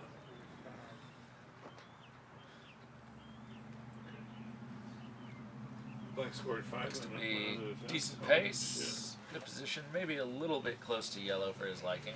Would have maybe played that deeper towards the peg if I was worried about the return clearance. But he'll have the option to clear with black, I should say. So if he wants to be a little aggressive. And when you're 4-1 up, now might be the time for some aggression. Oh, red's coming in maybe a touch hot. Yeah, touch hot. Left wire. So. The terrain took over.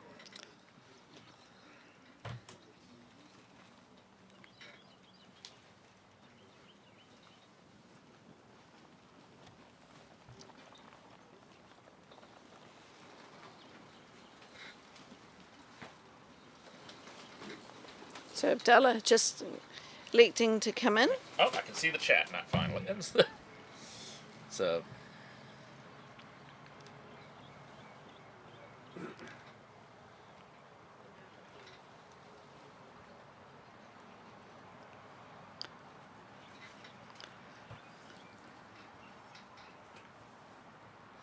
Thank you, Angus. Sorry I didn't see your question directly earlier. Kyle saying all of his shots are standard. Yeah, it took me a second to realize that, but it's very unusual for a Egyptian player to play with standard grip. Well, I'll have to ask him if I see him later what caused this decision. So now that I can see chat, if anyone has any direct questions for us, we'd love to field them. So.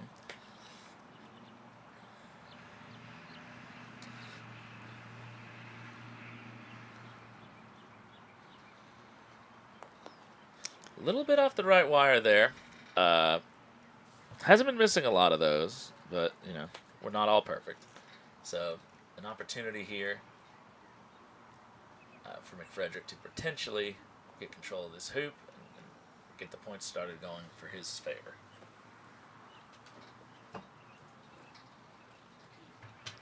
Want to hit this in the middle and stay relevant.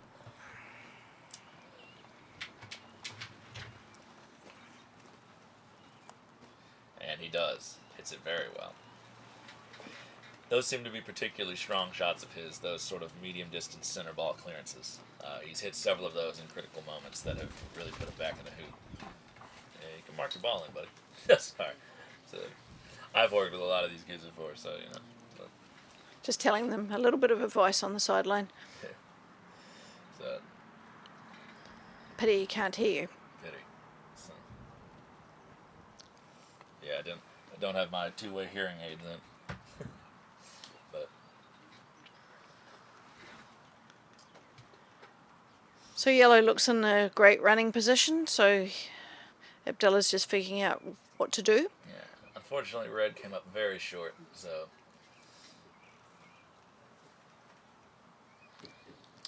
looks like he's lagging in. So 4-1 up. I don't mind this. We've seen a couple of failed attempts at hoops from McFrederick. So basically saying, hey, this is a slightly longer one, probably about 5 yards, 4 yards. Go ahead, take it.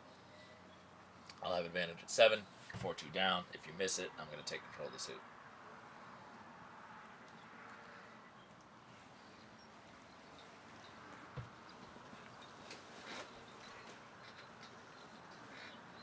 I'd like to see this hit with some pace. Nope. And he's off on that left leg. And that might give black some sort of an in-off or at least a jaws-able position. And again, just, you know, that's a very bad spot to end up in. You can't really hit anything in front of the hoop. You can't really stop a jump shot. We want to just be shooting at these hoops a little harder. It's better to bounce off to the side than to be stuck on the wire every day of the week.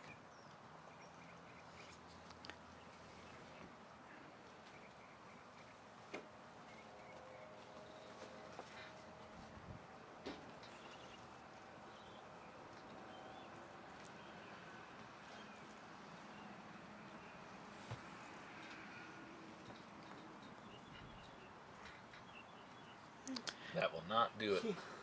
Don't think that was what he was aiming for. Nope. So black will be aiming to clear yellow and stay in that jaws. Yeah, he had a very lucky in-off at hoop 11 on the other court. He'll probably get... Ooh, almost got another one at hoop 6. So... Looks like he's on that left leg now. Yeah. We've got some serious hoopers in the background here.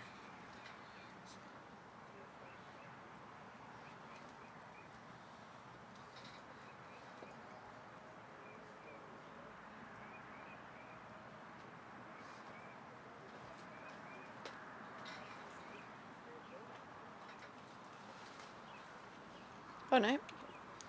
Alright.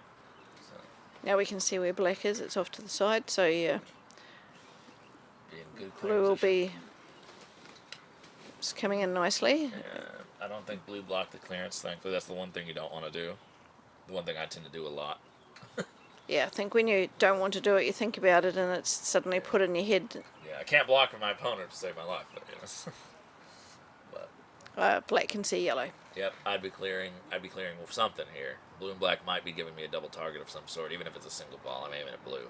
I just don't want to have to be clearing from corner 4 in this situation. This is the shortest shot I'm going to get. So, and again, hit it with pace.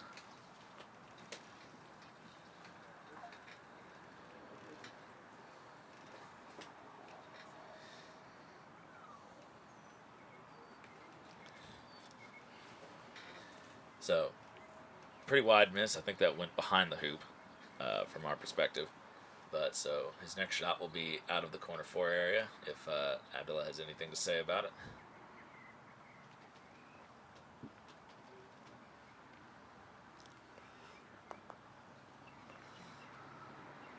South boundary behind between 4 and 5, so almost as good.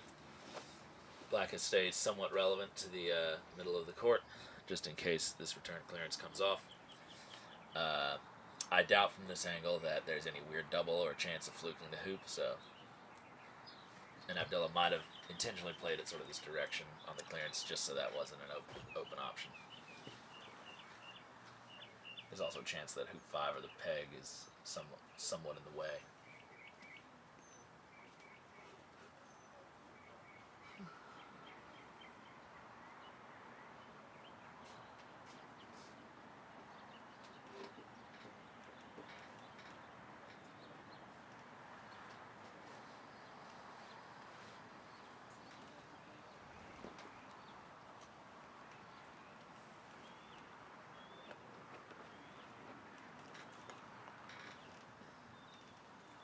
chance. Ooh, almost. So, for a minute there, I thought it might have had a chance. So, Well, Abdalla's got a potential nice, easy hoop, as long as he doesn't smash it. Well, he probably will. He's Egyptian, but as long as he gets a nice clear hoop.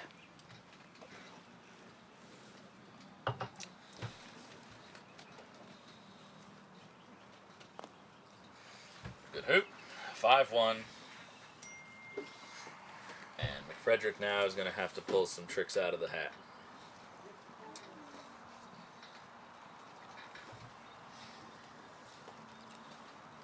So, sometimes, and this is something that, you know, if you're a player at a club who's just starting maybe to consider going to tournaments, doing competitions outside of your normal venue with your friends, you know, one of the important things to keep in mind is that sometimes you may play well or, you know, just play an average game, and your opponent will just be on fire. Your opponent will just play a really, really, really maybe above average game or just very solid, and it'll feel a little bit helpless. And that's just going to happen. You have to accept that when it comes. You have to just, okay, clear your head, go forward to the next hoop, to the next game if it's a match, and just leave it behind you. David Malouf, one of my great mentors, we've mentioned him several times on the live stream, he told me when he was training me a couple of years back that if you're a good player, you'll win 25% of your games automatically. You'll just play better than your opponent. You'll just win. It'll take care of itself. You'll lose another 25% of your games automatically because they're outplaying you and you just have nothing for them at the moment. And then the other 50% are where the winners and the champions get selected from, because it could go either way. That 50% of games, you're playing okay, they're playing okay, you're missing and hitting some, and you have to find a way in those moments to win. You have to find a way just to edge them out a little bit. So, you know, one of the things I'm liking seeing from a lot of these young people is that they seem to be keeping quite a level head. I'm not seeing a whole lot of, you know, negative emotional, you know, reactions to things. I've talked to a few of them, and they're fairly optimistic even when they've taken some, you know, pretty heavy losses. They're just having fun. They're getting the experience. They're enjoying it, which is what you want if you're fairly new to this sport. So, but yeah, it's just finding a way to sort of stay positive through the adversity is a very important lesson that I've had to learn the hard way, and that a lot of players would be better served learning early rather than later. It's interesting that in the block play, Nehemiah actually beat Abdalla.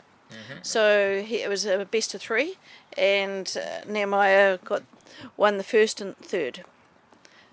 Ooh, almost got it. So, and that's a perfect example, right? It's just like this, you know, he's a good player.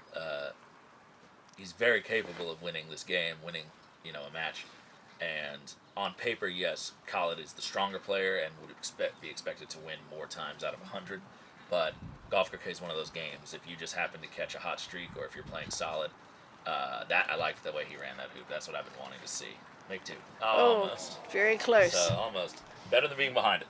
But so you know, we expect Khaled on paper just to win more often. But that's not to say that Nehemiah is not perfectly capable of playing a good, solid game and winning his fair share.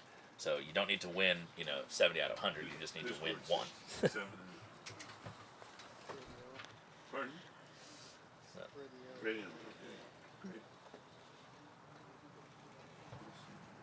Yeah, in our family, if we run 2 hoops at once, we call it a chocolate fish. And we got that expression from a croquet club in Richmond, in New Zealand, and they have chocolate fish, which are sort of like Easter eggs with marshmallow shaped in a fish shape, and with chocolate over, and they have a fridge full of chocolate fish. So anytime you get 2 hoops in one, you could get to have a chocolate fish. So Ethan thinks this should be the standard in our house too. I've never seen a chocolate fish. I'll have to look at that if I'm in New Zealand.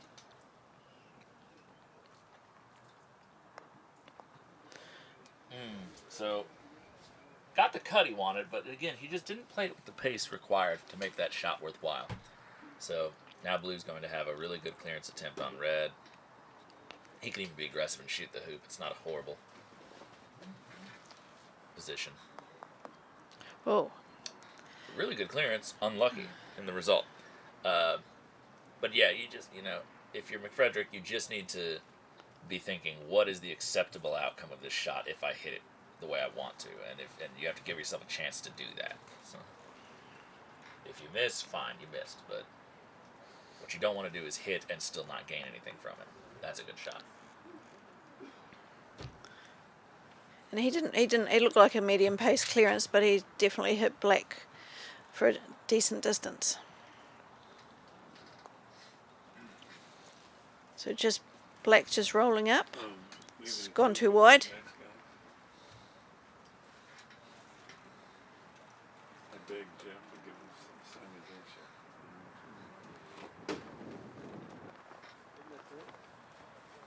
I just wonder what comes next. Knockout. All right, good position there by yellow. Blue will be taking that out and hoping to hold position. May give red the opportunity for the long hoop shot, or yeah, did not hold position. So this is a free attempt from red. He should shoot the hoop here. Nothing else really to do.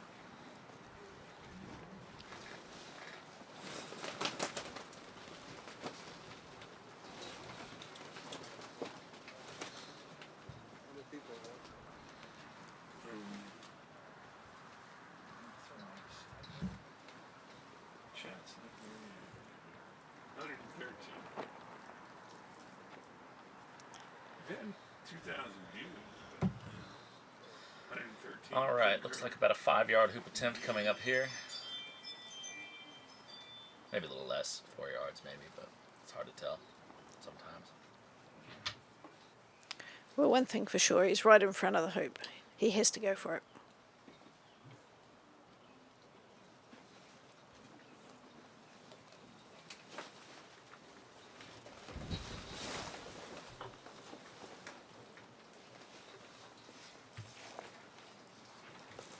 I just don't like these soft hoop shots from these distances. I'm going to keep saying it because Yep. I hope they watch the footage back. And like, McFrederick, I love you, but you got to stop doing that. So there's just, yes, we can say like a flattest court on earth, like the court will not take it away. It's just you very rarely, oh, that's a good shot. So you very rarely hit your best shot at those soft paces. He has a very naturally kind of bigger swing. He has a long mouth. He's very tall. You know, just you have to get comfortable using your full swing because it's the same swing that you'll use for clearances. So it's, you know, he's swinging as if he's setting up, but he's trying to run a hoop. So.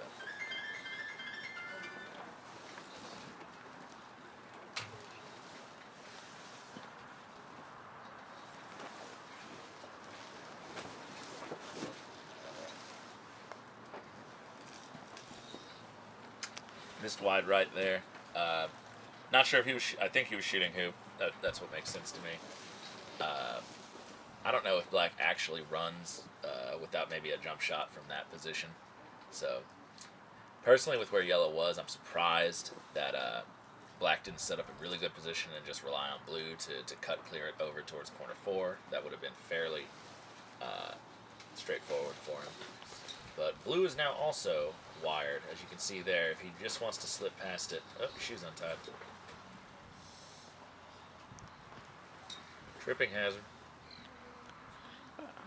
I suspect he hasn't noticed. I suspect he's about to go into the back of the hoop, which, again, yeah, come on, think better of it. So, for those of you at home, do not go into the back of the jaws. Nothing good comes from this. Oh, nothing good.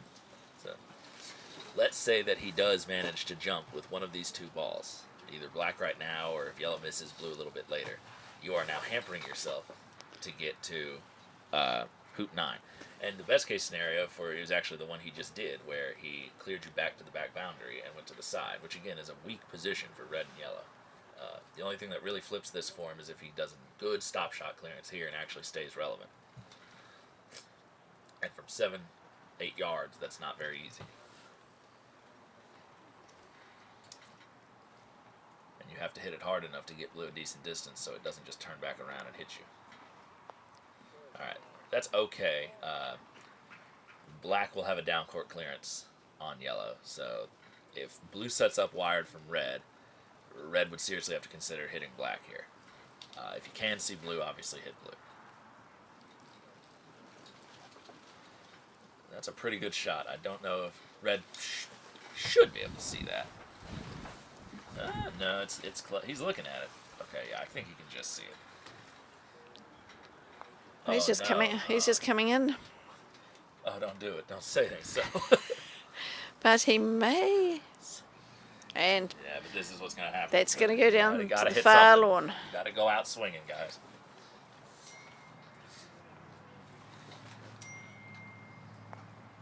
Oops. Ooh, a very surprising miss. Have not seen that yet, where he's missed within 5 yards on clearance. So I think the only other true miss we've seen was that 7-yard hoop in the last game. So suddenly, a ray of hope. Yes, and do you think red's blocking blue, or do you think I think he can't afford to go too far right of center, is what I think. But I think he can lay hands on it. He's definitely looking at it, but you'd like it not to be that close. Ooh. Okay, he can hit it pretty solidly, but again, just not hitting it as far as you'd want to. At least get it to the line. Make him, if you have a chance to give a person a 9-yarder, make them hit the 9-yarder, not a 7-yarder. So yes, he stayed pretty relevant with yellow, and maybe that was a consideration. But you just watched him step up and miss a 5-yarder. I would be putting as much pressure on him as I could. Like, here, now hit one. Yeah. He's made sure that one. He's hit that one, but he has not stayed around. So we would expect a good set here, and for McFrederick to be able to take control of this hoop. And so this would be sort of the antithesis of the honeycut gambit. You make hoop 8, getting 3, and then the person with 5 has advantage at hoop 9, which is really bad compared to the gambit. Not really bad, just So the gambit is designed to help give the person with 3 an advantage. The anti-gambit is.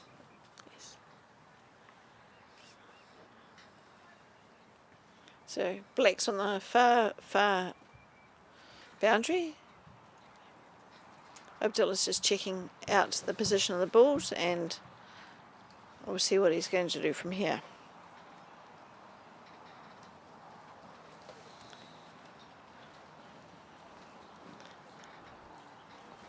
You can probably see the trees blowing in the background, so to actually appreciate how much wind there actually is. Yeah.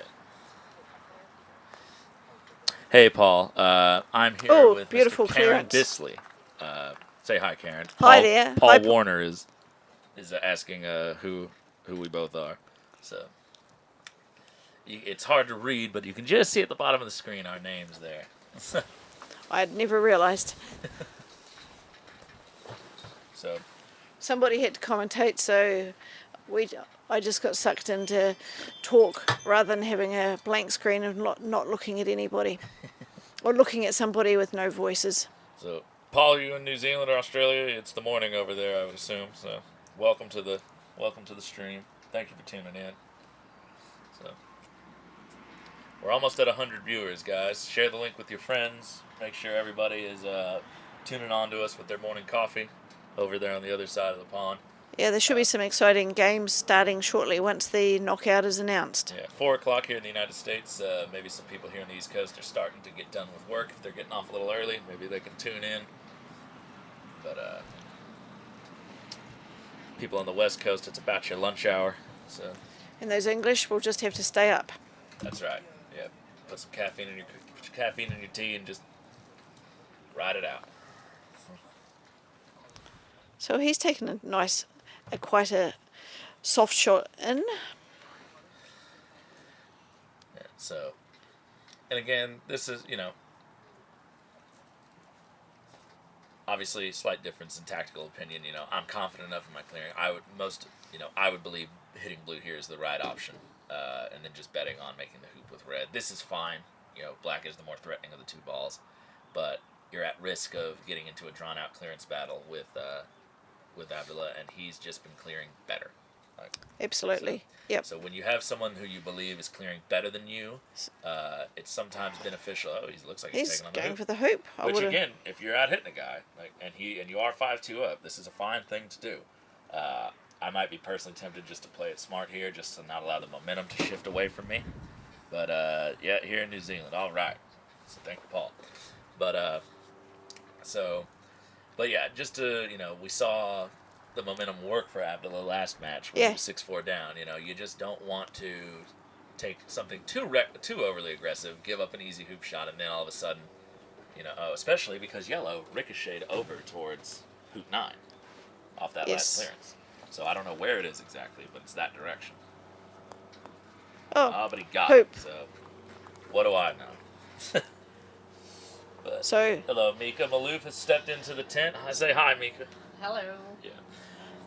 So we were talking about David Malouf, my mentor earlier. Mika Malouf is his better half, we'll say, but his mentor. So 6-2 to Abdalla, and we're over to the far side. Looks Yellow like did get quite close to hoop 9. Red is in good position. And yellow's just there on the side. So this is a little bit more dire than the normal gambit, but we'll call it a gambit just for the sake of it.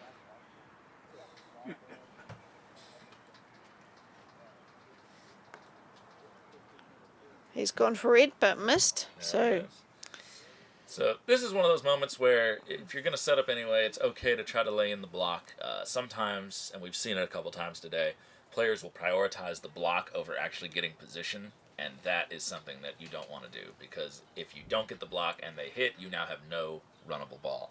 So always prioritize getting set up over trying to get a block. It'd be better to have 2 in front than to potentially block a long clearance sometimes. A lot of times, actually. But this one should be able to get both. He's overrolled it a bit, but he's at least in a somewhat runnable position. It's good 2 in front. Yeah. The other option is always just go tight. Leave red an open shot, but just go tight enough to the hoop that even if they hit, they're still going to have to make some long clearances from the boundary line.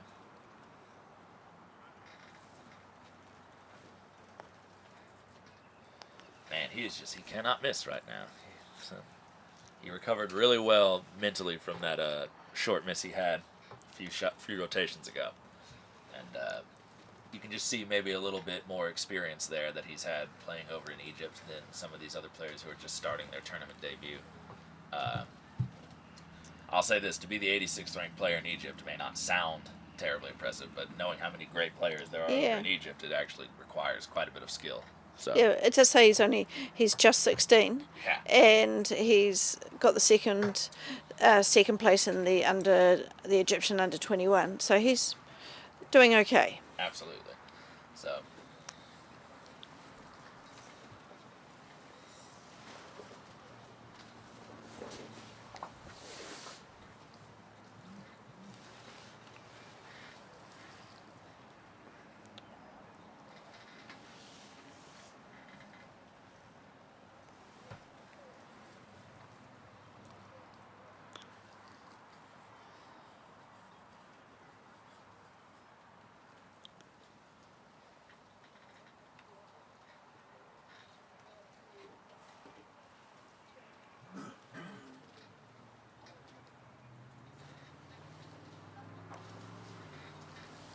So I don't think he was clearing there. Obviously, he wasn't clearing at yellow, so just taking the very positive hoop attempt there just to put the game away.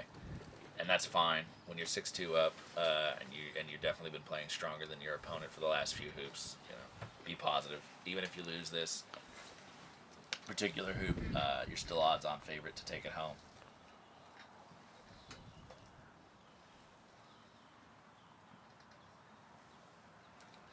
So we need a big swing here. If you're going to run this, you need it down by hoop 10. Trickling through doesn't do it. And off the left wire. So we've got a chance now for blue to clear red, and for Abdalla to get control of this hoop. So you're seeing just a little visible frustration there from McFrederick. So it does start to wear on you after a while.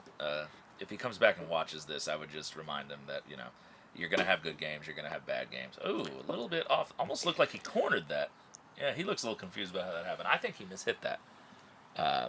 That seemed to jump off way crooked. But, you know, if McFrederick watches this, I would just say that, you know, you're going to have good games. You're going to have bad games. You're not playing poorly. He's just, you know, your opponent's playing really well, and you've had a couple of you know, bad strokes here and there at critical moments, you know, but that's not to say that you couldn't turn it around and play the rest of this game really well, even. Like, you know, we might be watching this later and you might win this thing. But just a couple of different decisions to be made, just a couple of skills to just go home and practice, and, you know, you can come back a lot stronger from this.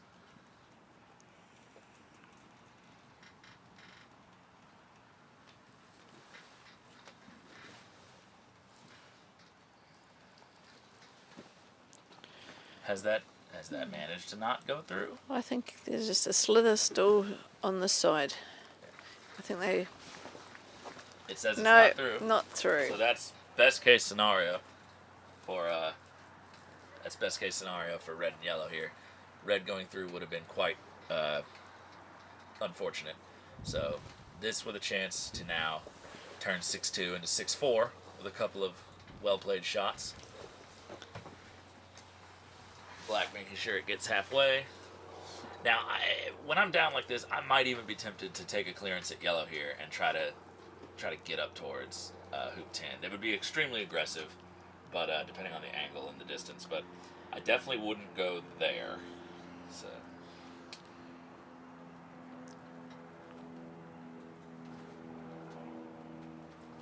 I can't tell from this camera angle, but it just looks to me like he's almost in line. No, he's just setting up too. Yep. That white grass keeps confusing me. So, but yeah. Yes, the lawn has been quite long, but over the week they've mowed it regularly and it's been shorter. So I think it has to be perfect playing conditions. So 6-3 now to Khaled.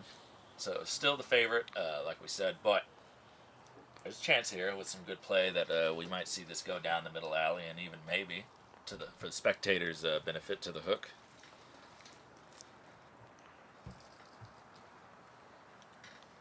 Red wishes it was just a little further than that. Would have liked to really be tight on the hoop and put a long clearance and a lot of pressure on the blue ball.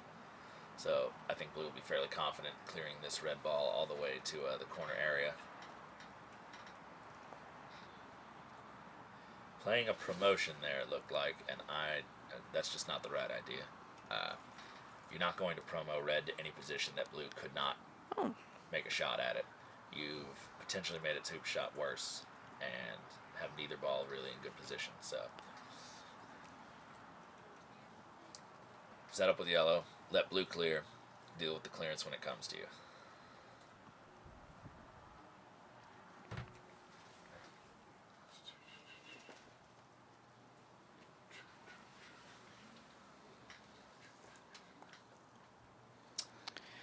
Just a little miss there on the left. So black will now, if blue's not blocking, okay, it must be. So I feel like if this hoop was open, he'd shoot it, but he's just going to take this stop shot clearance, send him over to corner 2. All right. Cut that a little more than maybe he intended to, so that didn't go quite as far away as he'd like. It's only about, it's just this side of halfway between 6 and 7. So not the shortest clearance, but definitely a lot shorter than it could have been.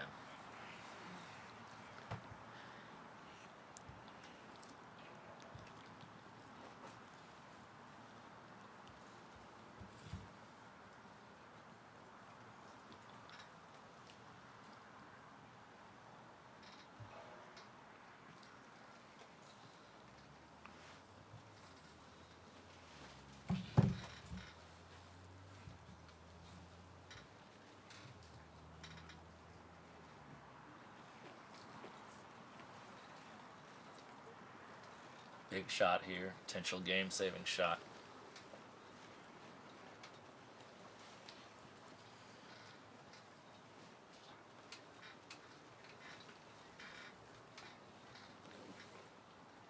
Nice hit. Beautiful. When you need it.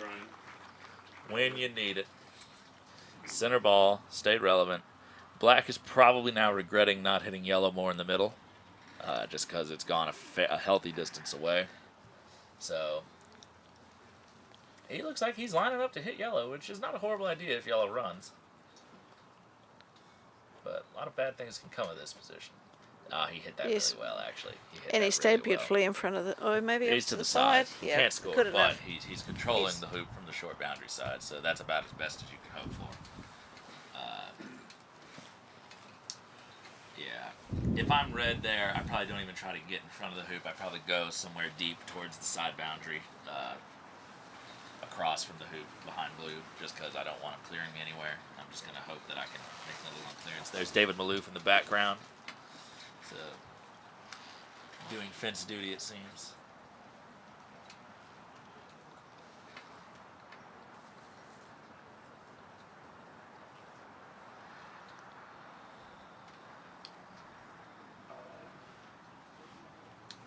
And he's just overrolled that a little bit. So neither blue nor black will be in hoop running position. This gives a chance to Nehemiah to be, if he sets deep here and forces some clearances to start happening. I don't know why he's choosing that line to play. So it doesn't really give him a hoop shot. But I would have gone straight behind the hoop, maybe 7 yards. Just start setting deep. If he wants to lag in front of me, fine. But if he wants to clear, he's going to have to really He must think he can run the hoop. He's having a look at it. It just looks impossible from here. Maybe we're at a really bad angle, but like, just look at the way he's standing. So, jawsing, maybe. Yeah, jawsing. Oh, not even that. Quadways don't like it. No, and Quadways looks like don't like to be jawsed. So maybe an in-off possibility here. maybe. I think blue has some separation, but if he runs this cleanly, blue may have a hampered stance if he wants to hit over.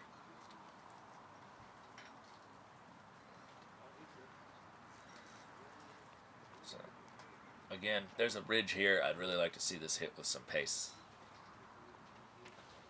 Oh, he made it. Good shot. Good shot. Well, I can't complain about results. So No, he's clawing his way back. momentum shifts sometimes. So we've taken a 6-2 deficit up to 6-4. Not out of the wood. American's not out of the woods yet, but he's making a good showing here. So black with a beautiful set in front of 11. This will demand an immediate clearing attempt.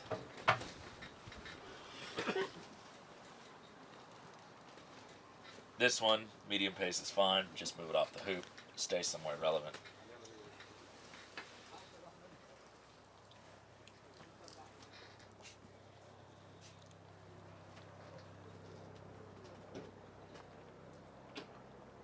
Okay, did the job. Didn't get as much of it as he wanted. Yellow's going to have a pretty long return clearance, but he'll stay alive for another rotation. Blue's coming in. And he's in a good defensive position. Yeah. I would be clearing this blue ball with red here just because yellow's going to have a longer shot. Black's going to clear most any ball I put in good position, just as a matter of principle. So hopefully hitting blue here in the center, starting to claw my position back through this.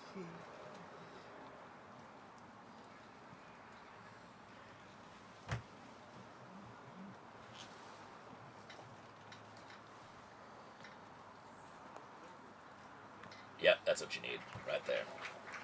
And that's the side of it you'd prefer too. So there's no clearance that blue can make on red that sends it very far away. It'll just be going to the back boundary. So this gives yellow a chance to get back in the fray, and you'll have a shorter shot with red a little bit later. So yellow here, hopefully. Oh, mark it in. So, yeah.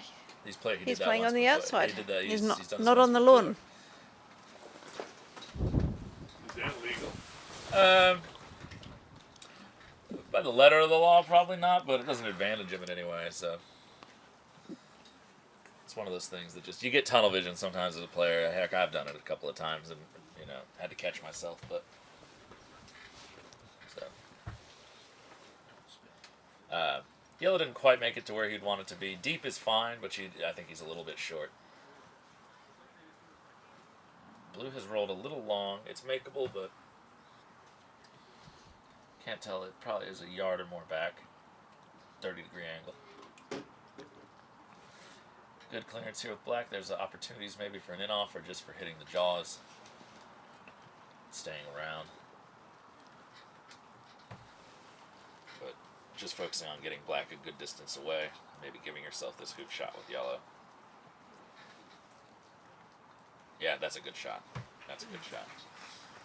There's a chance blue might be in the way of black's clearance.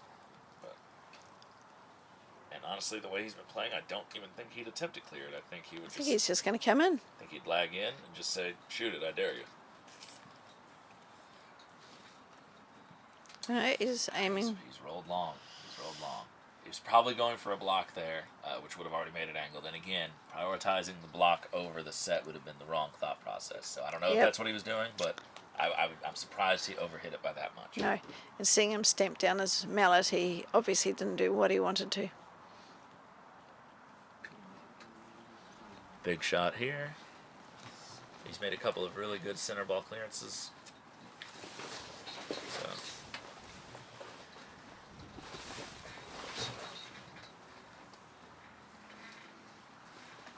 And he's missed. I think he may have nicked the outside of the left wire.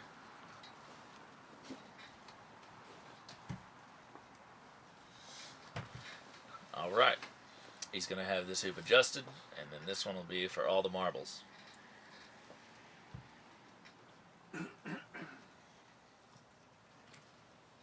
McFrederick will still get into the knockout, though, right? It'll just be in a different seed. No, this is the 3 people for one spot. So this is the 16. No, it's just the last spot. So this is it. Yeah, well, whoever gets this, which will be in the knockout, is the final 4th position in the block A. Got it. So a little more pressure on this whole match. So.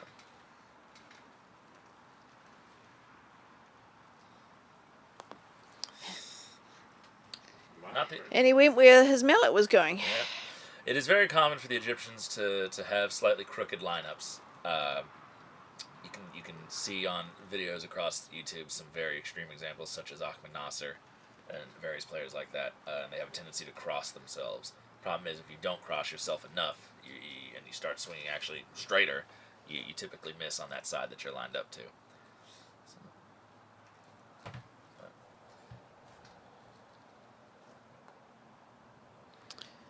Okay, he's missed everything. Yeah, just a little jabby on that swing. So I really do believe that if he smooths that out, he's going to become a very accurate player. He's hit some amazing shots. Khaled has a lot more playing experience than most of the Americans here have, and I'm really excited to see what's going to become of them over the next few years if they keep with this. We could have a very nice sort of roster of young, up-and-coming talent. So he's just taking the safe shot and just going in front. We mentioned before Simon Donchev, the 11-year-old, and I personally witnessed him. He's a standard grip player. I personally witnessed him shoot a 10-yard hoop and lace it with standard grip. He immediately stepped to the side, switched to Solomon grip, laced another 10-yard hoop, and then he immediately stepped to the side, went to Irish grip, and laced a third 10-yard hoop. I witnessed it in person. So that boy is going to be good shot. Blue's going to have an angled attempt here. I can't tell how angled it is, but maybe only slightly. Looks pretty straight, actually. But yeah, Simon Donchev is going to be something. He's already at age 11 to make the top 16. It's a good start. All right, so we'll probably have a break now. We have to wait and get the draw for the knockout, and that will be done in a few minutes, I think, once these guys come off the lawn. Yeah, so great matches. Tough luck to the 2 Americans who were out. Khaled was just in very good form for the last half of that first game and the entirety of that second game, so well-deserved to get him into the knockout round. So it'll be interesting to see what our first-round matchups end up being with this now, and we will resume with you shortly. Thank you, everyone.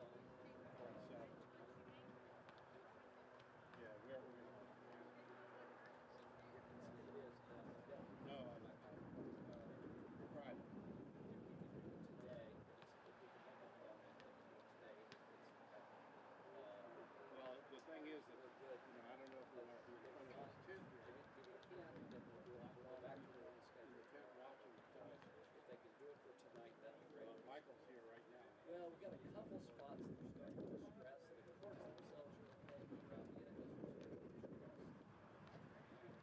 We're hand ordered earlier with the courts and all speed bumps because the tide never moved. All right, thank you. All right, and we're going to start the knockout in about 25 minutes. All right, good. See you. All right, bye-bye. We have talked to the vice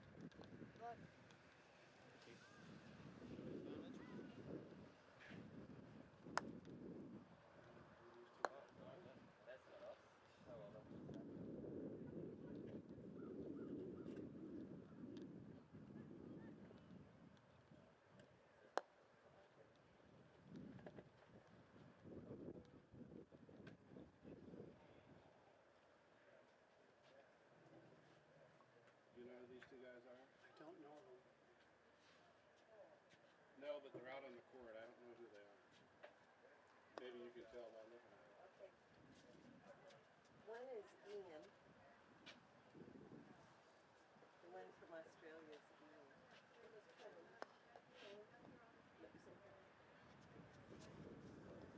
these are all Okay. Yeah. Colin Nixon. So those are old. That's from the last week. Yeah. We gotta take those back. Schwab ticket. These aren't the ones. No, I gotta go get them. They're bringing them right there. Oh, you got them? Yeah. Oh, You wait. Gumbrell and C. Colin. Colin McKinnon. Callum. Callum McKinnon. Not yet. Yeah.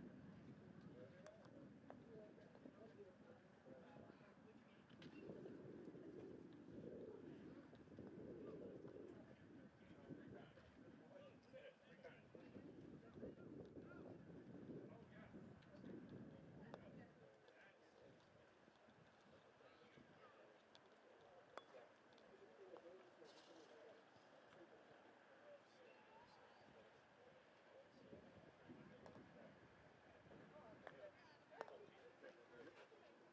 Russ, why don't you do the first game with Good and Simon? Their first game, yeah. And then switch over here for these guys after that game's over.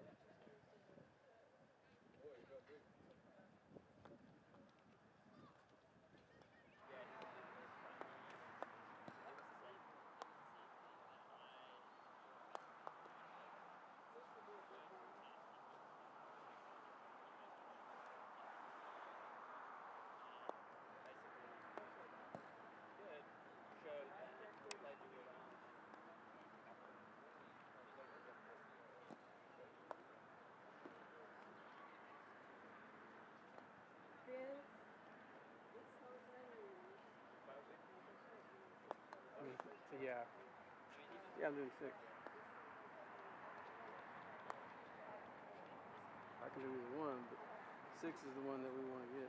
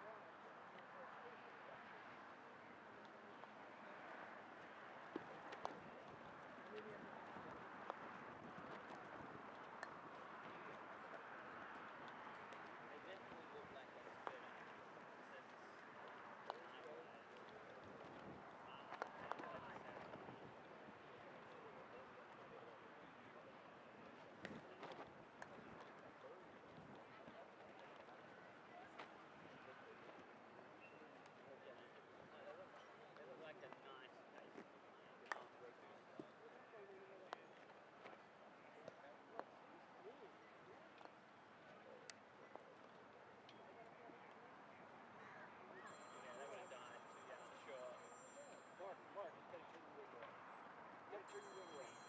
Control and switch. Turn the wing well.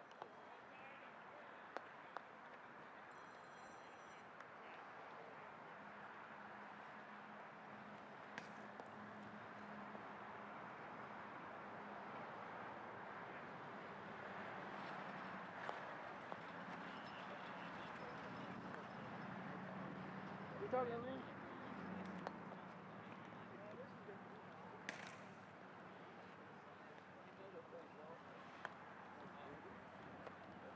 They haven't flipped yet.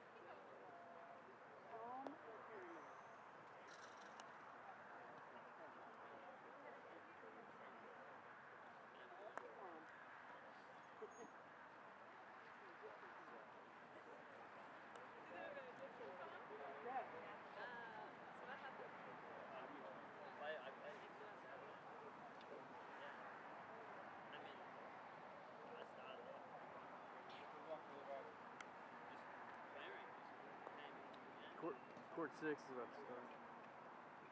They're bringing them in.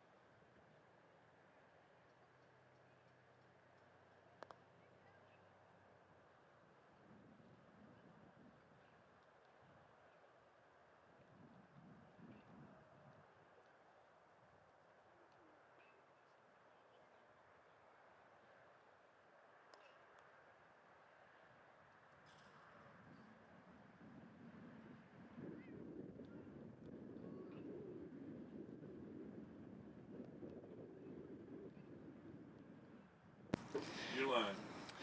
All right, welcome back, everybody, to the first round of the main knockout of the 2025 Under-21 World Championship Golf Croquet Tournament held here at the Sarasota County Croquet Club in Venice, Florida.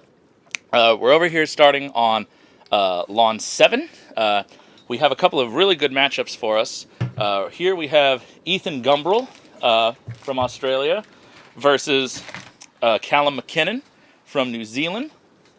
And we, on this Lawn 6 next door, which we will switch back and forth between. Same one? We have, on Lawn 6, we have Jack Good versus the 11-year-old Simon Donchev. So the top-rated player in the tournament by world ranking versus the youngest player in the tournament, I believe. At 11. Had 11. So we are going to probably switch over to that match at some point here soon. But we will start here, and currently it is Callum McKinnon is 2 points up to 0 against Ethan Gumbrell. And a beautiful combination clearance there to take control of the hoop back. So Callum coming out of the gate firing. You can see that his world ranking is significantly lower than Ethan's. Ethan's has been on the rise recently, but it'll be interesting to see. Ethan's been playing really well. In fact, Matthew Essig just texted me the other day saying that he thinks Ethan, just based on the form he saw, is one of the players who might create some upsets in these knockout rounds. So we'll see if he's able to continue with that strong performance. We'll wait and see. So unfortunately at hoop 2, Ethan went to clear, Callum and peeled him through. So that's how we got to 2-0. So Ethan's clearing blue.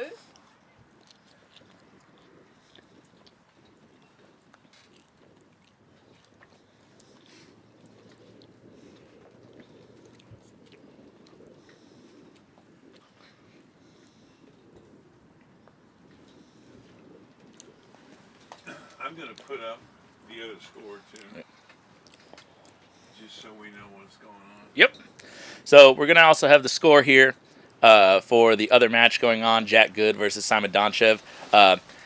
Simon is playing yellow and red and has scored the first hoop. And we may switch cameras over there at some point to see the status of their game along with this one. If you look at the scoreboard down here at the bottom, between the world ranking, between Donchev and Good, you'll see this is the largest disparity we're probably going to have throughout this knockout round. But do not let that number fool you. Simon just does not have a lot of tournament experience, but the boy can play. So he is... He's got amazing hand-eye coordination. His hoop running is excellent. See a hoop, run a hoop. And his roquets are magnificent. He's able to roquet from anywhere in the lawn and hit the ball.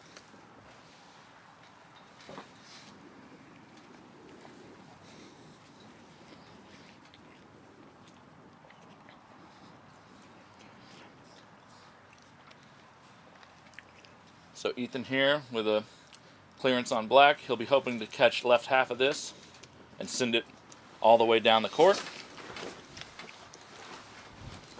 The wind is getting a little bit more rowdy here.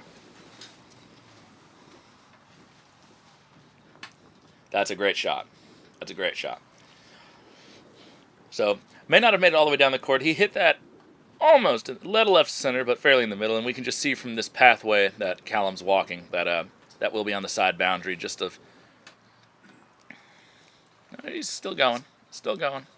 Maybe it did make it to the corner. May made it to the corner. Oh, it didn't even make it out of bounds. Okay, so my angles were wrong, but that's about as good as you can get it. He does appear to be able to see this ball, but there's a long way to go. Misses it a little bit on the left. Takiri King is here in the commentary, and he says Callum mainly plays AC back in New Zealand, but dabbles into GC. Well, for a man who dabbles, he's doing very good for dabbling. He's doing pretty good. So, Jane Behariel says the volume on Karen's mic is somewhat lower than yours. Thanks for doing commentary. So Karen's mic might be sitting a little lower. Maybe because I'm swapping mics with Tom, and he's a bit bigger than me. So hopefully this has made a difference. I've just come a little bit closer and lifted the mic a little. Yeah. So he might have had to turn that mic down because I have a tendency to scream into the mic. So I'm like one of those old school radio commentators when things get really good in a football match. So. All right. She says that's better. All right. So glad everyone can hear us. We're very glad to be here, have the privilege of keeping up with you guys while these matches get underway. Should be some very promising play. We've seen some good play so far throughout the event, but the knockout rounds are always the most exciting. The people who are in the best form slowly start to rise to the top, and as the week goes on, people just play better and better. So. Court 6, 1 apiece.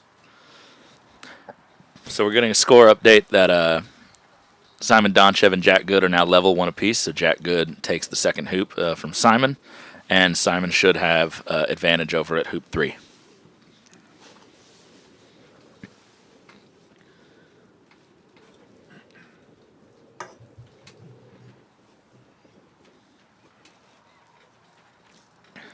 Who scored hoop 3? Ethan scored hoop 3. Alex Lake says, can we see the KO draw anywhere? It doesn't seem to be on Croquet Scores. Alex, I will see what we can do to get that to you. I know Jeff just did the draw a little while ago.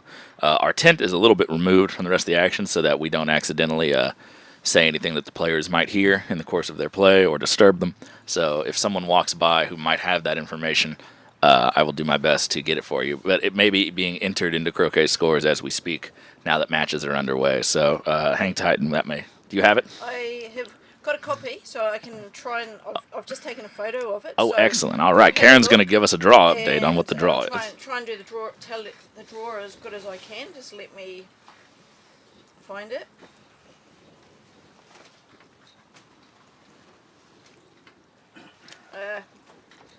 Okay, so Jack Good and Simon Donchev are playing, so that's 1 and 16. Then we've got Ethan and Callum, which we're watching at the moment. Eduardo and Mattie. Then Yana and Levi. And the other side of the draw is Blake versus, now I may get this wrong, Vojtech Tusek. Then Luke Francis versus Sam Cuthbert. Inigo versus Jessica Bullen. Abdalla versus Fawzy. All right, so the two Egyptians there, Abdalla and Fawzy, drew each other in the first round. So they will be they've both played in under-21 Egyptian championships, so they'll be fairly familiar competitors with each other. So it'll be interesting to see how that match plays out as it goes on. Yeah, and we've got Jana as well, who's playing Levi. Yeah, that should be a great match. Jana played extremely well against Blake Fields the other day, taking the first game off of him 7-6. And from what I was told, I didn't witness the third game, but it was very close. Third game was very close, right down to the 12th hoop, yeah. Which unfortunately, depends on your perspective. Great shot. That Blake took the game. So it'll be interesting to see. Levi is an extremely strong player. He represented the New Zealand team this past couple of months ago at the Openshaw Shield. He is, I think, one of the strongest players in the field and has potential to be the best player in New Zealand over the next couple of years. Now that we stole Edmund Fordyce. But even with Edmund, Levi is just extremely tough competitor. And it'll be interesting to see how those two play. Very similar play style to Blake. In fact, I believe Levi has knocked Blake out of a previous under-21 World Championship before. Yes, that would have been 2 years ago. So it'll be very interesting to see how that match shapes out. So it's interesting. We've got, I think it's 3 of the kids. We've got Jack Good from England, Levi, and is there one? I think there might be one other. They're all in the Openshaw. Blake. And Blake, yeah. So we've got 3 of the under-21s that were actually representing their countries in the world teams just recently in Tasmania. Yeah. And it should also be said that there were Aston Wade was on the Openshaw team, who is a previous under-21 world champion. So there was a lot of youth represented in Tasmania, and we're starting to see that as a trend more in these international events and team events where the teams are just getting younger and younger, which is what we want to see. We want to see young talent starting to rise in the game early and having longer careers at the top. So just really nice to see that these guys are able to compete at the highest level of the game on all tiers. So hopefully we'll continue to see that and more of these kids' faces in the near future. So there might be under 21s, but don't underestimate them. They're very good players. Yeah.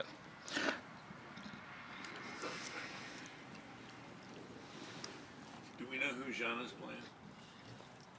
Levi. We don't. Levi. Yeah, so. Levi. Franks. Yeah. All right, so we have a pretty close, tuning back into the actual action here. We have a pretty close game right now, 2-2. Callum with advantage position at this hoop at the moment. So this will be a longer clearance attempt here from Ethan. He's been hitting these really well, though. He's one of those players who has a very slow, steady swing, but he does get a nice amount of power. He doesn't deaccelerate through the ball. He's very confident, but very, very methodical. So it takes his time.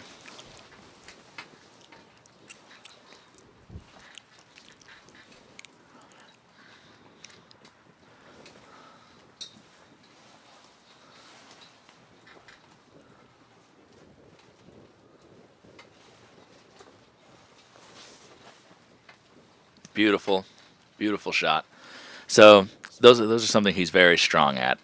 He doesn't kill the ball. Obviously, it goes just north of the peg, hitting at about three-quarter ball.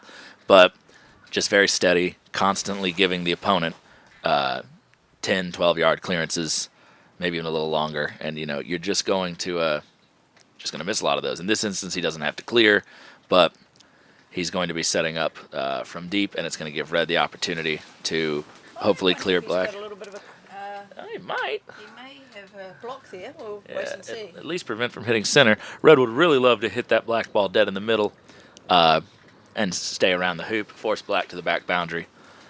He's looking at it. He's not looking at it too closely, so it must be open. How much he can afford to miss on the right is a question, but I've refreshed the chat, Tom, so you may have more in it. all right.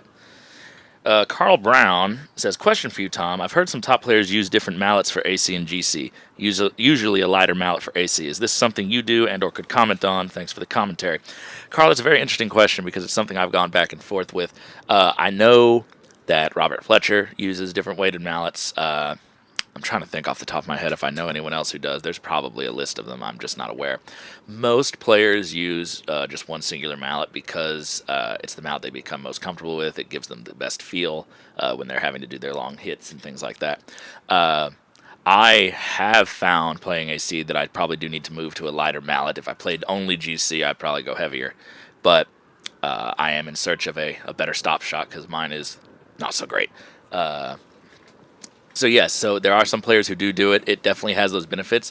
You're just looking for a middle ground where it's light enough that you get the benefits on those stop shots, but not so light that it prevents you from swinging accurately. Because the lighter the mallet, the more likely it is that you... Oh, great shot. Great shot. So the more likely it is with a lighter mallet that you could maybe manipulate it with your hands. It doesn't stabilize itself as much as a mallet with a little more weight on the ends, which will swing a little bit straighter for you. So there was a small adjustment when I went from 3 pounds to 2 pounds 14. I might be, on my next mallet, decide to go down to 212 and just see if that's sort of a sweet spot there. But I think it's one of those things that people should experiment with. If you find that there's great benefits for you when playing one game or the other with having a different weight, and you can make those transitions back and forth without too much of an adjustment time, I say go for it. Kind of like how we see players like Matthew switch grips. Though not technically or orthodox the best idea for most people, if you can do it, it gives you a wider range of versatility. And we see that with Matthew having really good touch with his Irish, great power with his Solomon. And I think you'll see Ethan change his grips, and depending on whether he's hitting a long roquet or just doing a small setup shot, he tends to change his grip in that case. Yep. So, Callum clearing Ethan. And maybe just to build on Carl Brown's question, I've actually started debating whether or not I should use a lighter, more top-heavy mallet for GC warm-ups, like if I have an easy game to start a tournament or I'm just warming up before a game. And then in the big matches that I actually, really need to play well with, switch to my then heavier, more bottom-heavy mallet, because I've done it before by necessity because they lost my mallet in my luggage. And it really, even just using it for a few games out of a day, really puts you back in tune with the weight of a heavy mallet. You almost can't even feel like you can manipulate it. It almost just is auto-correcting everything for about the next day or so. So, and though I didn't feel like I could get my full range of power, it was deadly accurate. Like, it would go exactly where I pointed it. I couldn't stop it. So that's something I'm going to experiment with as well. Maybe just switching between mallets with different feels to maybe try and, bring out some flaws in my game or make me more consciously aware of certain things. So we have a good 1 yard, not quite 1 yard, hoop attempt from Ethan. He's going to try to run this with some control. Not a huge amount of pressure behind this shot. Just a little bit into the left wire there. So you saw that there maybe was a little bit of extra body motion. He's normally a very steady player. Thankfully, he's managed to stay in front. Black will be taking on this shot, though. It looks, I can't tell if he's aiming at yellow. Yes, he was aiming at yellow. And there's a little glare on my side of the screen because the tent is so open because of the wind. But so the mic has fallen again, Karen. Yeah, it doesn't want to stay up. It's kind of so. Yeah, if it won't find you might have to find it. Oh, that might work. Trying. Yeah, it's kind of.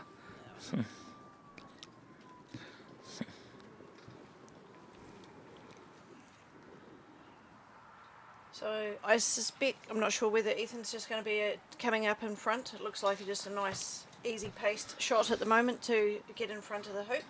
Probably trying to. Oh, okay. Not horrible. But both balls in position.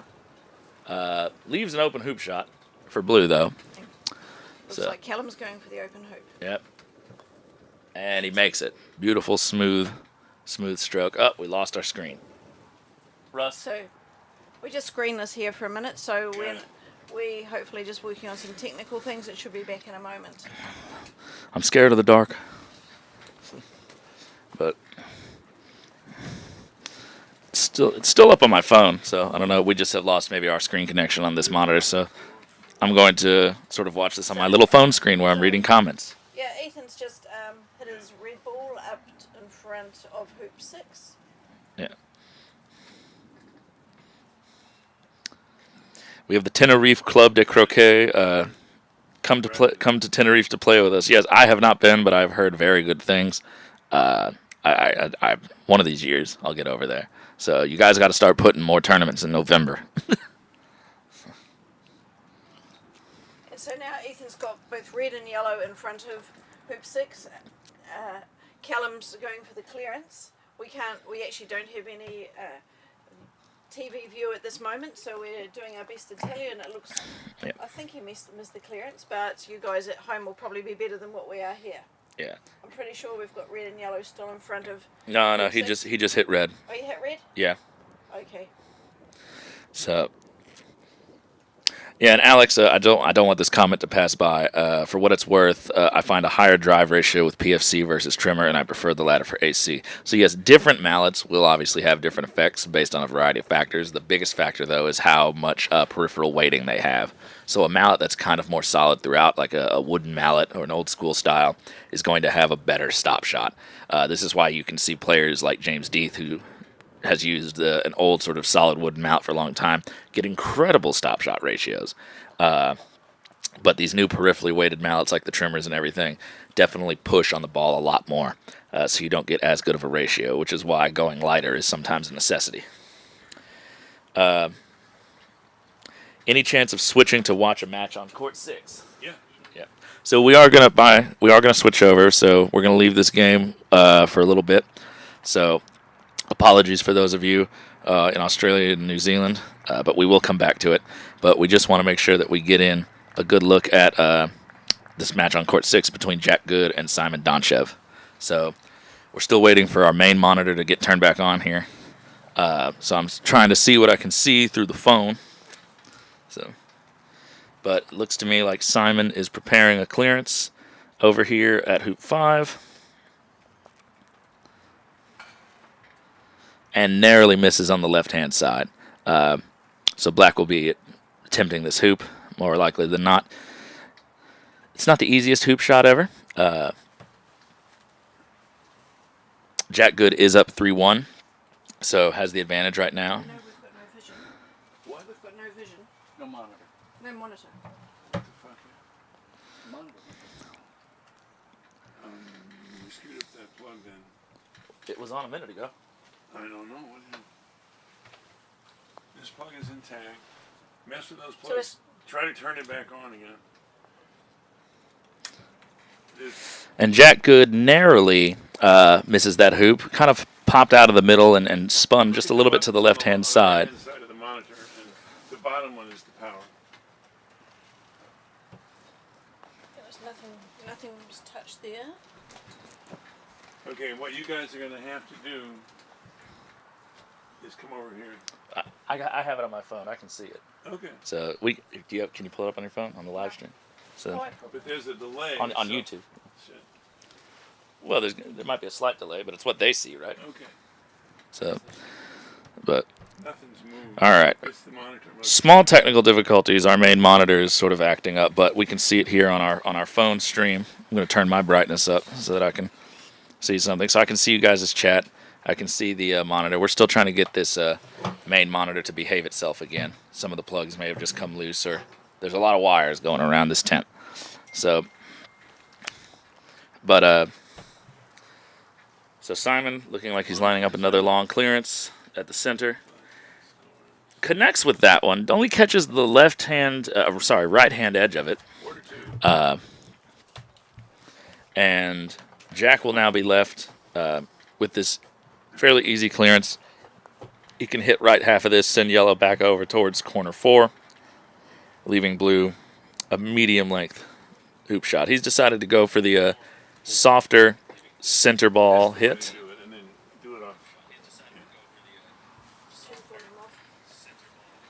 We need to turn this volume off. So, all right, so we have an emergency iPad here that's been brought to us, so we're going to go off of that. The delay might be slightly different, so we should be back in business now. Can we give an update on Jana and Levi's match? Michael Albert is on the job.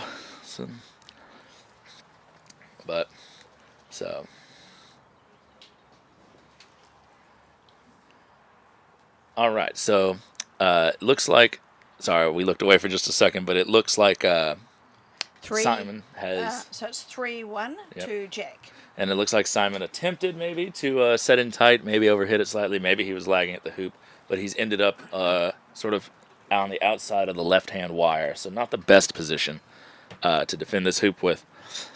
Yeah, and we're very conscious that what we say is probably slightly delayed to what you're seeing, for the simple reason is we're having to go through the iPad at the moment. Yeah, so we do apologize if some things are a little bit out of sync, but it'll all get said at some point.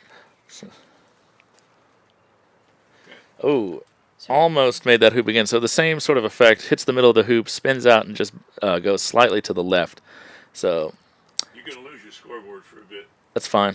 So scoreboard's going to go off for a little bit while we try to fix some of these technical issues. So, but we know it's 3-1 over here to Jack Good, and we'll be able to maintain that knowledge. Here's Michael. 1-all. So it's 1-all, Jana and Levi. And who's playing which colors? Do you know? I don't know. All right, that's fine. So one apiece. All right, so Simon with a very long clearance. He's had to make a couple of those with red. Just narrowly misses that one. So Jack with another unpressured hoop attempt here.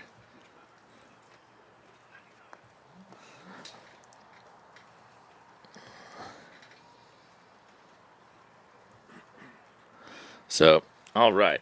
Jack narrowly misses the hoop. So my phone's ahead of the iPad, so I think I'm going to use my phone. So, in fact, actually, we can possibly use the phone. All right, so the phone, we'll look at the phone, full screen as we can. and we'll use the iPad for the chat, so the chat is less likely to be What did you affected. say Shannon score was? So, One apiece. One. so all right, we're making things work on the fly here. So, Jack has had 3 medium to slightly longer range hoop attempts at this 5 and has narrowly missed all 3 of them, but he's managed to maintain decent position. So, still not a great position here for Simon unless he manages to clear something with a fair amount of control. And it looks like he almost went for hoop there, unless he just narrowly missed.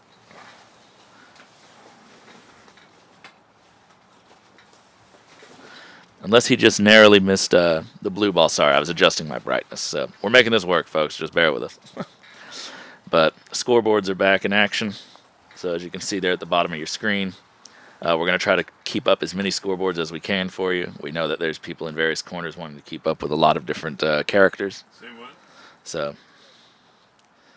Red scored 7 but all right. So, on court 7. big clearance now coming out of corner 1. It's going to be the difference between 4-1 and potentially saving this for 3-2, but he'll have a lot of work to do. So would Simon be the youngest person to have made an under-21 cut? That is 16? that is probably the case. I don't know right off the top of my head, but Yeah. I don't know of many, unless there's someone in the chat who can contradict us, I can't think Yeah. of many 11-year-olds who have made the knockout I of think a Blake world was about- championship. I think with Blake was about 13. Yeah, And which is still exceptionally young. Let's go back to court 7 while they're fixing that hoop. Let me get you your score. All right. Jenny Clark says 11 is definitely the youngest. So, yeah. So, it is an extremely young age to be playing such a high level of croquet. It looks like we've switched matches momentarily. Well, listen, we'll go back. Back to court 7. Russ says we're going to switch back. So, again, technical stuff. Fawzy just won game 1 over Abdalla. Score. 7-1. All right. So, Fawzy has just won the first game against Abdalla Khaled, 7-1. So, a pretty resounding victory from Fawzy. Nothing over Luke. Sam Cuthbert is 6-0 up over Luke Francis from New Zealand. So both Sam and Fawzy playing some top-level croquet. We might be able to get the all the way at court 1 updates for you. So. And so we're just looking at Jack Good and Simon, and the score here is 4-1 So. to Jack. And on the other lawn, Ethan Gumbrell and forgotten who he's playing. Jenny says it's Chris from Jenny's account. Hi, Chris. From what I've seen so far, I think he is to be a future world champion. I think he's technically great. Chris, I would have to concur with you. I think I told this anecdote a little earlier, but I don't know if you heard it. Last year I did a teaching day with him, and he's a standard grip player, and I watched him nail a 10-yard hoop with standard grip. He stepped over a yard to the side to the other ball, switched to Solomon grip, nailed a 10-yard hoop, then switched to Irish grip, nailed another 10-yard hoop, and made them all look easy.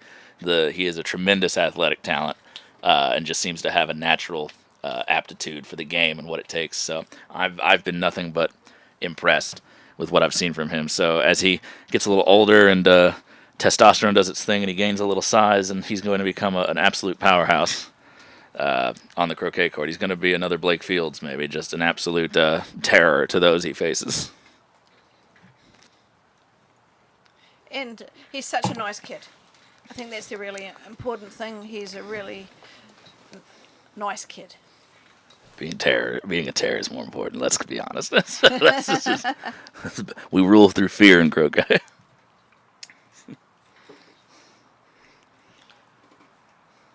So Jake's just clearing a bit of the debris off the lawn.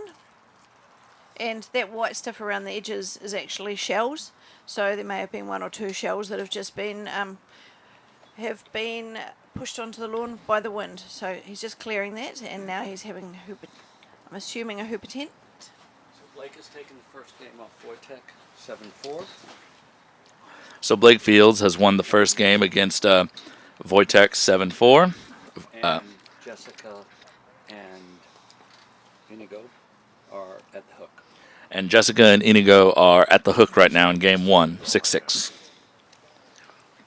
I got these. That one I can't see. So. Court 5 I can't see. All right. Simon here lining up. Okay.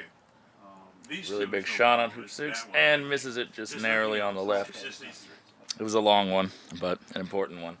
So Jack just kind of getting the better of Simon. He's really having to take on a lot of long clearances. So Won the first game, and Fawzy won his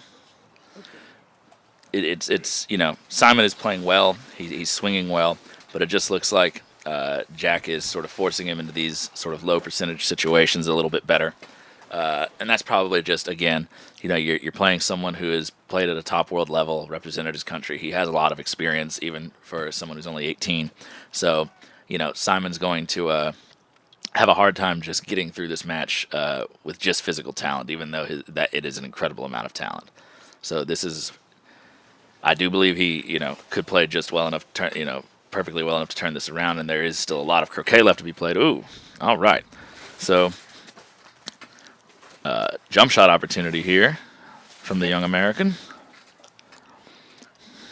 Yeah, I remember meeting Jack for the first time when he was about 13 years old, and he was playing at Nottingham. He just missed out on the Beautiful under-21s shot, beautiful. that year.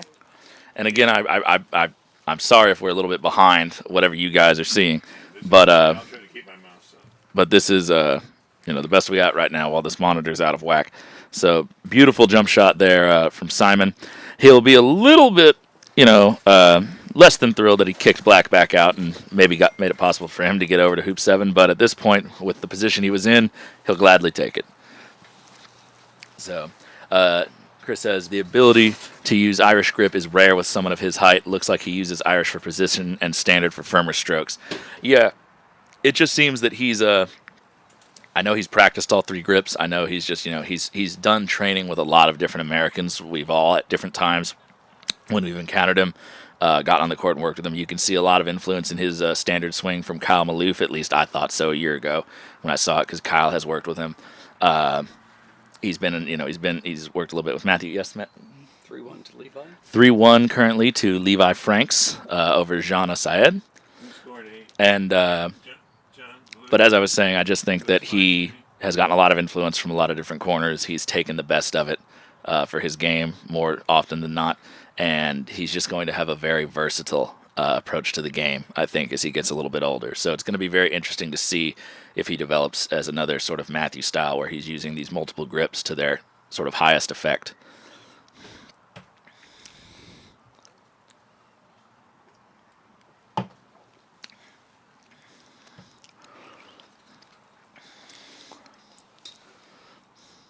So Jack here, lining up about a 7-yard clearance, maybe a little less, on the red ball to defend partner. And these are the shots that he's been executing really well. We've seen Simon have to take a lot of long clearances from these positions. So we would expect this to be somewhere down in the corner 4 area. Ooh, He's missed. a narrow miss on the right side of the ball. So pushed that one out just a touch. And all of a sudden, Simon, who a minute ago was 4-1 down and about to lose hoop 6, has a chance here to get back in control of hoop 7 to start getting close to leveling out this game. It can change in an instant, folks. Beautiful clearance. Very lovely. Taking the side boundary there is absolutely fine. He'll be able to clear back across. So, Alex Lake says, of course, Rachel Gee was in the final of the Women's Worlds while pregnant. So the first time 3 people were in the finals, Jane says. So that is a... 3 people. Yeah. So Well, you could argue that right? I guess so. Yeah, it's just like, it's hard to beat that number. But, you know, we'll talk about active participants with a mallet in hand. So of those, Simon is winning. So, but we Americans love our sports stats, and we really love to subdivide the sports stats. But yeah, so that's quite an impressive feat in and of itself, playing a final while pregnant. But we have about 170 people in the live stream right now. So thank you all for tuning in. By this point in the day, it's probably middle of the morning in New Zealand and Australia, and it's a nice after work evening hour here in the States. So, Brits, you guys might be out of luck, but hopefully some of y'all are night owls. All right. So Michael's off again to get us some score updates. So big thank you to Michael Albert, Vice President of the USCA, for all he does to help our youth croquet programs here in America. He's sort of the spearhead of a lot of those. And he is currently doing a great duty as a runner to go get us scores across all 7 lawns. This is a fairly big complex. Those of you who've seen aerial shots of it on the opening of some of Russ's other videos will know that it's shaped like an L, sort of, the way the courts are laid out. And our tent is just a little ways behind the view of this camera, and all the other courts are sort of spread around the corner behind us. So Michael's going to get a lot of steps in, running around, getting scores for us. All right, Simon with another good half ball clearance, hits it with a nice medium pace. James Thomas has great camera work during this game. James, we have some wonderful cameramen.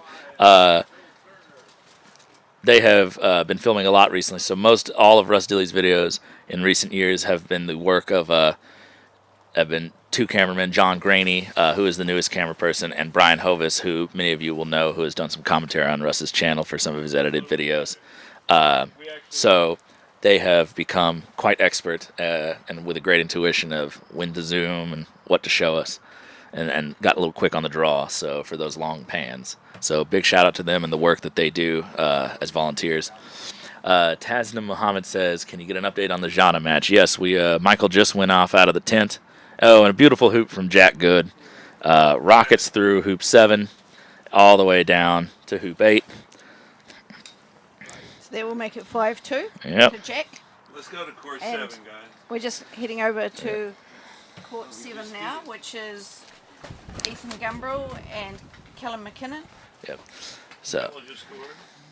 Blake has gone up 3-1 in the second game over Vojtech. All right, Blakefield is up in his game 3-1 in game 2. Jessica won at the tiebreaker. Jessica Bullen has won at the tiebreaker hoop in game 1. And Sam Cuthbert has won 7-0 in his first game. And Sam Cuthbert takes his first game 7-0. We've been asked about an update of the Jana Levi match. I'll get it. Thank you. So that's what I just said. Michael just said I'm getting in all my steps today. Great minds, you know. Did he give you Jana's score? He's about to. He's going to get it. So. And we've switched back here. Currently, we just need the score on Ethan Callum game. So we rejoin court 7 here. I don't have a scoreboard in front of me at the moment, but it looks to be that they're on hoop 11. So we can deduce it is either 5-5 or 6-4 to somebody. Here we go. 6-4 to Callum McKinnon.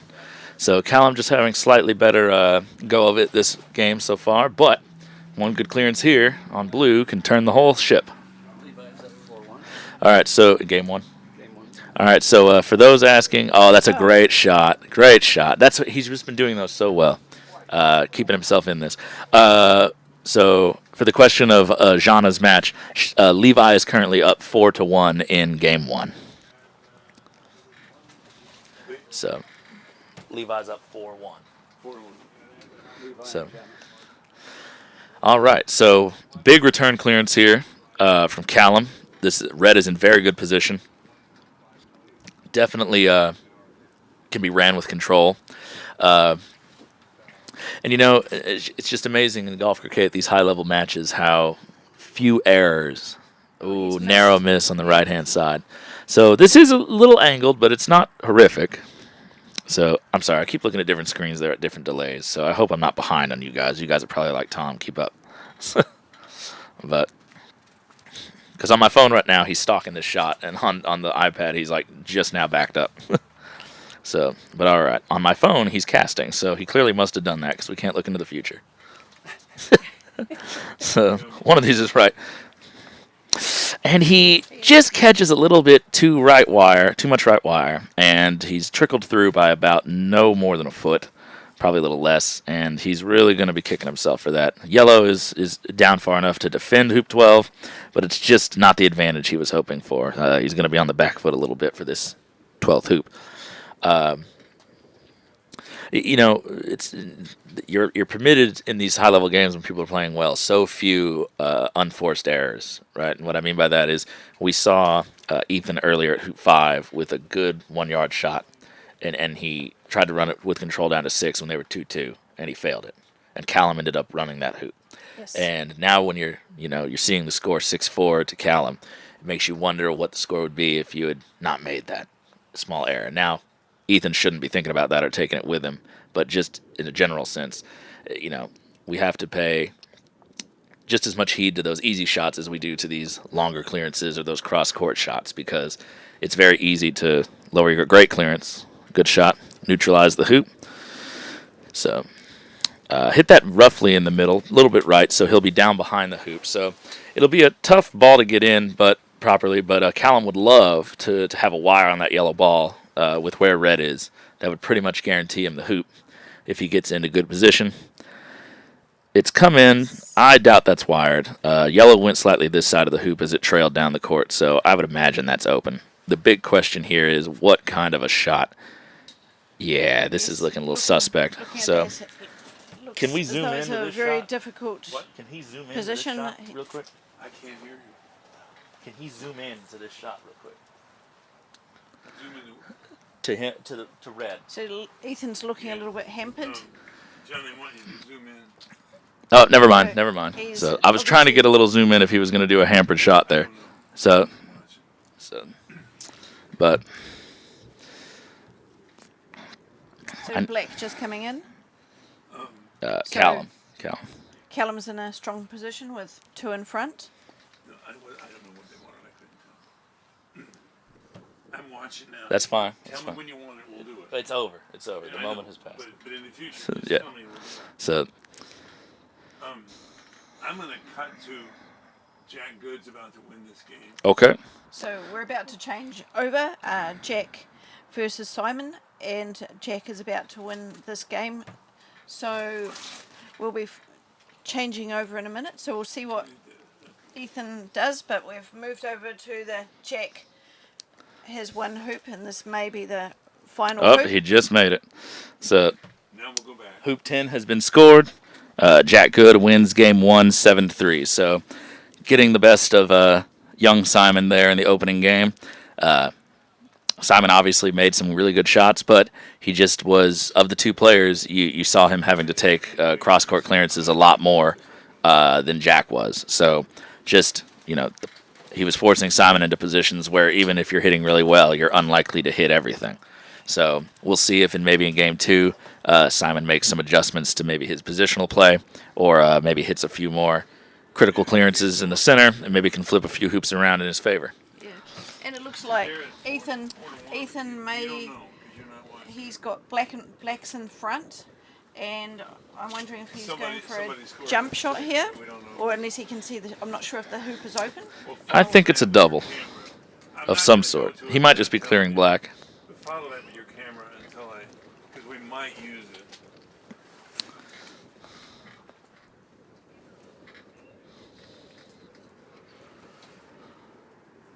No. Ooh, it was a hoop attempt. He's gotten the best consolation prize he could possibly get. He's bounced off the hoop, knocked back into black, and is now blocking black's hoop shot. And it might be too close for black to get a really good jump, although it looks like he's lining up to try. These are really soft lawns. It's looking very close. Yeah, getting up over this ball in time in that distance is going to be tough. And if you even nick that ball slightly, it's most likely going to veer black off course enough that it's not going to make the hoop. Very rarely can you ramp over another ball and have your path not be seriously altered.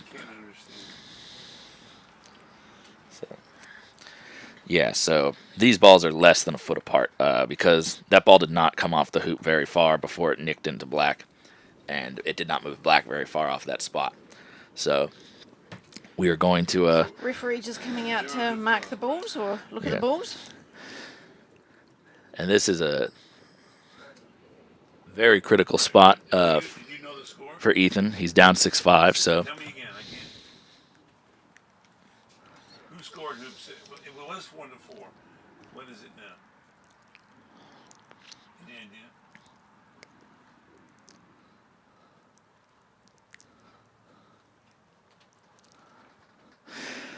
All right, so we have Ellen Nielsen out here being a referee. Ellen Nielsen is a member of the nearby Oaks Club, a little bit south of here, where Edmund Fordyce is the new resident pro during the winter season. Let's go to Edmund himself, another under-21 world champion and a member of the New Zealand Openshaw Shield team. So even more under-21 talent, or recently not under-21 talent, represented at the Openshaw. Edmund be 23, 24 now. How time flies. And yeah, he just wasn't able to get it up in time. So he has still hampered Red's shot. Red is now very close to black and not runnable. It'll be interesting to see what options Red will have in order to move that black ball later on, if he even can. He might just have to do something tricky, maybe lag it just right in front of the jaws and hope that black's too close to really clear it. He might just try to lag in behind it so that he has no backswing at yellow.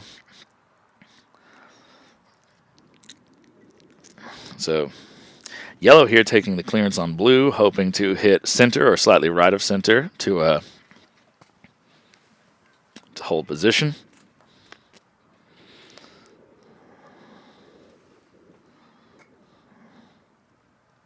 And that's a good shot. And again, I apologize if we're slightly behind and you already all said that's a good shot, but so I get to live the moment. So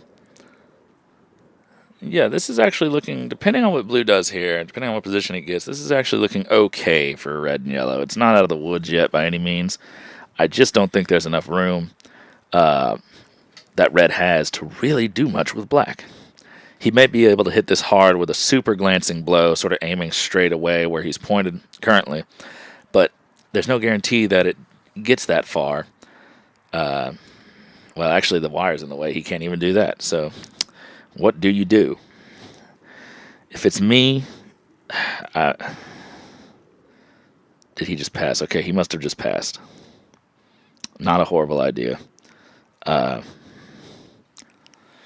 Yellow now will be looking to do another stop shot clearance on blue, similar to the one he just did, hold some position maybe next to the hoop, and then red will be able to do a very controlled stop shot clearance on black and take good hoop position. So a couple of really good swings needed here, this one especially. And that's just not enough.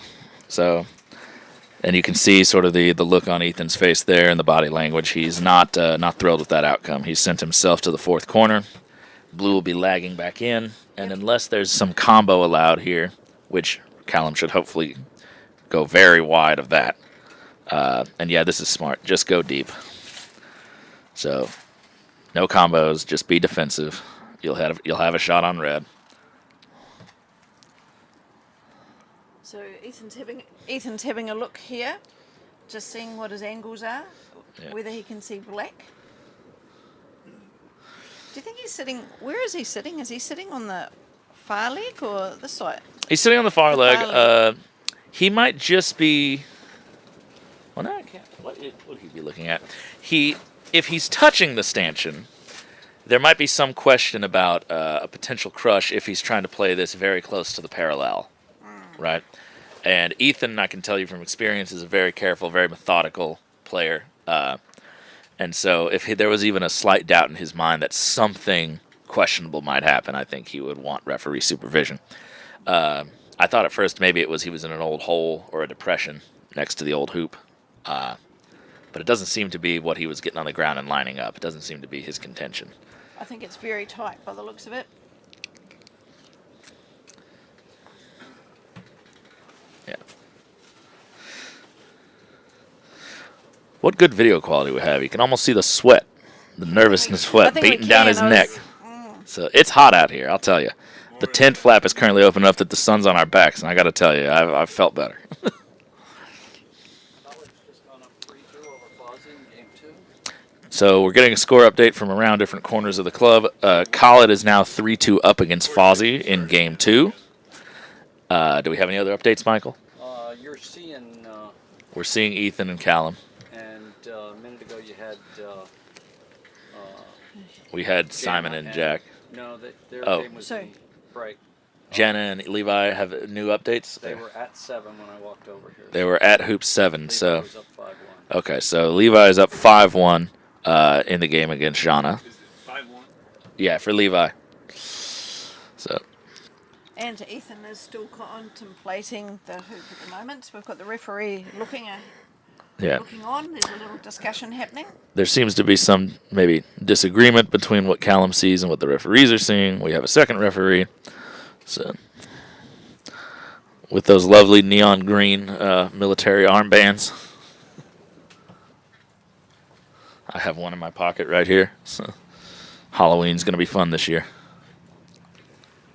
So I hope they don't expect me to give it back. Yeah. Oh. All right, well, remind me to leave first. Have to get a zebra shirt to wear with it. Listen, man, I'm putting together some outfits for croquet, you know. I actually have a zebra shirt. You gotta see me coming a mile away. I gotta give people a fair chance to get out of the way. I always threaten to wear my zebra shirt when I have to ref. I don't think I've seen referees looking at a hoop for so long without. Oh no, they've put the.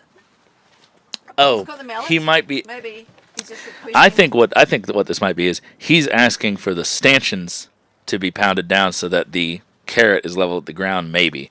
And the question is red touching the hoop? Because if it's touching the hoop, he can't have that done. But if it isn't touching the hoop even by a sliver, he could have it adjusted. So that might be the contention here. Otherwise, I don't see why they would have a mallet with them. Yes, because it's a critical shot. Right. So, well, any shot where you're touching the hoop, you're not allowed to have it adjusted. So, Jane says, Tom will want photos of your Halloween costumes.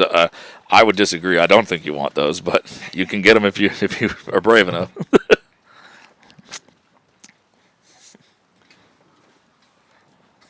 So Ethan's approaching the shot now. And he's played right half of that. It's my guess is that if he had his way, he might have been able to hit closer to the middle. But the consensus might have been that he's touching the hoop and that he has to play whatever shot was available to him without the adjustment that he wanted. So, unfortunately, he has taken position north of the peg. Definitely not what he was looking for. Gives Blue a good opportunity to clear him all the way down court if he chooses to do so. Yes, and we've got Ethan on the boundary with yellow. Playing in. And potentially hoop runner with blue if he chooses to, if he does not choose to get rid of red. I don't know if yellow will enjoy that position because it now might potentially be blocking whatever shot red would have at black. Yep. Callum taking care of red here. First rejection. Yep. That's because of the wind. So for sure, we just had a strong gust come through. It's currently blowing our tent away. So it looks like red will be heading to the basketball courts. Yeah. Red doesn't make it to the boundary, but it's very far north. I think with that cut angle, black cannot see black. Now the question is, can black get a backswing at the hoop if red can't hit it? That might be able to, might be hampered stance though. Yellow is quite close to the black ball, and it looks to be sort of in that line. We have a nice roving group of Frisbee golf seniors in the background. So very active this park. A lot of people exposed to croquet, though not a whole lot of people are brave enough to venture this side of the fence. So.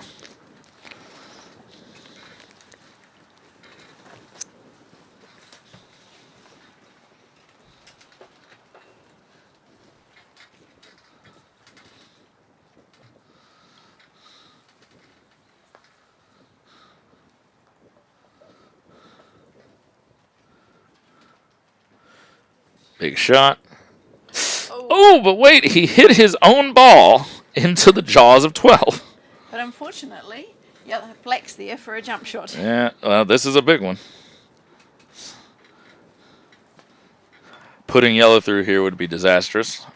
Anything other than that is fine, even if yellow gets this hoop. That's a beautiful shot. All right. So, Callum takes game 1 over Ethan Gumbrell, 7-5, after a almost miraculous peel there from Ethan at hoop 12 from a little bit north of the line of hoop 3.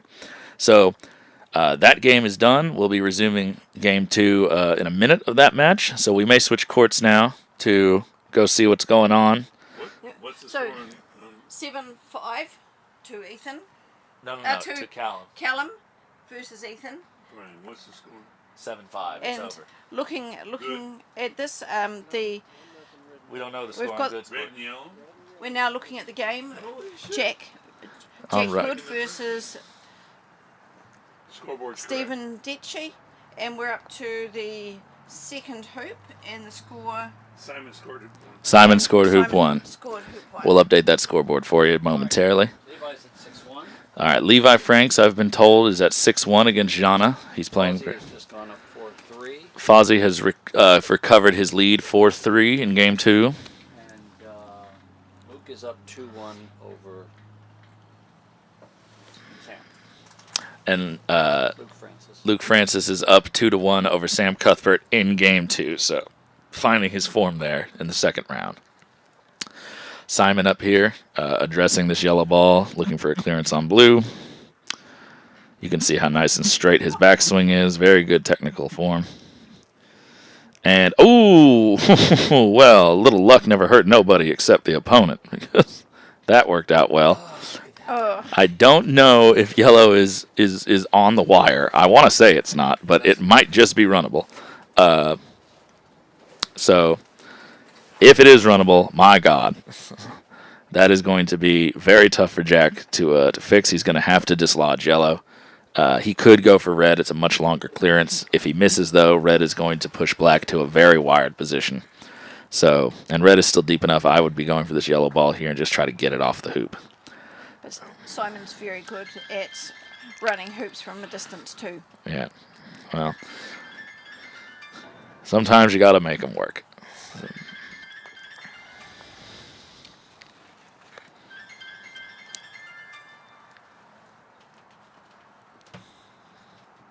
And he's cleared red. He's decided to take the longer clearance. Hit it very well. Center ball. Driving it all the way down past the halfway mark. So it's going to be interesting to see what choice Simon makes here. The conventional choice would just be to set up, stay tight to the hoop. Blues ran far away.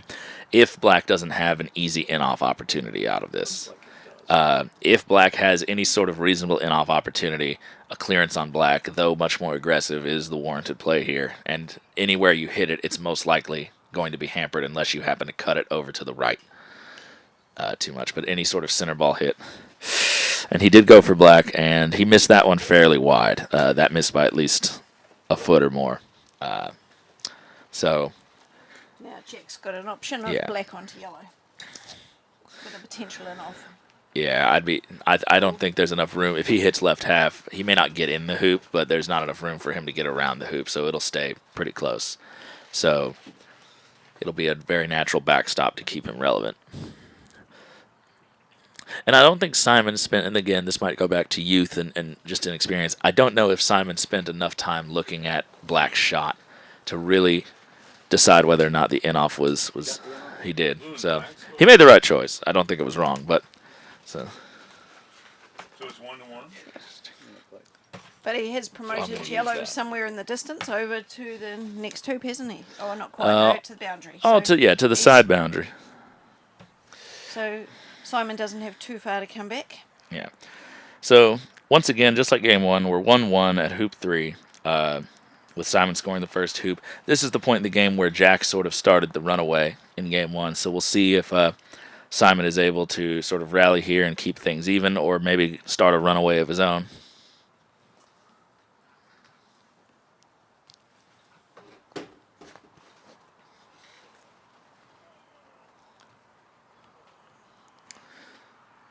A good ball in with blue. Simon walking back over to oh, this is aggressive. So I don't hate it, don't love it, but if he gets this well, he'll feel really good. But a lot of evil things can come of this. Yeah, that's a good shot. Well, when you got it, you got it. So Blake has come through in game 2. Blake's, Don't have a score. Blake's won? Yeah. All right. So we don't have the exact score, but Blake has conquered in his second game and has won his match and will be moving through to the next round. So current world champion, ranked 20th in the world. So no great upset there, but congratulations to Blake on his first knockout victory of the 2025 Under-21 World Championship.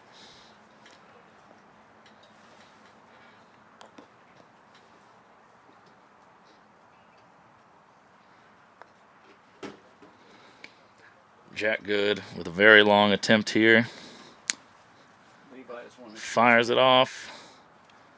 And has accidentally missed right and cleared his own partner, removing almost all pressure of the hoop shot. I am getting another score update. Levi has won the first game, Yeah. So 7-1. So Levi finishes the first game 7-1 over Jana Saed, and they will be resuming game 2 shortly. Fawzy is up 5-3 in the second game. Fawzy has taken the lead 5-3 in his match against Abdalla. And Sam was at 2-2 a moment ago. And the score in Sam Cuthbert's match is 2-2. I do apologize if I'm not using all of the names. I'm using the names that I can remember off the top of my head. It's a lot of matches to keep up with, and I don't have actually any. Aha, here we go. So, yeah. So, Jana and Levi, we got Blake triumphed over Vojtech Dusek, and Luke Francis is against Sam Cuthbert, 2-2 in game 2. I'm going to try to get an update on Inigo Morenas and Jessica Bullen soon. I know they finished game 1 a little while ago. Jessica won at the tiebreaker wicket, or hoop.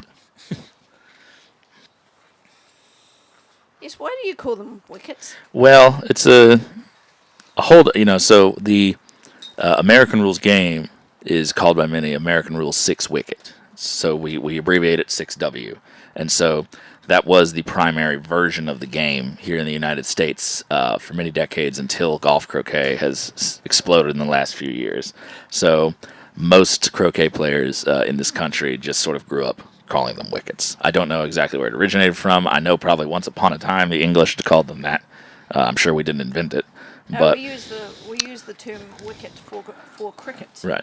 Technically, I think the old school like wire ones in the backyard might be more aptly called wickets instead of hoops. So the new sort of modern stainless steel, large wired ones might be more aptly called hoops, and we just never really differentiated. So I could be wrong about that. I'm just making stuff up, but sounds good when I say it, doesn't it? I think it's because we don't play cricket. It might be because we don't play cricket. So Simon just did a clearance there. Yeah, beautiful shot. Oh, no, it jumped. Oh. That's what we're doing, trying to look at the phone and commentate. Yeah, we currently have 3 screens in front of us. A lot of movement. So, Jack here, I think he's taking on red. Yeah, he's taking on red. Medium pace. Ooh, did that? Ooh, did he go through? No, it's in front. Just in It front. might be slightly angled, but I think that runs. So, really good controlled shot there by Jack. Definitely what you want at this hoop. So, with Simon having 1 ball on the north boundary, if he can see this blue ball, he really needs to get rid of it.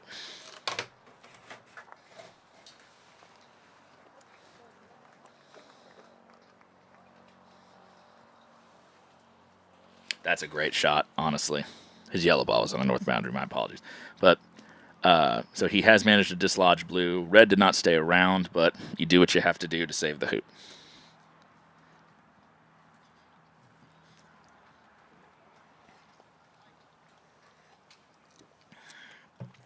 Looks like Jack's had a look around, and do you think he's going for the hoop? I think he's going to check it. Yep. I would be tempted to set up here, just because at this distance and angle, if I don't make a really good hoop shot, and this is a very sort of hilly part of the court, If it bounces off and, rolls to the side or, God forbid, to something like the corner, it just gives red and yellow a lot of opportunities to get back in. Not that there's anything wrong with attempting the hoop.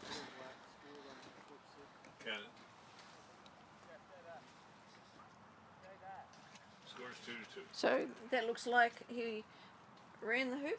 What's he doing? Waving in the... Oh no, he just wants the referee to bang in the post because there's a little bit wobbly. So we've lost track of what's going on at the moment.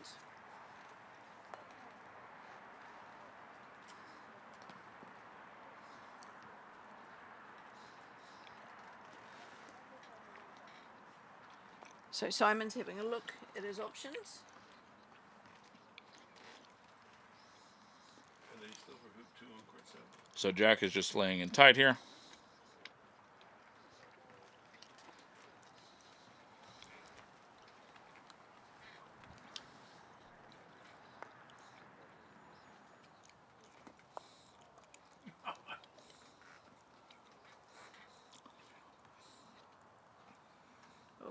Oh, well, he got in position. Hit the hoop. Spin is your friend. Oh.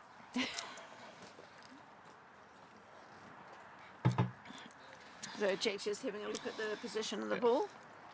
And honestly, I don't know really why he was shooting that. Black is in no position really to get yellow much further away than it already is. And blue's not so close to the hoop that it can't be cleared with yellow. Yes, there's always the small chance that that you cleared into the hoop. We've seen that already this week, but a couple of times. But you have to play the odds there, and you just have to imagine that it's not going to happen. Mike Huxley asks, on the scoreboards, are the numbers on the left the player's world rank and the numbers on the right the national ranking? Mike, you are 100% correct.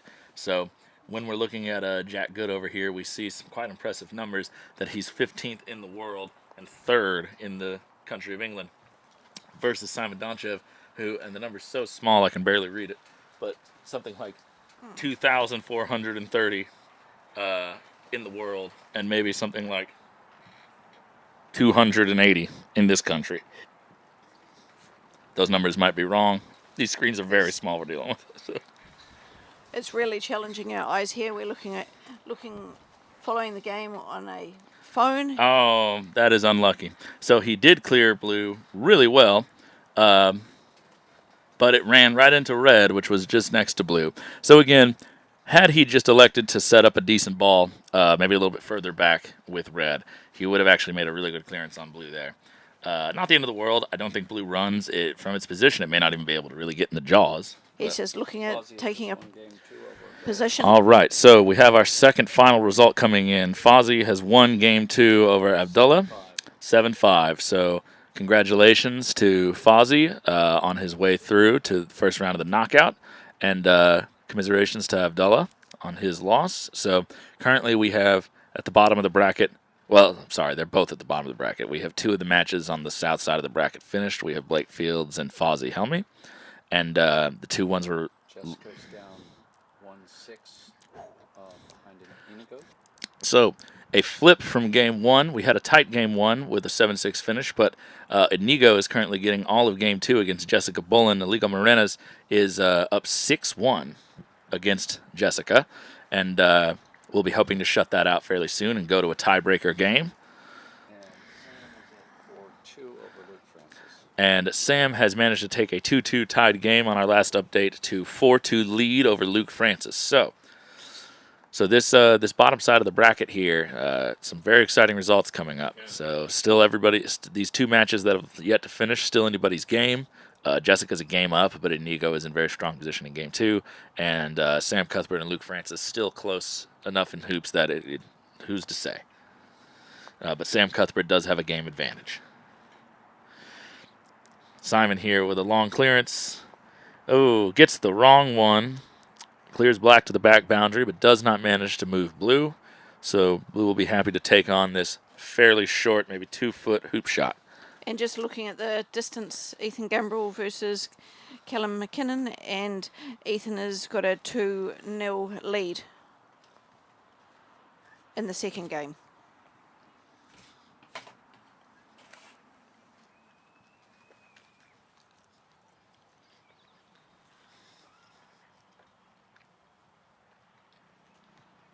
So Jack just stalking the ball and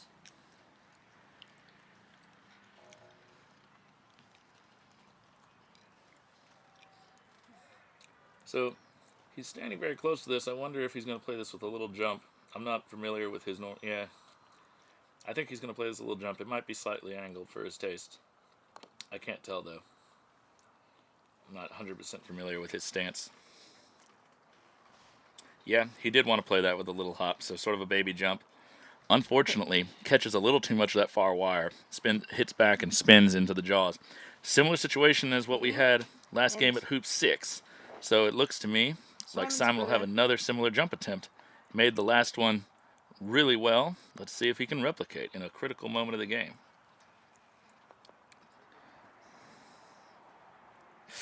Oh, it had the perfect height. It did. It did basically the same thing that blue did. It just hit a little too much of that left wire. But this one spun back out this time. So black now has to make the decision. Do I need to clear yellow, or should I let him have that attempt and just go halfway or something? Because, I don't know, the way Simon's been jumping, I don't necessarily want to give him that. He could also... That's interesting. I wonder, he's looking at this. Does blue... Looks like he wants to place. Does blue run? Or did Simon's shot maybe... Because I thought it was in the middle. Did Simon's shot maybe move it to one side?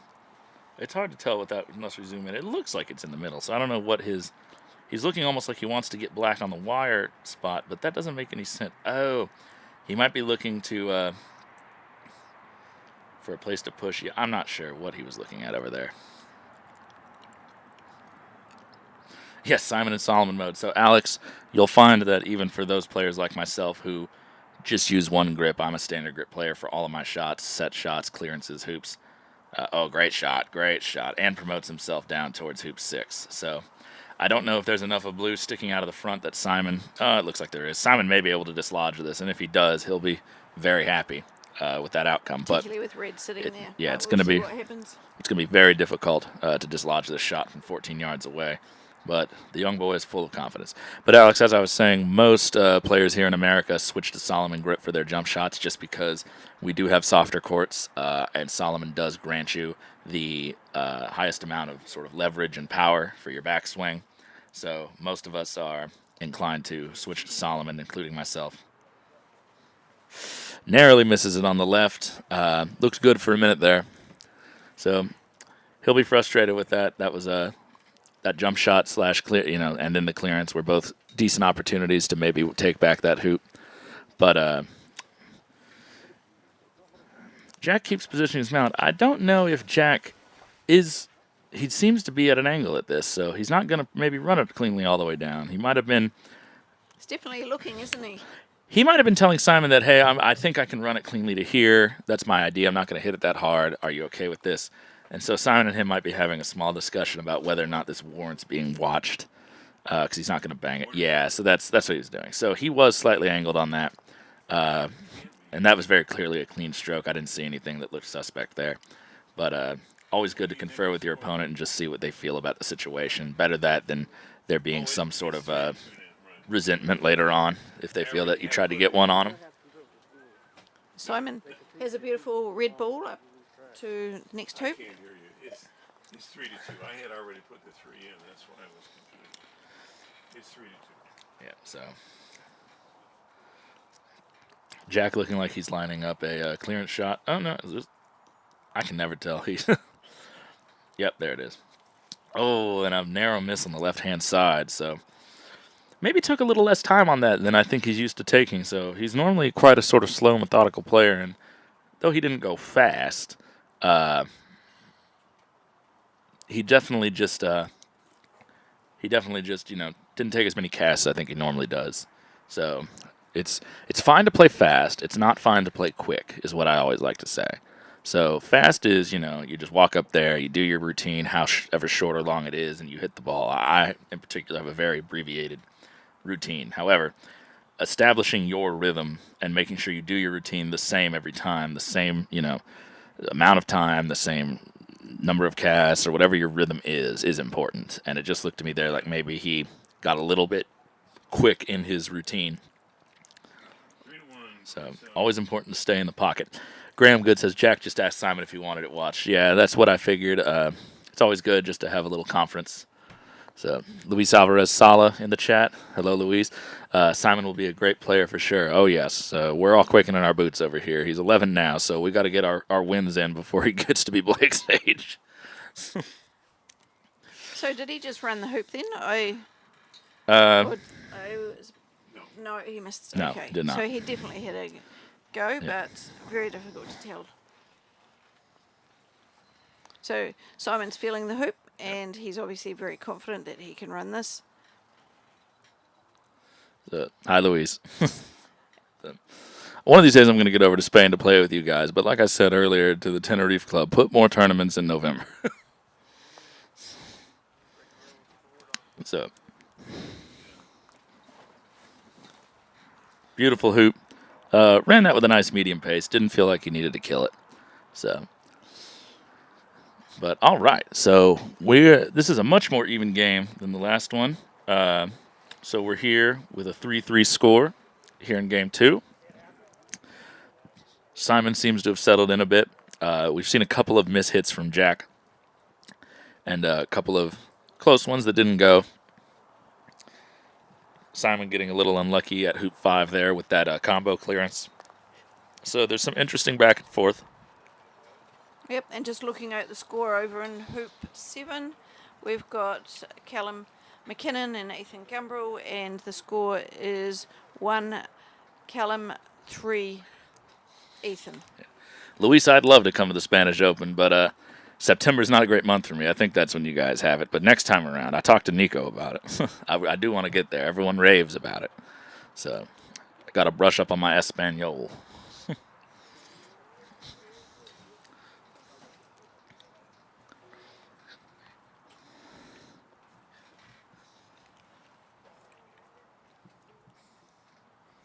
What happened? Alrighty, so. Black scored. So McKinnon scored. So 5. yellow is deep and to the west. Black did not get set. Blue is now in good position. Unfortunately for blue, black is not going to be able to protect yellow very well at all. Protect blue very well at all because yellow cannot be moved very far. He is clearing something. I wouldn't clear black. Blue is fine. Yeah, that's fine. Side boundary is good. So he might, he's basically saying, you can set up in good position. If you don't block me, I'm going to shoot the hoop. I'm betting on myself to make it. I have the red ball just in case on the side boundary. So, it's in June. Oh, that's even worse. So, for those of you who don't know, the reason that I'm griping about the schedule is most of the top Americans now work as croquet teaching professionals, myself included, which is a very unique thing to the American landscape. So most of us work seasonally. So we work up north when the weather gets hot in the summer, when people all flee to the mountains and the beach up in the northern New England states and in North Carolina. So we work typically very busy hours in the summer months. And then we normally do a longer season starting in normally middle of November going through until March or April in the winter months down in Florida. So Balake is here. What's up, Mr. Fields? Sorry. So, did he run it? I think there was a run. Beautiful. Yeah, with that angle, I think he would have. So, all right. So, but congratulations on your match win, Blake. Do you have anything to say to your adoring fans from around the world?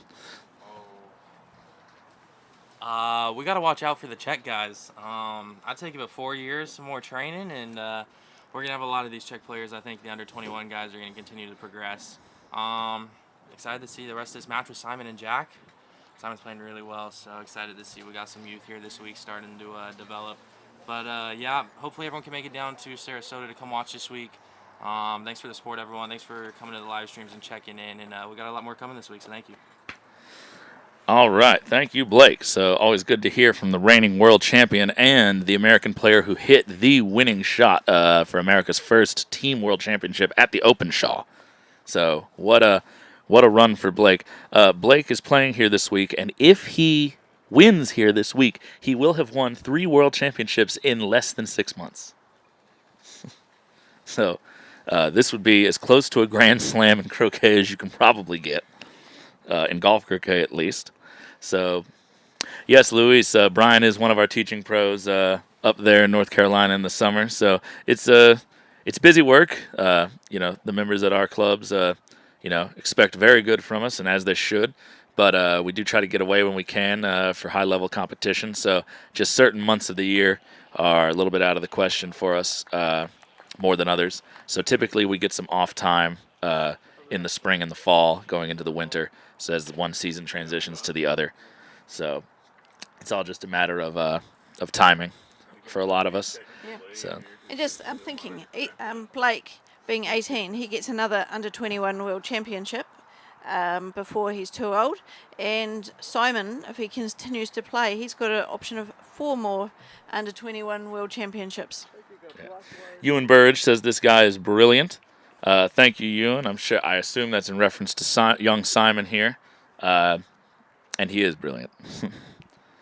But so he's got a great technical foundation. So really, the only thing that's holding him back from being, you know, tippy top tier is just experience, just getting the games in, playing these high level opponents, and starting to just sort of gain that next level intuition for the game. So. He already can handle the pressure really well. As you guys can see, he's very methodical for someone who's only 11. He thinks through things. He doesn't just walk up there and just sort of willy-nilly his way through it. So, yeah, similar technique to my clearing. Like I said, Kyle Maloof, I've seen a lot of Kyle Maloof swinging him. I've worked with Simon. I've had the privilege to work with Simon on one occasion and give him some tips about a year ago with his standard swing.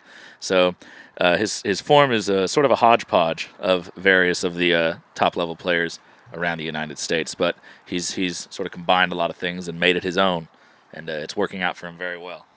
And he plays an Oakley Predator. Yes, he does, and he is playing with one of our tournament sponsor mallets, an Oakley Predator from Don Oakley. So, but proof's in the pudding, people.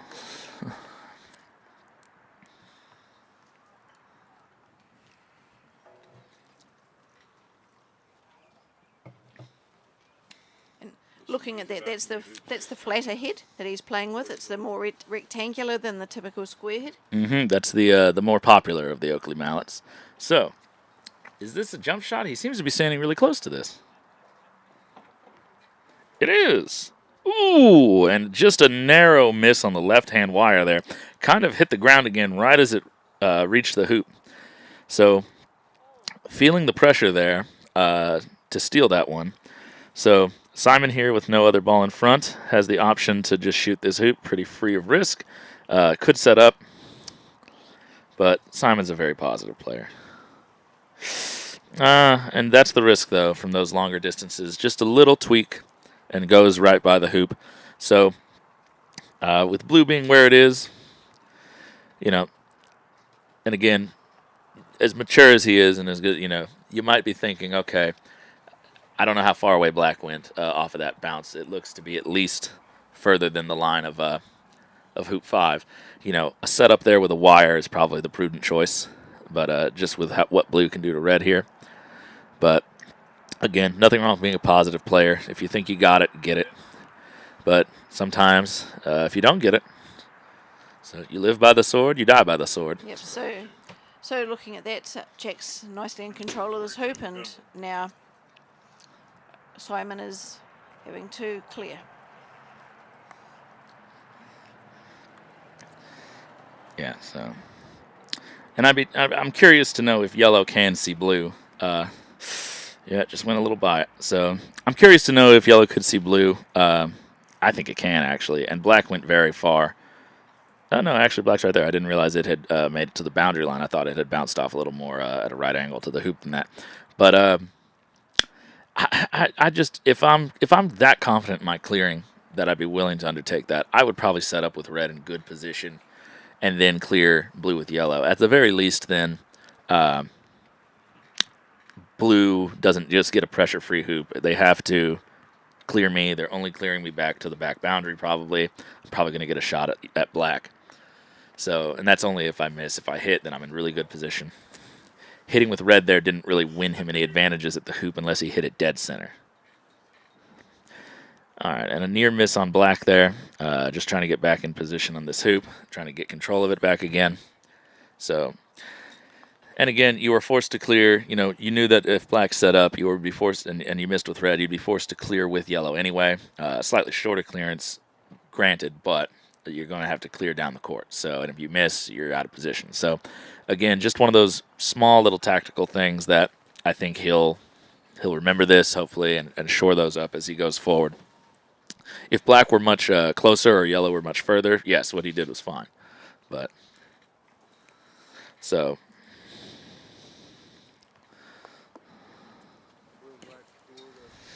And now this will be a fairly pressure-free hoop attempt from Jack. And he runs it very confidently. So it makes it 4-all. 4-all. So, you know, Simon will be a little bit disappointed that he didn't get that hoop. He was in really good position for it. Again, just setting up wired from blue there in good position forces a lot of things. It forces a good clearance with black from where it was on the back boundary.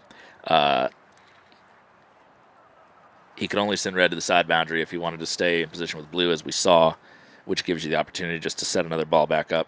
So a lot of things there to that could have gone in Simon's favor had he just played a little bit more conservatively with that yellow ball to begin with.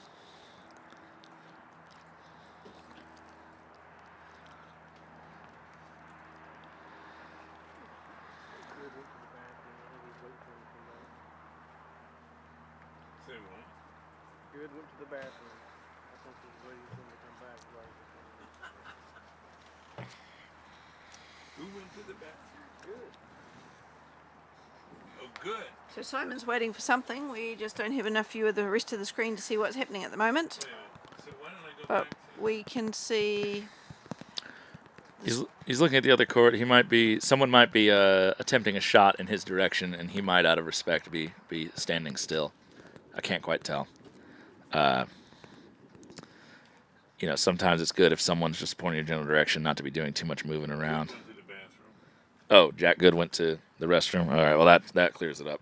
So we're going to switch games here for a minute while we take a brief toilet intermission. And we're going back to Game 7 briefly against Callum, McKinnon and Ethan Gumbrell. And we joined the game. We have no scoreboard, but they are at Hoop 8.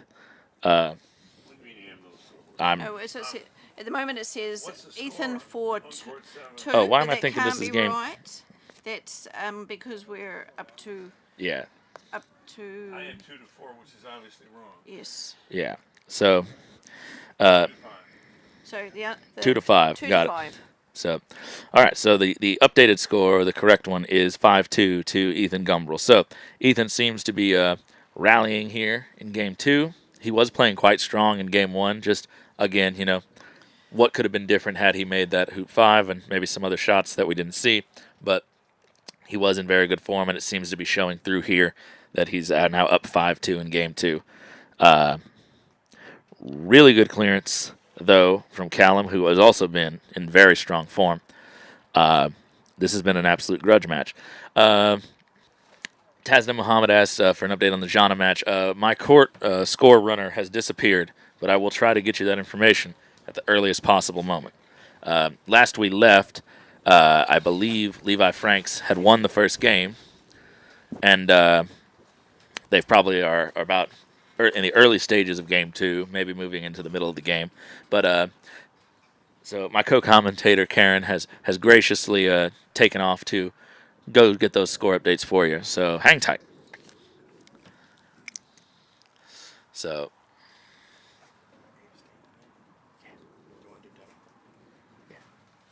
I already ate some pizza. Eduardo has won Game 1. I don't have a score. Who has? Eduardo over Mattie Clarkson. All right, so one of the matches we haven't been keeping up with as closely, has just finished game 1. We have Eduardo over Mattie Clarkson, and I do not know the exact score of that match, but they will be starting game 2 shortly. And Sam is up 4-3 in game 2. And Sam Cuthbert is up 4-3 against Luke Francis in game 2. Inigo won the second game. Okay. Forced to game 3 with Jessica. They're tied 1-1. All right. So currently between Jessica Bullen and Inigo Morenas, it is 1-1 in game 3. Inigo managed to close out game 2 after a commanding 6-1 lead. Inigo. Yeah. Accent on the first syllable. Do you need John's score? I just sent someone to go get John's score. She So. lost the first 7-1, and she was 1-1 in the second. Okay, so we'll see if that's still true. So I'm getting an update from someone that the last they checked, it was 1-1 in the second game, so it might still be fairly similar to that score. That's the Jana Levi match.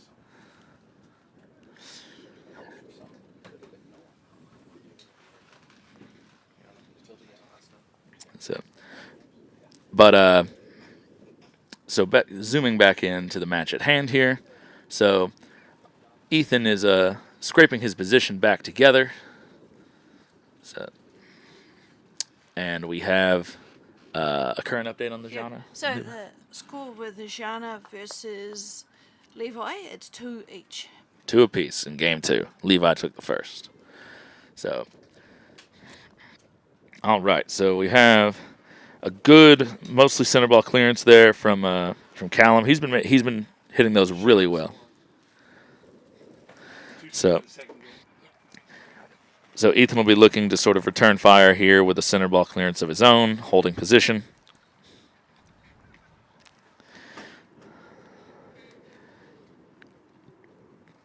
That's a really good shot. That's just a fantastic shot. So, yes, Black will probably be able to clear that, but it won't be able to clear it very far away. And it is fairly difficult to guarantee you get any sort of useful wire on that hoop, especially depending on where Blue manages to land itself. Don't want to be too close to Yellow either. Yeah, so Blue lags back in, is runnable, but it's not the best position. It's probably about 3.5 yards back at a decent angle. Red laying in here with a potential block. He very quickly addresses the hoop, so that he must not be able to see Yellow at all. Let's go back to court 6 on hoop 9. Yep. All right, so let's watch this hoop. Boom, makes it. So great way to leave that game. That makes it 5-3 to Ethan Gumbrell. So an amazing 8-yard hoop. And here we are with Simon Donchev making a big clearance here at hoop 9. And narrowly misses the left-hand side from his viewpoint, so might have been looking to get that cut. It was a little bit lengthy, though, so I don't know where Blue is. He may not be able to move Red very far. No, he can move Blue a good distance. That tells me what I need. So Blue will be looking to hit slightly right half here of the red ball and send it all the way down the court. I can't tell by the angle. He might be able to center ball this all the way down the court. I can't tell if it's exactly straight.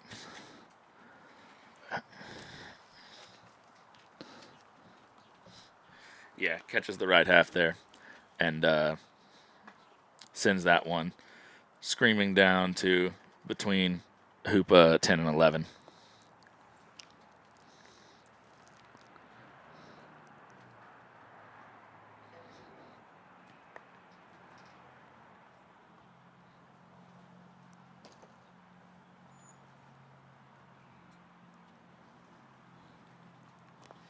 Big clearance here. Narrow miss on the right-hand side again. That ridge line coming down between hoops 9 and 10 is, again, the most difficult place on any court in this entire venue. It can trail off there pretty aggressively if you just happen to be running along that ridge.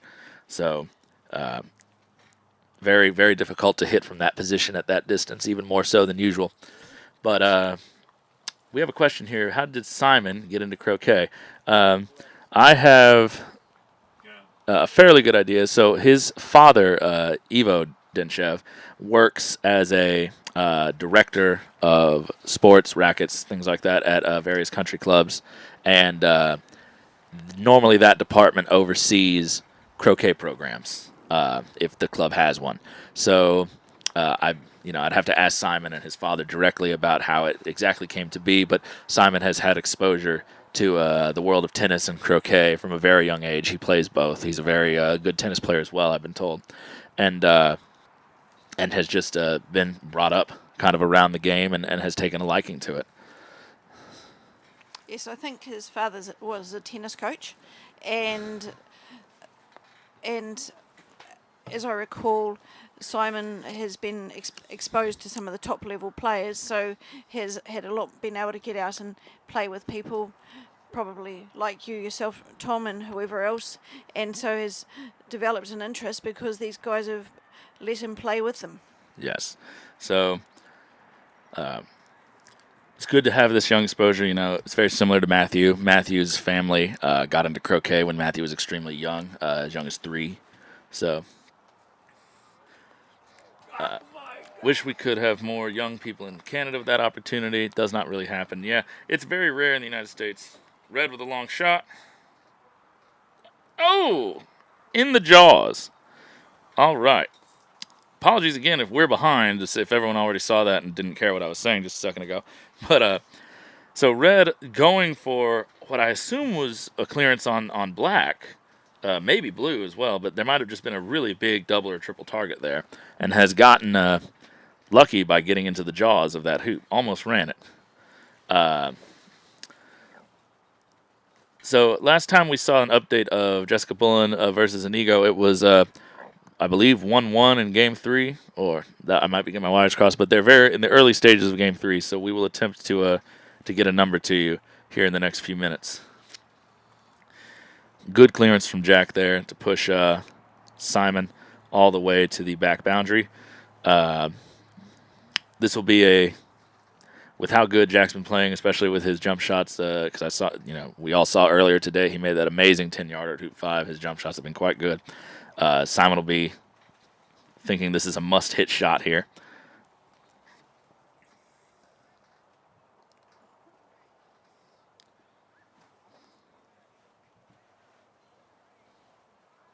And again, narrowly missing on the right-hand side. So his last couple of shots have been close, but just haven't quite connected. So, it's potential that we're getting later into the day. He may not be used to playing for this long a period of time, so there's a little bit of a mental endurance to this to continue to play your best, even when you maybe are getting a little hungrier, maybe a little bit more, worn down. Even though an 11-year-old is bursting with physical energy, may not be used to this level of intense play and having to just be so mentally locked in for this long a duration of time. But I'm not going to presume to say anything definite on that subject for him. So, but might just be going through a normal slump. And monitor's back. Oh, we've finally got hallelujah. technology again. Oh, and a beautiful jump shot. Beautiful jump shot from Jack Good there. So thankfully for Red, he did knock it out of the hoop. So Red will have the ability to get over to hoop 11 unhampered. And I'll just go and have a look around the And that's a fantastic lawn. shot. I'll just go have a quick look around the lawns. I see that you want some updates, and as we mentioned before, we're miles away, but we've finally got technology again, so that's a good start. Yeah. And I'll leave you with Tom. We're getting back to civilization. So we're civilized here in the States. So you guys might not think it overseas. I hear you grumbling sometimes, but so. Which is, this is completely on aside from croquet, but it's getting late in the day, and I just want to tell a story. Is my mother comes from Oklahoma. If you don't know where that is on the map, go look it up. And it's where all those Western movies are set, or at least a lot of them. And people from the East Coast of the United States, back in like the 80s when she was a nurse, used to ask her if they had electricity and if they still rode in chuck wagons. So, yeah. You're not the only ones who sometimes think fellow Americans are a little behind it. So. But we do like to be civilized over here when we can be. All right. So overrolled that one a little bit. Had to lay it in from a very long way away because Simon made an incredible pre-clear. Black was not in position, but it was close and a threatening position to clear anything that got in front of hoop 11. And he hit it center ball beautifully to take control of the deep position behind the hoop. He'll be wishing he got yellow in slightly better position, though. It's runnable, but it is quite angled and a little bit far back. So it's not trivial by any means.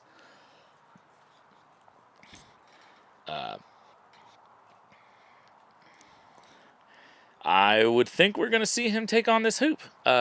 He's been very positive with his long hoop running shots. He's just checking to see how makeable everything is, and you really like to see that. He went to every single other ball and looked at its hoop shot before he made this final decision, and he's decided to clear black.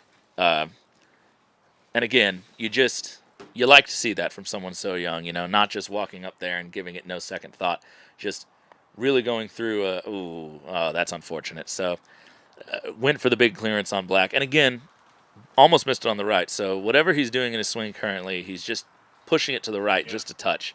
I haven't, looked at his swing closely enough to say what his tendencies might be, but something there is just clearly consistently just a little bit off.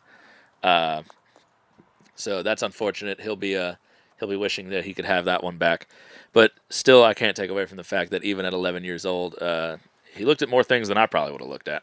So, as a player who likes to play on instinct, I don't often walk around and look at every single thing that I should. So it's nice to see that he has that layer of discipline, that he's thinking about things actively, that he's caring about strategy and position.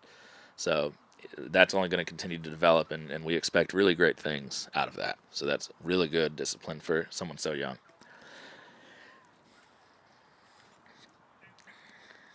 Yeah, so Francisco Gonzalez, you are correct about the scores. Jessica and Inigo are 1 apiece, and we are getting an update on some of the other scores. So hopefully that is one of the ones that comes back to me. So Karen has been kind enough to go venture out into the sun, and although the sun has kind of ventured into the tent. So Simon with another big clearance here from the south boundary. Beautiful big swing.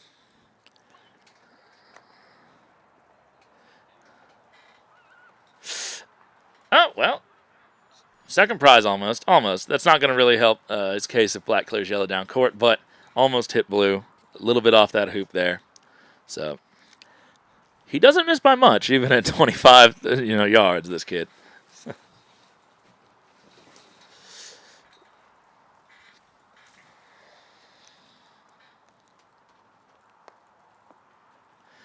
Oh, all right. And so Jack Good gives him back another opportunity with a somewhat failed clearance of his own. So obviously made contact, did not make great contact, and has only pushed yellow to be about 8 yards away from the blue ball. So a good controlled clearance here could mean the difference of Simon getting back in this game.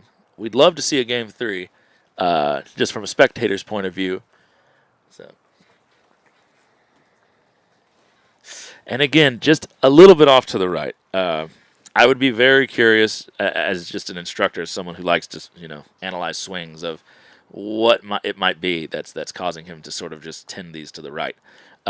Something that I talk about sometimes when I'm doing clinics is, and Matthew Essick and others are also very big on this, is everybody has a tendency where they miss. So most people, they don't commit random errors in their swing. They commit consistent errors. You have tendencies. You have habits. So if you have bad tendencies and habits, they normally manifest fairly regularly in misses to one side or the other. So I miss the majority of my shots to the left for a reason that I perfectly can define. And we have a winner. Jack Good has conquered the young Simon Denchev 7-4 in Game 2. And we'll be moving on to the next round. So, unfortunately, Simon unable to affect the upset that he was looking for, but invaluable experience for the young man. And he is the youngest player ever to make an under-21 knockout, a fact that he can be very proud of. And we look forward to seeing a lot more top-level play from him as the months and years go forward. So, everyone remember the name, Simon Denchev. He might just be beating you one day. He might be a pro tennis player too. We'll wait and see. So just the scores from around. We've got Luke Francis versus Sam Cuthbert, and the score is 6-3 to Sam. Inigo versus Jessica Bullen. The score is 4-1 to Inigo. And the score with Gianna and Levi is in the second game at 2 each. All right, And so we're just back on to Ethan versus Callum. yes, so we are back. Close this.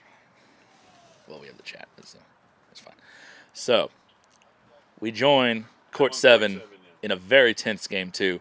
Ethan's lead over McKinnon has been eroded down here at the 11th hoop to a 5-5 position. However, Ethan here with a good opportunity. He made a wonderful cut clearance to slice Black back over behind hoop 10.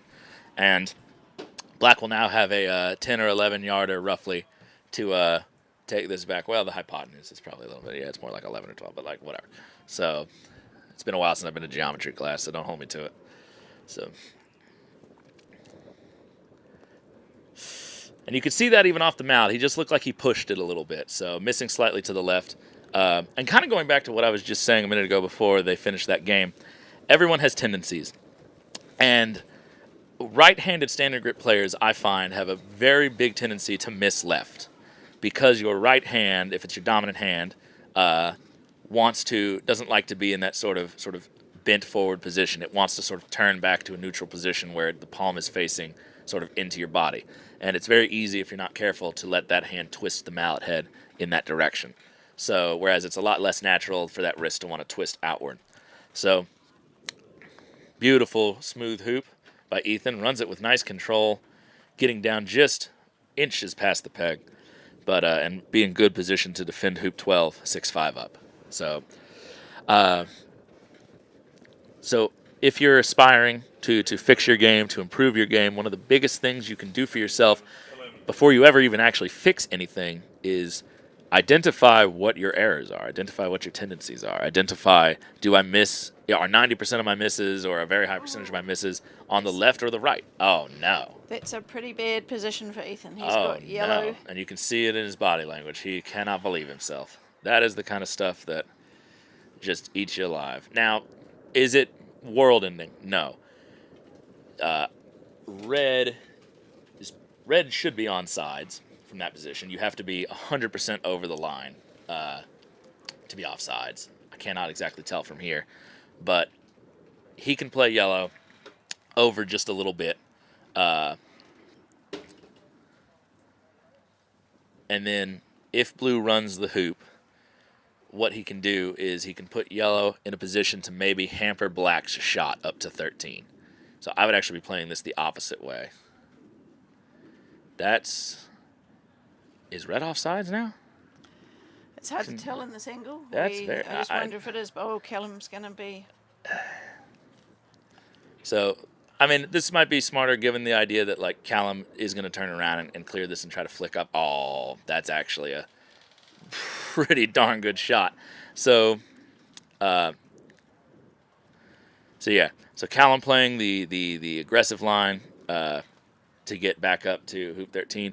Honestly, hit just a little too much of that ball. Had he just caught maybe just, fraction of an inch less of it on the right-hand side, he would have been all the way up at hoop 13. So this is still the problem, though, with this position for yellow is now you've put it on the side where it's potentially hampering your shots at black. The peg was already going to be a factor. So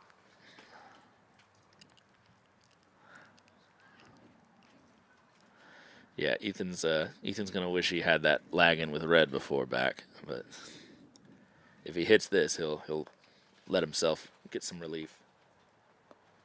Oh my God! Oh, he made it. Through. Oh, but it's so close to being through. Yeah, My goodness, hits the right wire. Bounces back, but the spin is enough. And if this is touching a stanchion as far through as it is, he has to be careful. You could trickle this through even if you really don't touch the ball, if it's touching anywhere. Like that. So, did not touch the ball at all, but nevertheless, because red was sort of right there in the middle of the jaws and touching a wire. Just his black ball, vibrating the hoop was enough to sort of compel Red to go all the way through. So it wasn't a fault of the jump shot. It was actually beautifully executed. It was just never, from his angle, he was just never going to be able to get through there without promoting that ball, and there was just nothing else he could do, so had to take the chance. But unfortunately for Callum McKinnon, who probably thought that the gods of croquet were smiling on him for that whole hoop, they will be going to a Game 3. It is now 7-5 to McKinnon, 7-5 to Gumbrell in Games 1 and 2. And we will be going to an exciting 3-game finish over here. Can we go and look at Levi versus Gianna? No, because the cameraman went to John. Oh, so that we have got no other John, lawns to look at in a minute. We're just seeing if we can move around. You see court 5 at all? Okay. So we're just seeing if we can see court 5 to see.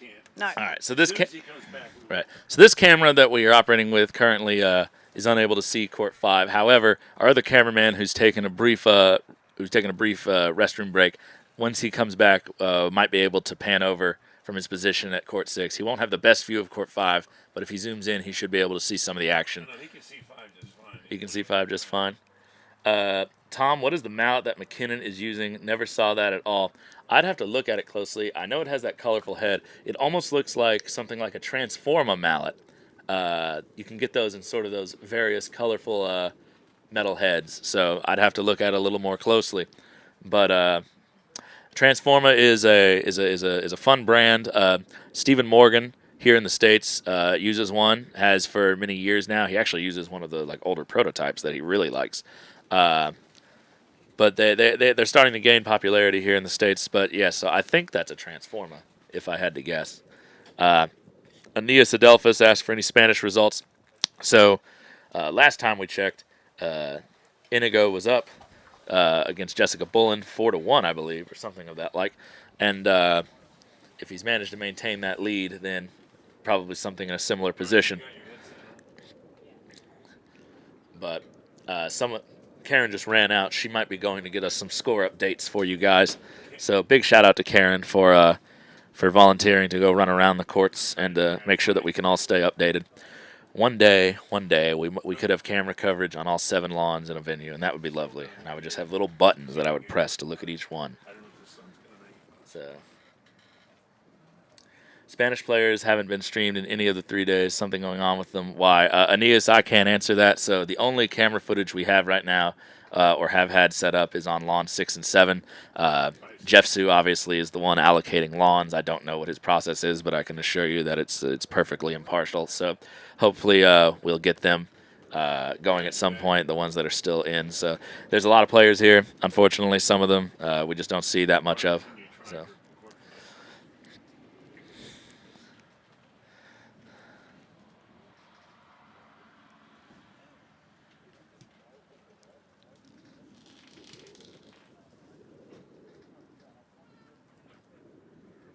Yeah, 7 cameras on 7 YouTube streams. It'd be nice if so. One day we should have. If any of you want to go look up something really cool, look up. I think it's the North Toronto Croquet Club YouTube channel, something to that effect. They were at the U.S. Open with us in January, and they had brought an experimental thing where they had a 360-degree camera taped to a stick that they could put on the center post of the court, and it didn't turn out to be the best camera quality ever, but I had a game on there that I watched back, and you can actually tune into the video, and you can use your mouse to drag it all around the 360 viewpoint. So depending on where the game has moved to, you can just go and watch. But you could also just turn it around and look at any other part of the court you want. It captures everything. So you could theoretically edit 2 fully covered double-banked games on one lawn, but you can also just see a lawn in 360-degree viewpoint from the center of the court. So if we can have something like that available to us, as well as maybe like an overhead camera, we could start capturing some really cool angles. But everyone go check that out. I think it deserves more recognition than it's been getting. So I'm going to look. What's their score? Levi's up. I think it's 4-2. 4-2 Levi. to Levi. So just getting some scores from around the grounds. I'll just be with you in two seconds. So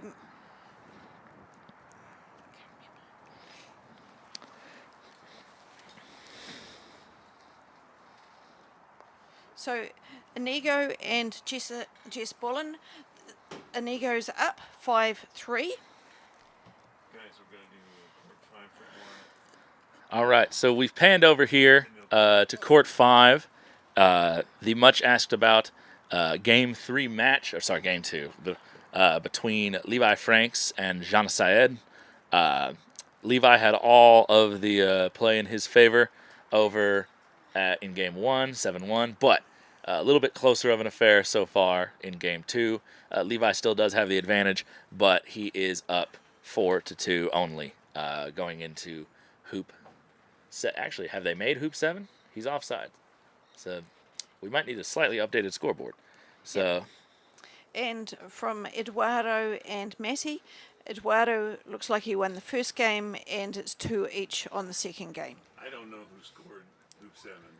All right, well, it's looking to be, I think Jana did, if I just had to guess. Yeah, she's got a shot she's looking at that's barely trickled through. Oh, but there's also, yeah, so. So you think Jana scored? I'm not sure. I think so, yeah, because she has a ball directly behind the hoop that is giving her some backswing issues. So, and he just played yellow from an offside position. So I'm going to guess that Black just ran hoop 7, and it is 4-3 now to Levi Franks. So if we're wrong later, we'll find out. But and she plays a little pop shot there. Pretty good given the circumstances. So one of the things that we as Americans and Brits are pretty good at, and anybody who plays a lot of AC, is you would actually play a shot like that with a split grip position where one of your hands is much lower on the mallet and the other is sort of up at the top. And it allows you to sort of get down a little lower and to control the head of the mallet. It's not so much a swing as it is sort of a punch. So it just makes it a little easier when you don't have a huge amount of room in the backswing. So that should be 5-3 to Levi, assuming we've done our calculations right. Yep. So, yes, Nico, you will see Spanish players in the next round. So it gets better and better as it goes. But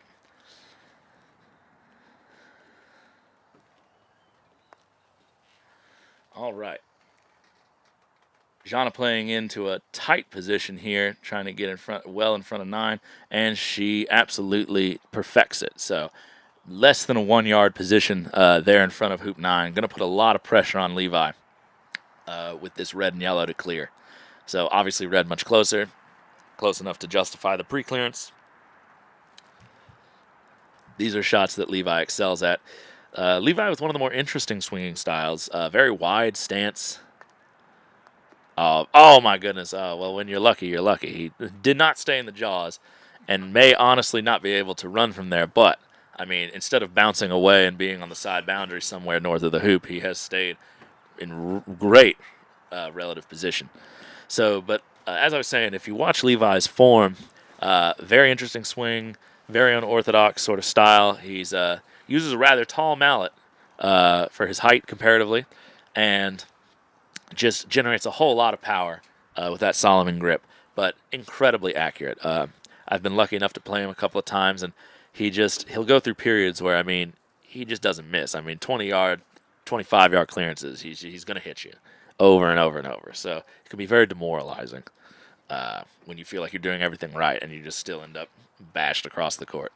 So, but and I've said it a couple times in this live stream, and I'll stand by it. I think that in the next couple of years, we're going to see, oh, that's a great shot.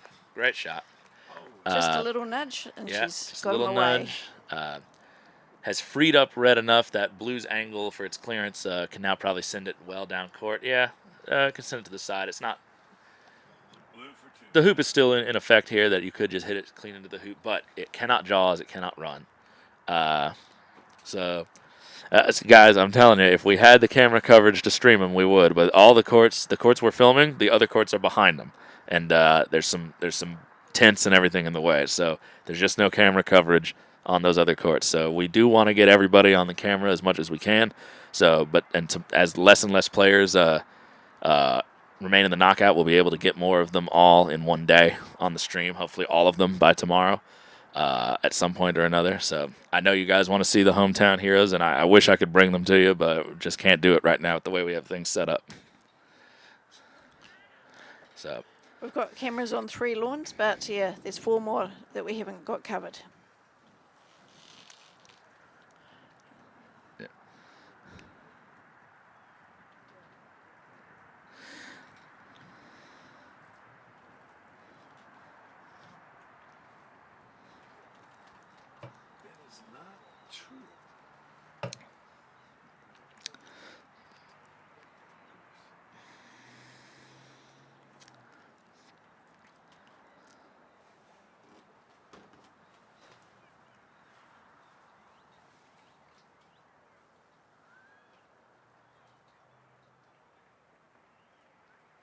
big clearance here from Jana, backing up and restocking this. So she's a very methodical player, very careful, doesn't like to leave anything to chance. And it shows in her results. Had a very close scrape against Blake Fields. Almost got a game off of him. Almost got a match off of him. Would have been quite the upset. She won the first game. He got the second, and the third game went to 7-5, but Yeah. it really could have gone either way. All right, big clearance here. Right side is a little bit safer. Left side, you may accidentally ricochet into black. Can't tell by the angle. She just went a little bit to the right.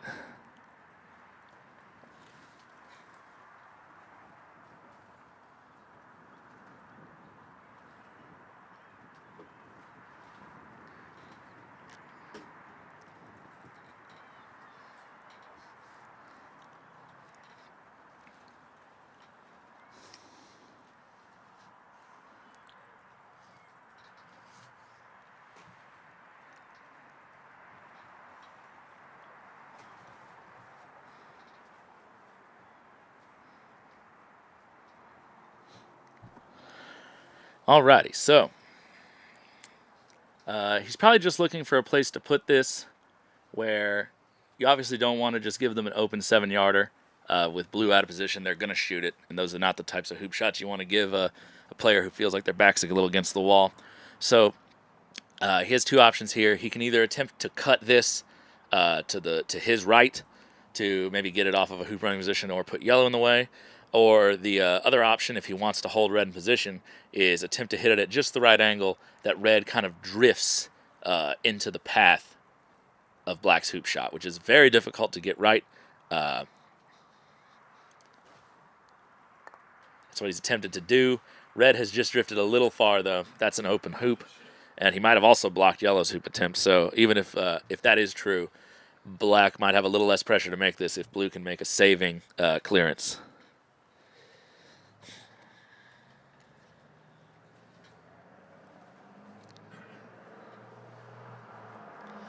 So Jana's got up her mallet. I suspect she's wanting a referee. Yep, there he goes. Yep. So Michael Albert, USCA vice president, who was running scores for us earlier, has now changed roles over to being a hoop setter. So Michael, a man of many hats, keeping the tournament running smoothly.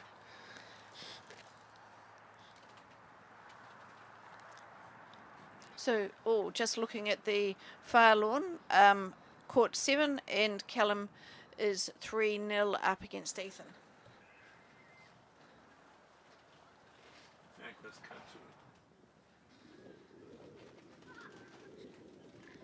All right, we're back on court 7 now with the third game between Callum McKinnon and Ethan Gumbrell. Unfortunately for Ethan, Callum has had all of the play go his way so far with a 3-0 lead. So very much in form at the moment. He's been swinging well. I'm looking at that mallet. That is not a transformer for those who asked earlier. Maybe it is. I'd have to see it closer. The way the light is glaring on it, I just really can't tell. It almost looks like it has a flat bottom and a rounded rest of it, and it's in... You're talking about Ethan's mallet? No, in Callum's. Yes. So I really couldn't tell you. I thought it was a transformer. I now am no longer very confident in that. Well, I could say, what's Ethan's? Ethan's just using a looks like a trimmer. I might be wrong. It's actually a Lavina. A Lavina. Oh, well, I'm wrong. So It's a prototype. a lot of mallets look the same these days. So if the wheel ain't broke. Okay, back we go. All right, and back to this hoop shot. So after the hoop's been adjusted, Jana is approaching this, and big hoop here for Jana to start to close this gap.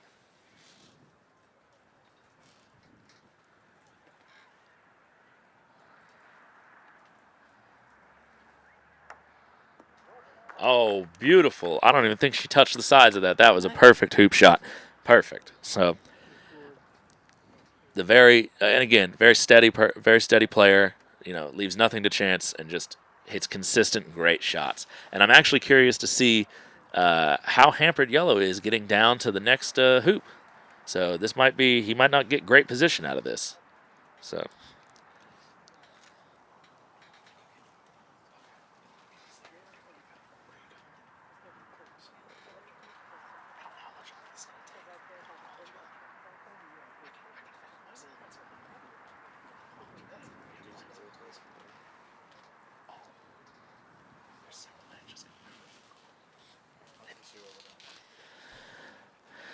So what's Levi doing here? Is he able to get past Red?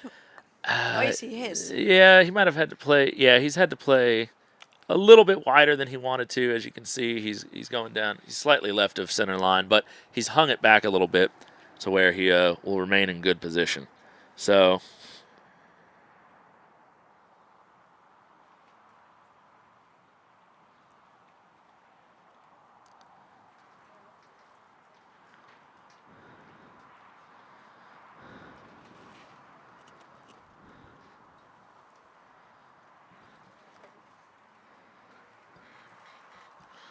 all right.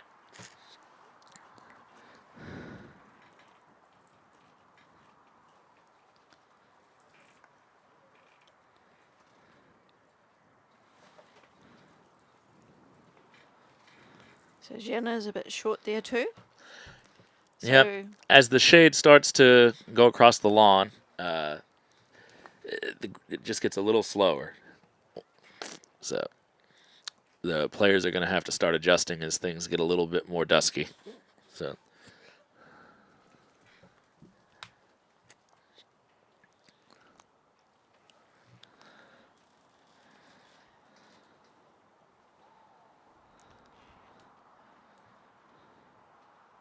And while we're on this game, I'll go and have a quick look around the other lawns and see if we've got any updates on scores.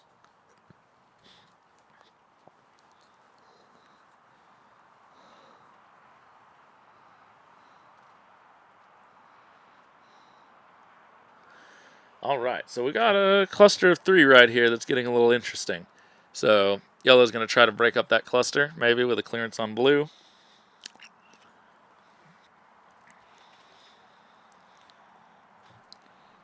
Blue scored 5. Yes, blue scored 9. I'm sorry, I'm talking a different game. Okay, never mind. Sorry, getting a little wires crossed here with some of the game scores in the booth. Beautiful clearance by Levi. Send blue all the way over to the west boundary and maintain decent position. So red, I can't tell from here if red is blocked on the hoop or if it can just slip by there on the right. But either way, he'll have a good attempt to either take control of the hoop with a stop shot clearance or that may be a 4 or 5 yard hoop shot if he wants it. With Yellow pretty close to the next hoop at 11. So I think the score is wrong on the scoreboard. It is not 6-4 to Levi. What is it? It's 5-4 to Levi. So this would be the 10th hoop. So 6-4 is not possible, and hoop 9 was scored by Jana. So we're going to fix that for you guys just real quickly. Over on court 7, we can see an update that Ethan is on the board. in Game 3. So maybe the start of a momentum shift and a comeback. Ethan's been playing really well, but we'll see if Callum can hang on to his lead. Yeah, so clearly was not able to see the hoop there. Opted for just the controlled clearance instead, and is now going to just be looking to take control of this hoop. So yellow's going to clear whatever Jana decides to put in front. If black can see red, I'm sorry, blue can see red. Sorry, I lost my train of the balls there. So blue can clear red all the way to the other side of the court. So yellow cannot set up and leave a ball in position for blue to clear. And there's no point in clearing blue because it can only go to the side boundary. And for someone like Jana, that is not a very long clearance. The only thing that's bad here is if black has blocked blue's clearance on red. And because he's walking over here, he might be looking at it. Yeah. So it's close. It's close. So,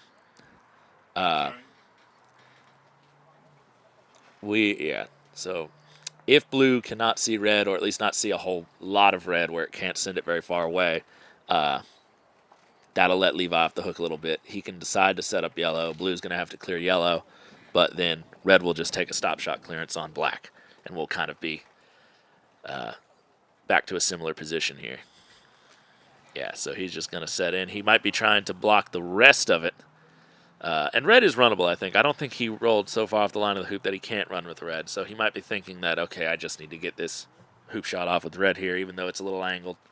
So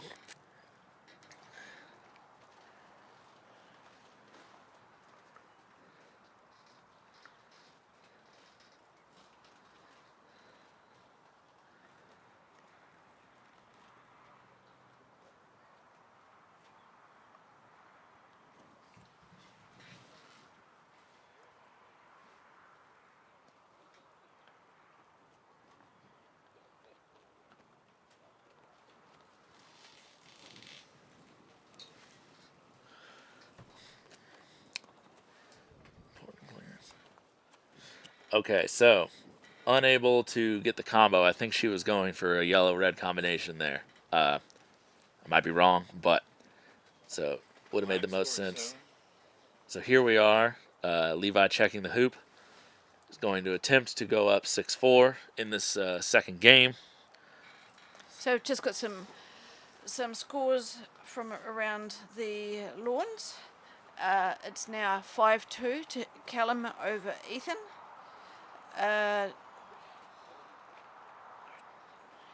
Eduardo versus Mattie. Eduardo has prevailed over Mattie in the second game, 7-4. And with the game Inigo versus Jessica, Bullen Inigo's won 7-4.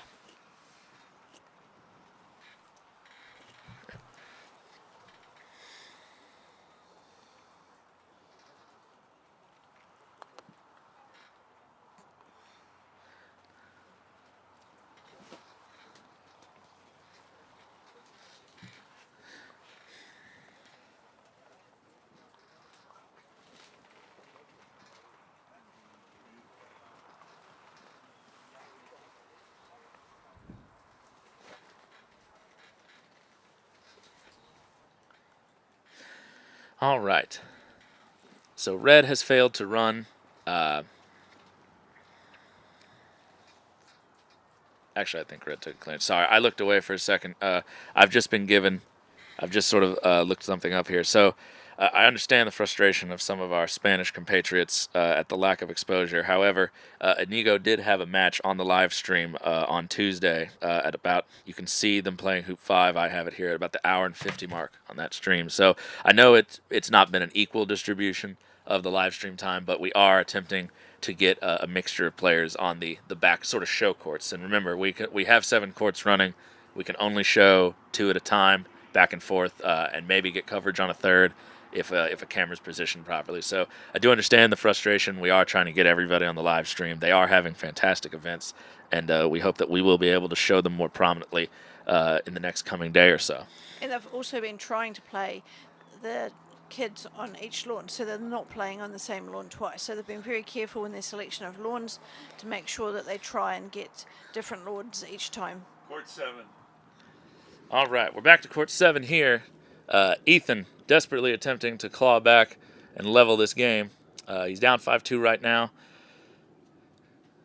Looks to be like he might be attempting a jump shot. The mallet, yeah, he's very close. Mallet is tilted down. This is going to be maybe a low skipping jump shot. And it's a beautiful shot. Absolutely perfect. So that'll be 5-3 to McKinnon. But so a reverse gambit once again. So not the best position for Ethan, but he is getting there. So Callum will be looking to take these next 2 hoops in quick succession, put this game to rest so he can get off to dinner. He may have gone a little bit wide there. What do you reckon? I think it runs. I think it's slightly angled. So It's nice to actually be able to see a screen again. yes. So it's much easier to see things in real time. I could actually hear that jump shot being hit right at the moment that the camera showed it. So it's nice to not be on a delay.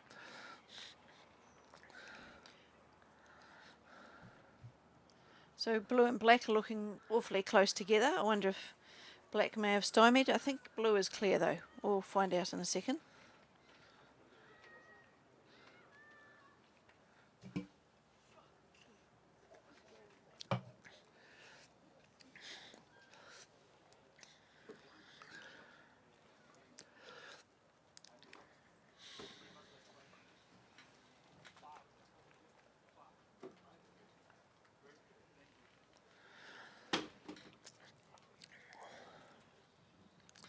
All right.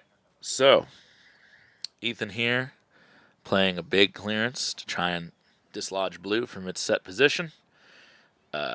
Potential if he misses slightly right that he gets a combination with black and double clears, but he'll just be looking to aim at blue here. Nothing too fancy from this distance, but you never know with these courts. They do have a little bit of character going this way. Particularly that corner, as you've been saying. Yeah, gets a little dicey over there. And a little extra right. Misses black just on the outside, so this hoop should not present too much of a challenge here to Callum. It'll be interesting. I can't tell how close black is. I don't think it'll be hampering his stance or his swing in any way, shape, or form. What is his mallet? Now that they've brought it up, I really... It's in the chat. No. It's a Ray Puckett. No, I think that was for someone. Oh, Callum's mallet is a Ray Puckett. So I missed that. All right. Callum's run that hoop beautifully, so it's 6-3 to Callum. Got it. Thank you, Angus. I missed that one. But all right.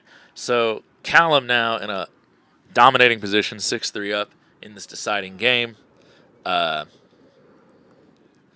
he's been playing really, really well. I mean, if we look at his world ranking compared to Ethan's, it doesn't do him justice. He's played every bit as well as Ethan has, and Ethan has not played poorly. I mean, Ethan has played really good croquet the whole way through, and Callum has just matched him shot for shot just about.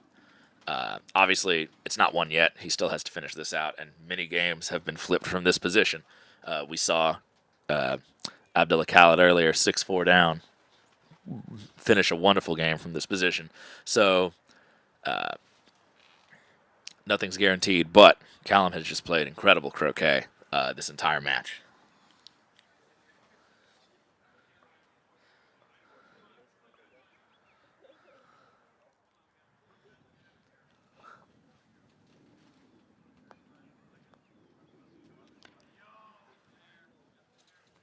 So nice clearance from Callum of Ethan to the boundary. So red to the boundary and blue is onside at the next hoop if he manages to run this. Yeah, he wishes he probably got that on the other side. He's only given up a 7-yard clearance with yellow in good position. So Ethan and Callum are both expecting Ethan to hit here and send it to the other side of the court.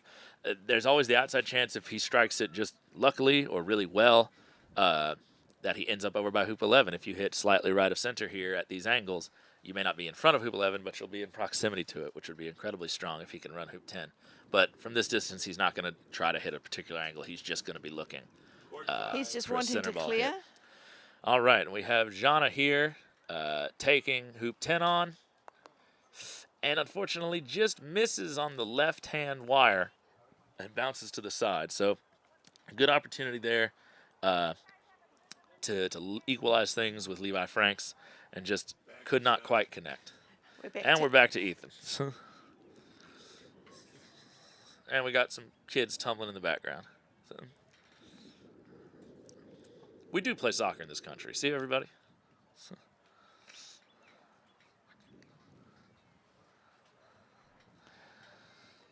I think I've just about seen every sport on this backfield. Oh, Soccer, baseball, what do you call it, gridiron, and then there's been pickleball, tennis, and basketball. Yeah, we don't call it gridiron. Whatever you call it? We just call it football. Okay. So we call soccer. Yep. But so Ethan with a good clearance there. Not the side of it he would have preferred, but happy just to hit it, move it away. There's a small chance maybe hoop 11 is in the way here. It's impossible to tell in these camera angles, and he's certainly lining it up as if it's not. So, but he did do the job, and even if Callum hits this, the hoop will be fairly neutral, and Ethan will be able to get his red ball back in position. So, just a little bit inside there on the left-hand side of the ball. So,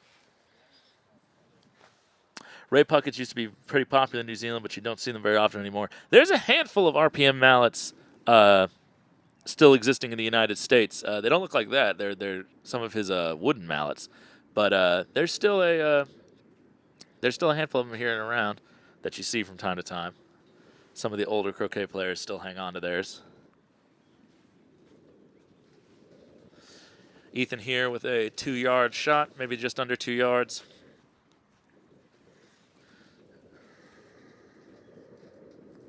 And a beautiful hoop shot.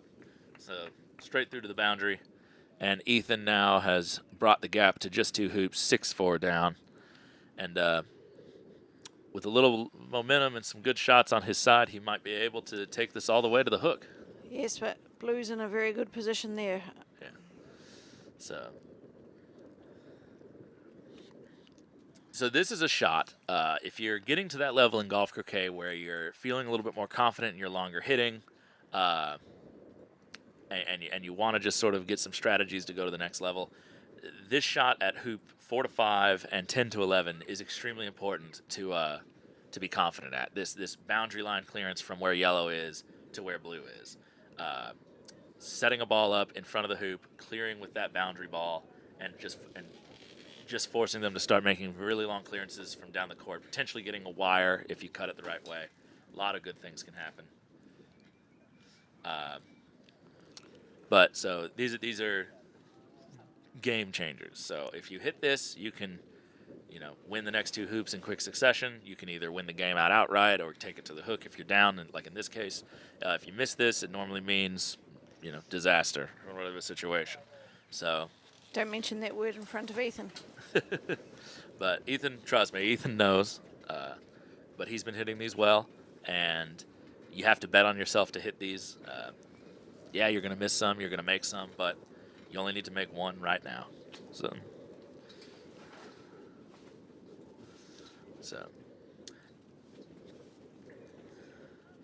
this court does have a little character to it on this back line here, but he should be fairly familiar with it by now, whether it tends to the left or right in any noticeable degree.